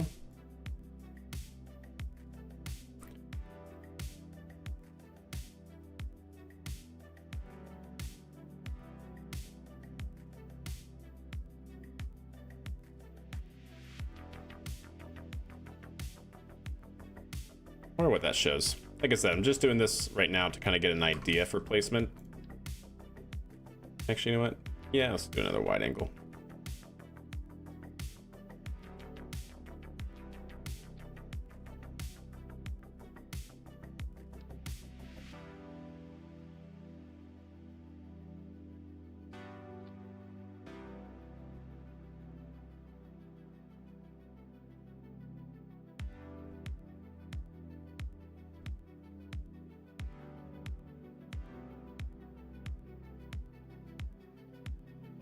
I'm just placing cameras, chat. I have no idea, okay? Let's get the 180. Let's get one of these. Like, what does this look like?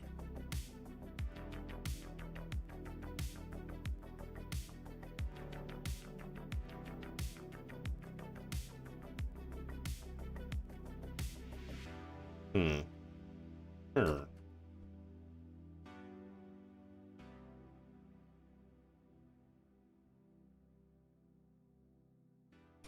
Clamping area just above the door.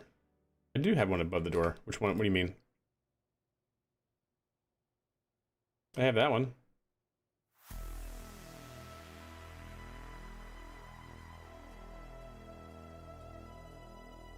Or do you mean having it pointed a different way or what?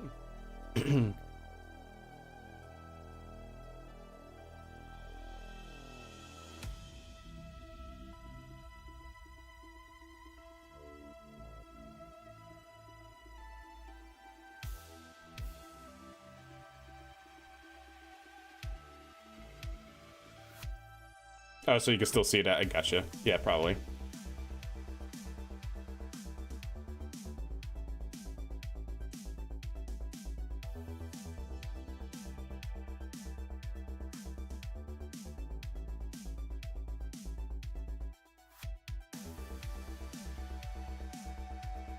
Okay.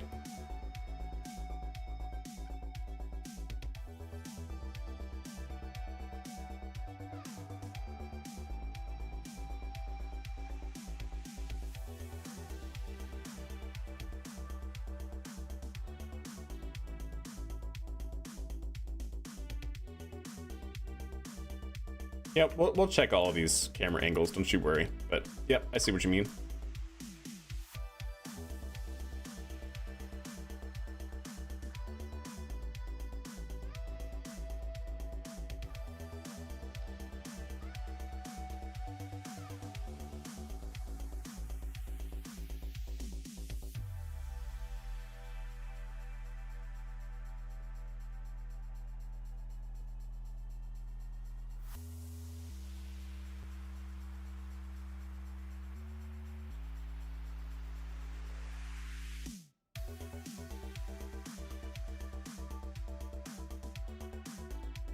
Okay, I think that's pretty good there.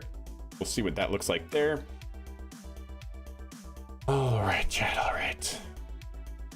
Got that one. Got the one on the top.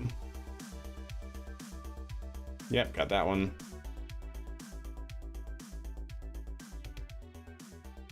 No idea, Andy.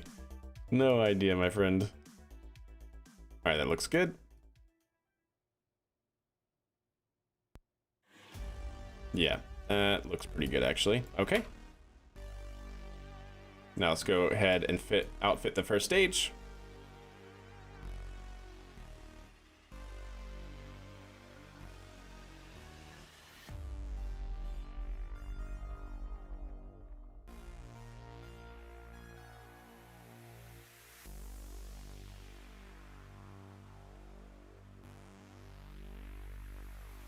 Let's put it off angle a little bit here. And I'm interested to see what that one looks like. So we'll use it. Cool.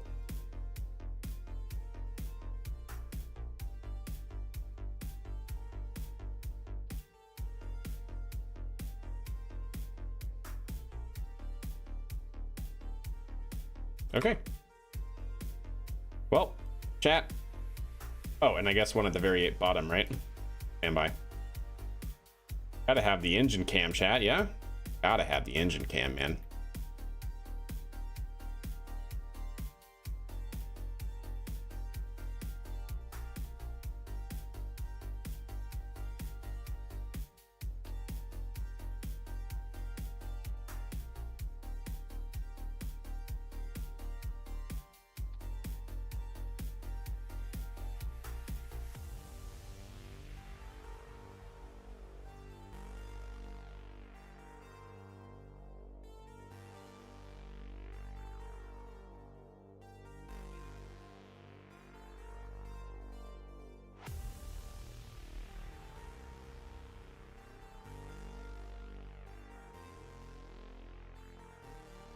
Okay, well, let's see what happens. Let's see what happens with this. Because I ain't got a clue.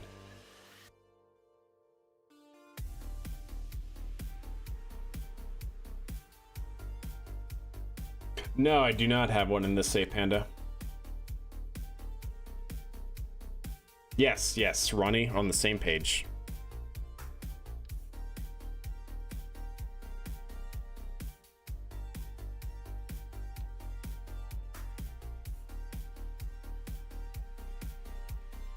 Yep, looks good. Well, we'll play around with the chat. We'll see what happens. Go ahead and save. And let's go ahead and launch it. And let's see what happens. First, we'll check all the camera angles. Data post-landing pressure? Probably. Probatably.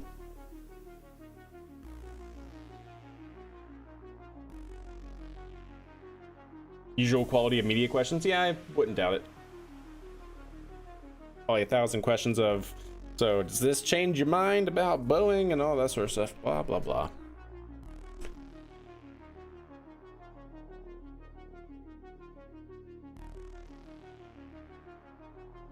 There we go. Let's see what happens. Oh, you're in the wrong seat, but it's fine.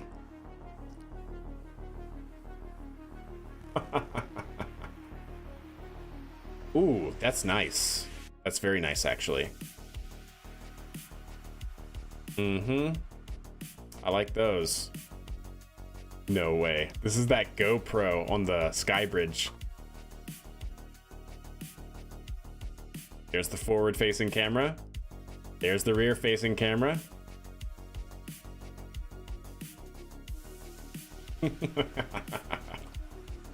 We're in trouble, chat. That's inside. That's where the fairing for the interstage is. Oh, is it upside down? It is upside down. Okay, so that's one I gotta fix. Don't care about that one. Wait, which one is this? I don't think I care about this one, right? This is a docking port, I think. I don't know what I'd be looking at there. I don't think this is, I think this is a docking port somewhere. Oh, that one actually looks great. This is actually on the Sky Bridge. These are docking ports, I think. Wait, so what is this one? I have no idea what this one is.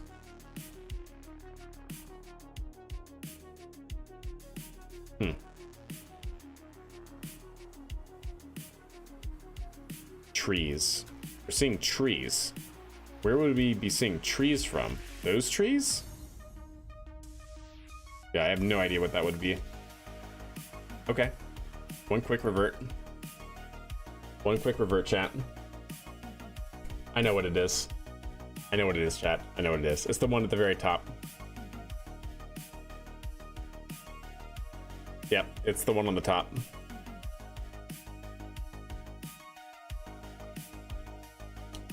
You called in with a good one today? What do you ask? Yeah, so I mean, NASA Spaceflight knows what they're doing. more than others. It's this camera. This camera up here. It's upside down. Of course. Let's also angle it down a little bit. There we go.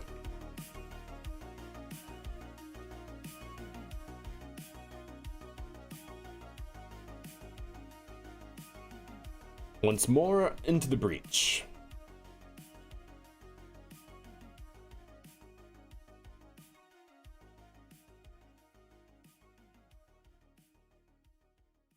Fair enough, Panda. Fair enough. Will this flight be automated too? You know it. The ascent profile will. The ascent until second engine cutoff. Seco.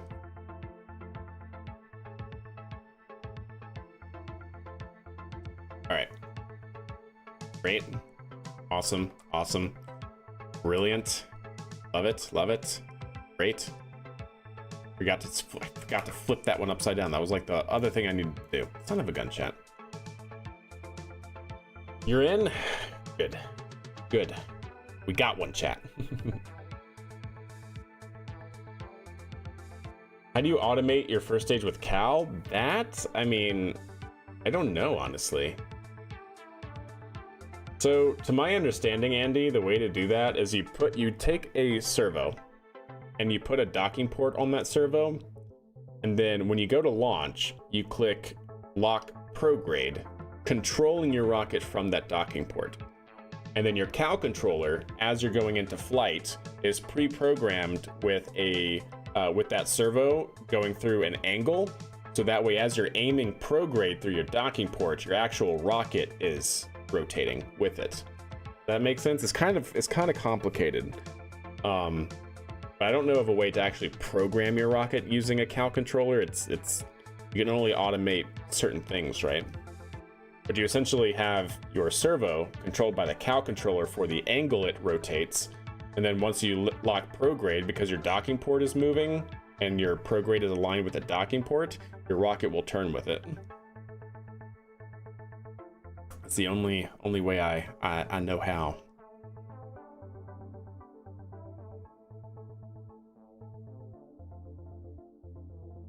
No Boeing reps at the presser. They're scared, I think. I think they're scared, and probably rightly so. You know?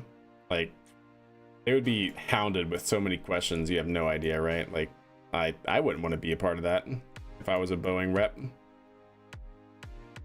Just saying.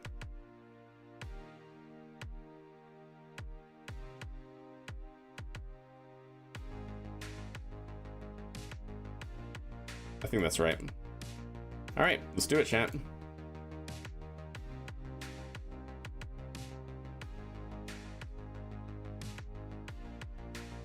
Boeing apparently decided to hand the presser over to NASA. Yeah, totally fine. I don't blame them for that. I wouldn't want to be there if I was Boeing. That'd be so toxic. You get so many questions about, like, why'd you screw this up? Why'd you screw this up? Why didn't this get found? What did you do? That'd be the entire presser. You'd get nothing else out of it. Which, I mean, I'm not saying would be a bad thing. I would love to know that information, but I'm just saying from their perspective, yeah, I get it. Totally get it.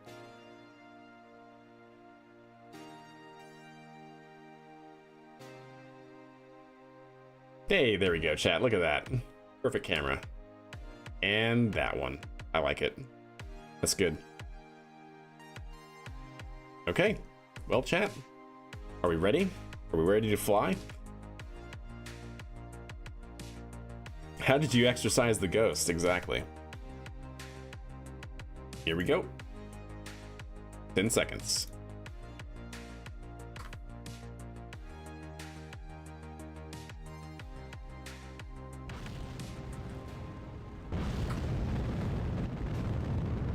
Stand by. Flag sequence start.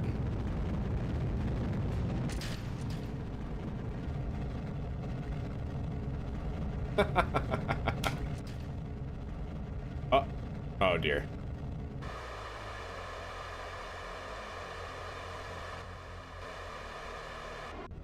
Stand by, chat. backspace resets the camera, but backspace is also the abort. Glad to see that that was an successful abort test, though, if I do say so, chat. Successful abort test, right? Yeah, 100%. Rocket's going, though. Rocket is going.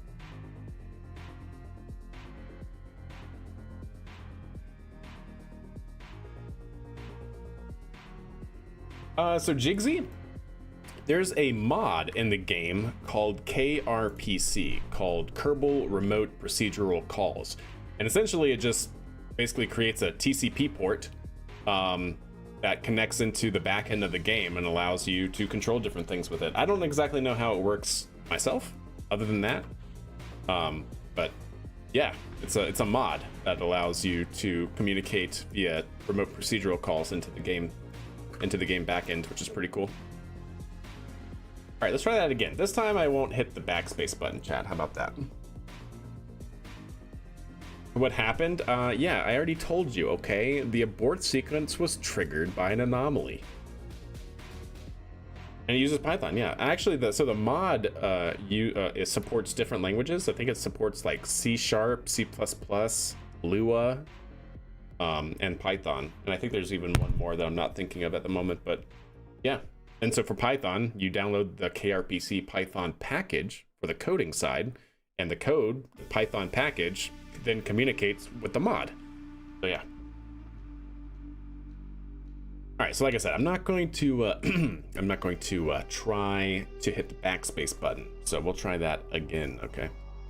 I wonder also, can I hit it from this angle? I want to see it from this angle, chat.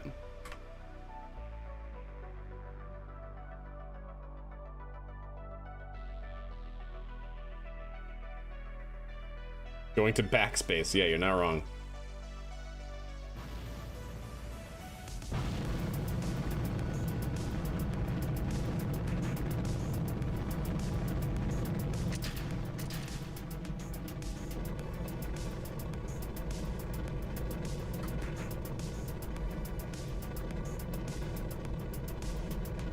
Roll program is good. Vehicle is now pitching down range.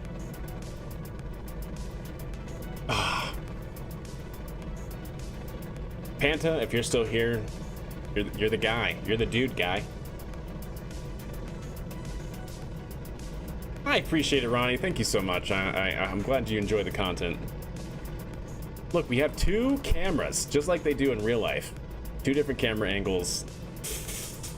I dig it. I dig it. Camera angle looks great, too. You can see up the skirt of the rocket.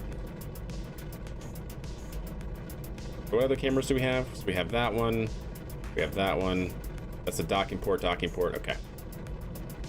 We want that one and that one. That one later after separation, but this one for now. Well, not for now, but yeah. Vehicle's still looking good. Can I do Pip? I wish. I don't think so, though. Jigsy, it's actually flying an open loop trajectory. Essentially, we have an open loop trajectory. We basically have a trajectory generator that says, okay, based on this velocity, you should be tilted at this angle. So we've actually created that. So it's based on velocity. So it's not like optimal in a sense, but the closed loop guidance is more optimal, yeah. The second stage guidance system that we implemented is a little bit more optimal. It's actually controllable like a closed loop system. All right, let's see where we are in fuel. I think we're gonna want this camera angle. Yeah.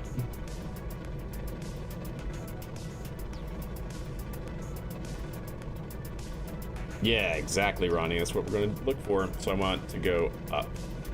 All right, cool. So I want wide angle on vessel. It's gonna be good, chat. I'm excited. I am excited.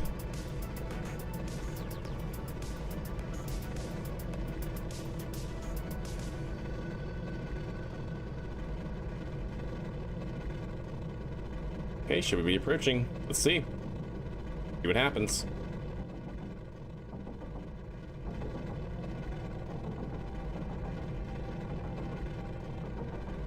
We're gonna go for another lag sequence here.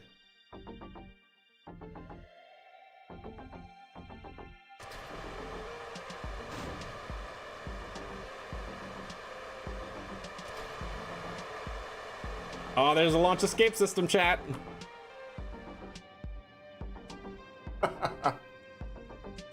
Oh no. Oh wow. That's brilliant. I like it. I like it, chat. Very pleased. We're in trouble. We are in trouble. This is a whole new unexplored experience for me.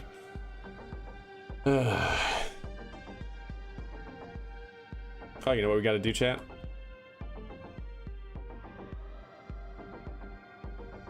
There we go.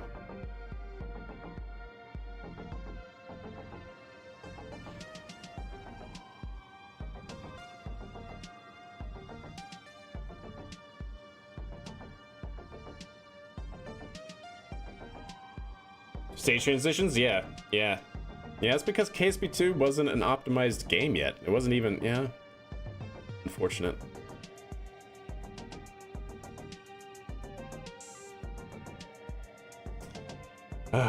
We are in trouble, chat. It's not good. It's not good. It's not good. Just watch the part count. Yeah, I know. Adding 1,000 cameras.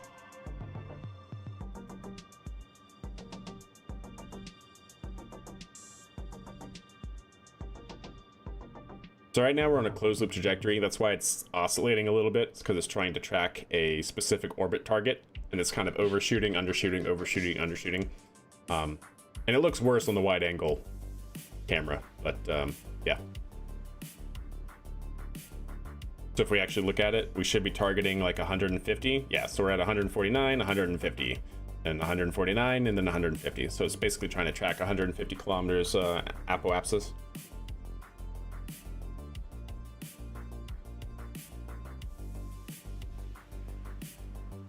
You needed more time? Yeah, I agree.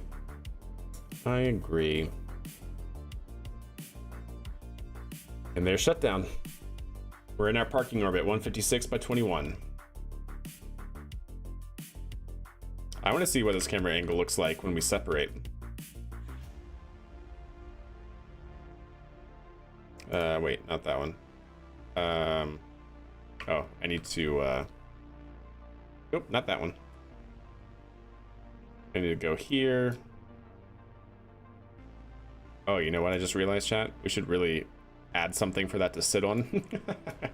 Because it's a fairing.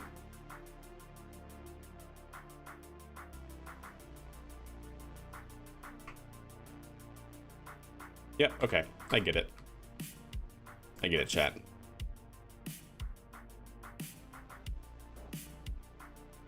Yep, I get it. I get it. Well, chat, I'm gonna have to call it there, but we're in trouble. That's awesome. I like that. That's really, really good. Cameras, chat. Brings a whole new depth to the game, literally. But anyways, chat, that is going to have to do it for me. It's late. I got to wake up early in the AM and do normie things. I hope you guys enjoyed the stream. Much love to each and every one of you. So next stream should be on Monday. Monday is going to be the next stream. Hope you guys enjoy your weekend if I don't talk to you or see you. Other than that, chat, much love, and catch you guys on the flip-flop. Do say hi to EJSA on the Twitch side.